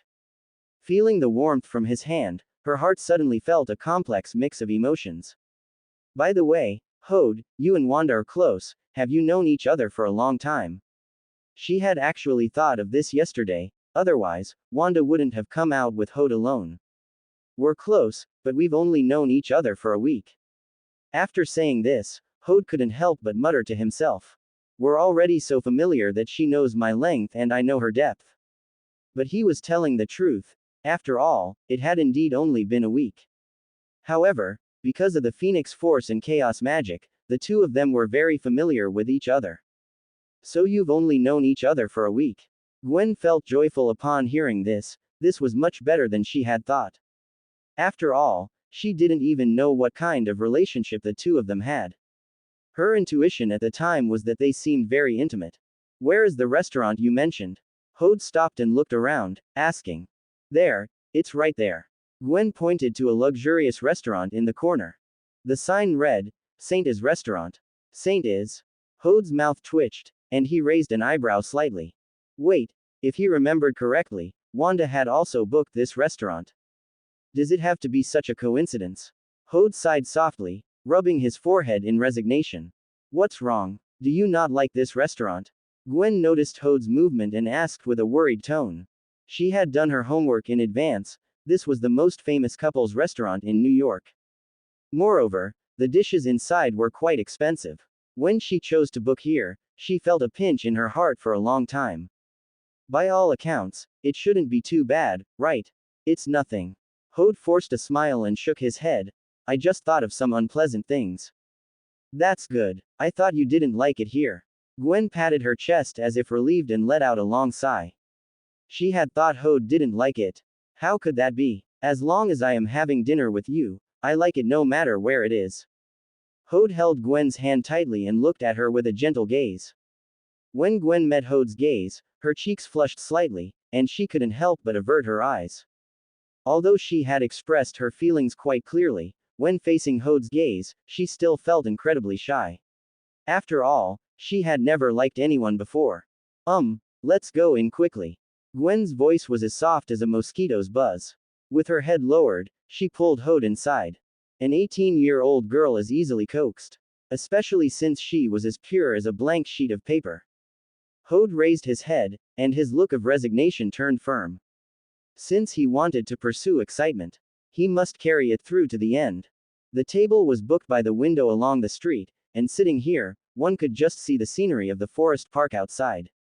The horizon was slightly bright and red, and the setting sun was gradually sinking. Looking out at the park's lake, the rippling water under the setting sun looked crystal clear. Passers-by walked against the evening breeze, enjoying the brief comfort after getting off work. Inside the restaurant, the band was elegantly performing Ballade pour Adeline. Elegant music echoed throughout the restaurant. How is it here? Isn't the environment quite nice? I specifically booked a seat here, the scenery is beautiful. After sitting down, Gwen blinked her big eyes, curiously looking around, and asked with an excited tone. She had indeed been in many elegant occasions. But those were always when she went to eliminate evil or save people. This was her first time sitting in such a restaurant in a proper manner. Dear Madam and Sir, here is the menu. A waiter in a tuxedo stood to the side, holding the menu with elegant movements. Ladies first. Hode smiled and nodded slightly. Gwen took the menu and took a deep look at Hode, who was looking at his phone. The more she understood Hode, the more surprises he brought her. Clearly a person who was outstanding in every aspect, yet he was still so humble and gentlemanly. Facing Gwen's gaze, Hode just smiled. He couldn't be bothered with this at all right now, his attention was entirely on his phone. Wanda. I'll go to Saint Is and wait for you first. Remember to come early, okay? I booked a window seat. Although Hode looked very calm on the surface, His fingers couldn't help but tap on the table. He really hadn't expected that Wanda would come over early. He dared not imagine what sparks would fly if Gwen and Wanda met. And he had noticed as soon as he walked in that this was a couple's restaurant. Even if he wanted to explain, it would be difficult.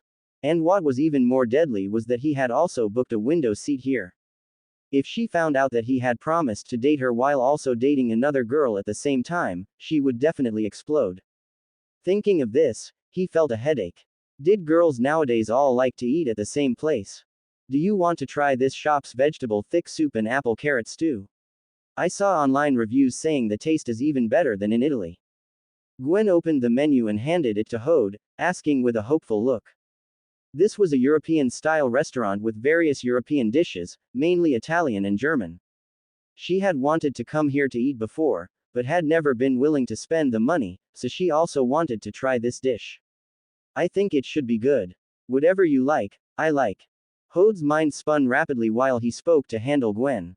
You are so nice. Gwen looked at Hode, who was smiling and nodding, and felt a warmth in her heart. This was completely following her own ideas. The more this was the case, the more moved she was. However, she didn't notice that Hode's gaze was not on the menu at all. Hode was currently thinking about how to avoid these two people meeting as much as possible. After ordering, a blonde, blue-eyed waiter soon brought the dishes up. Enjoy your meal, you two. After speaking, the waiter didn't forget to light the candle in the middle before taking 2 steps back and leaving. Hurry and taste it. Gwen looked at the food that had been served, her eyes shining. What she loved most was trying all kinds of delicacies. Okay. Hode smiled and nodded, temporarily pushing the matter of Wanda to the back of his mind.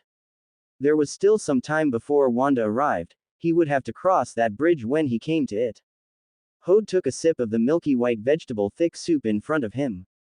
The aroma was rich and complex, blending the freshness of fresh vegetables, the slight spiciness of spices, and the mellowness of cream. When tasting the first bite, the smooth texture of the thick soup and the rich layers unfolded on the tip of his tongue. In the slight chill of autumn, it made his whole body feel warm after drinking it. How is it? Gwen clenched her hands, waiting for Hode's evaluation.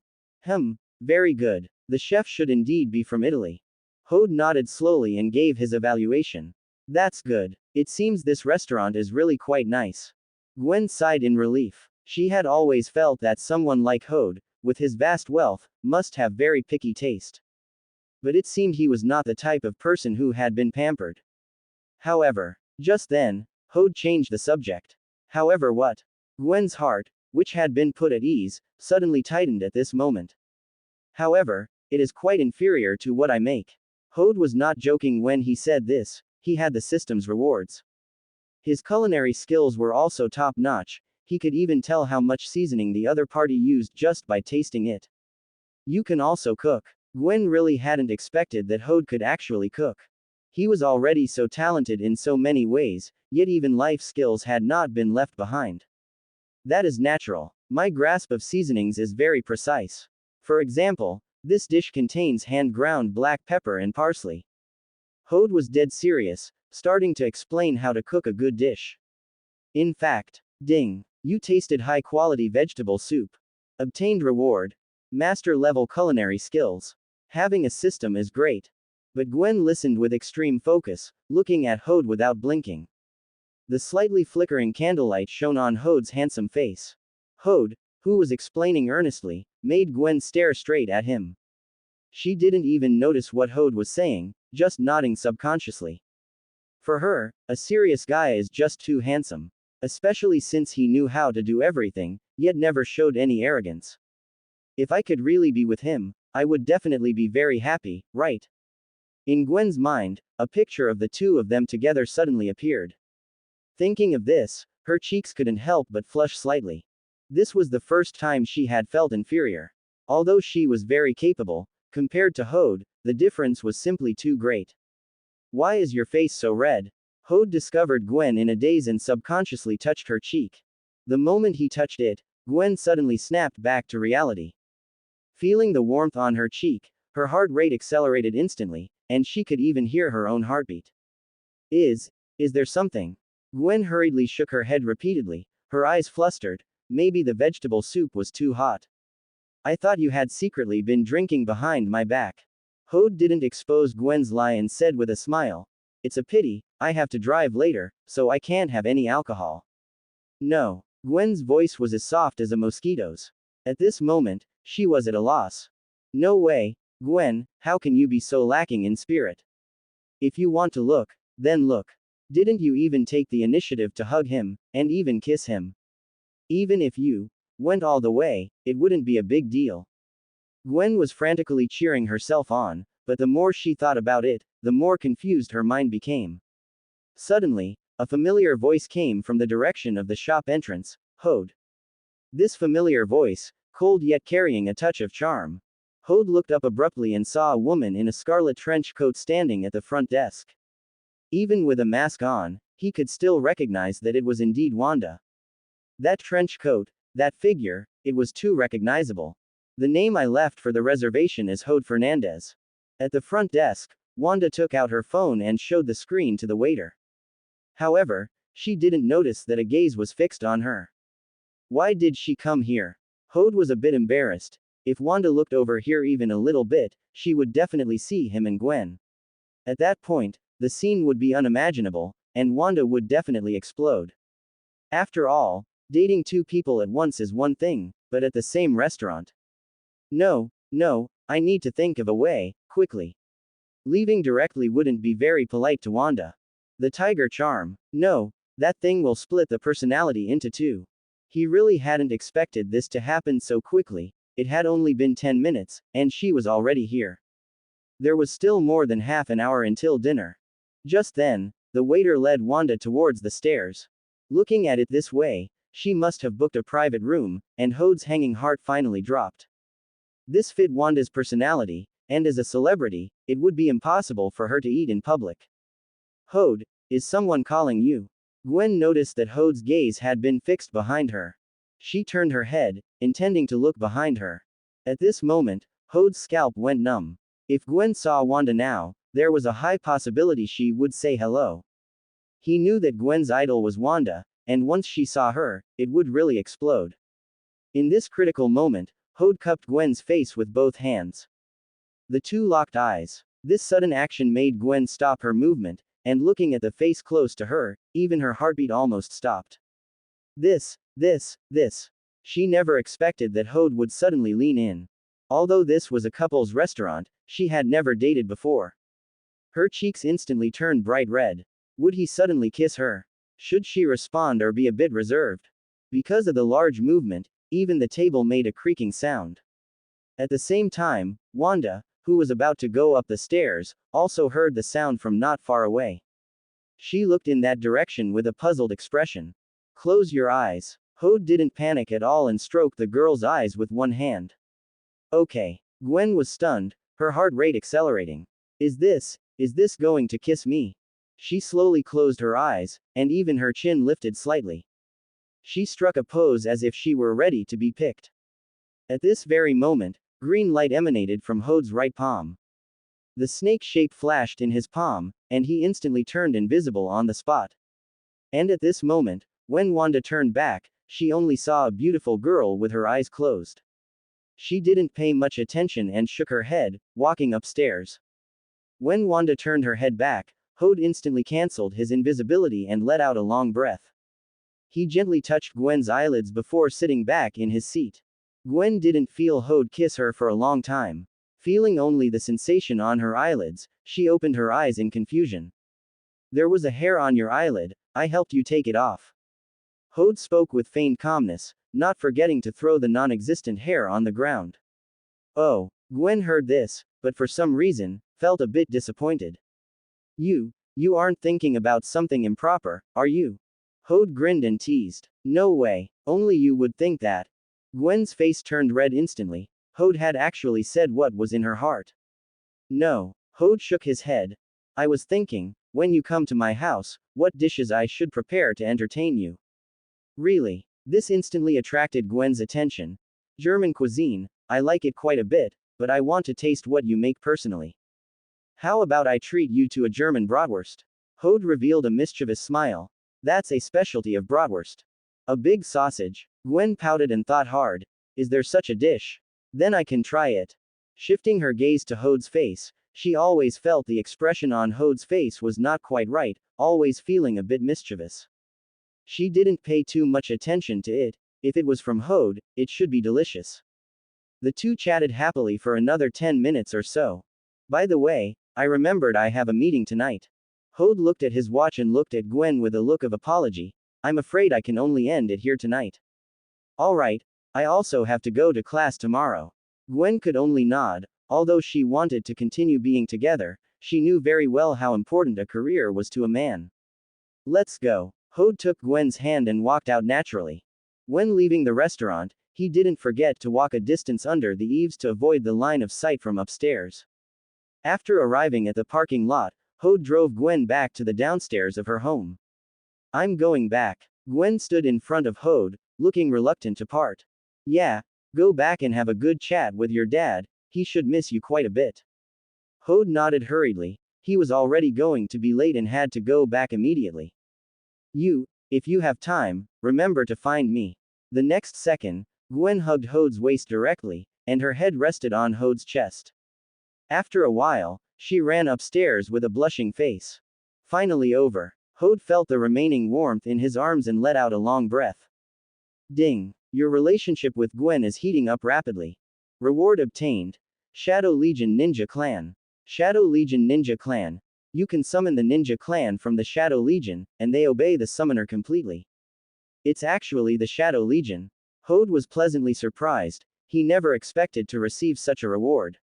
It seems little Gwen is going to become his lucky star. Ding dong. Just then, Hode's phone vibrated slightly. Wanda. Are you almost here? I'm going to be late.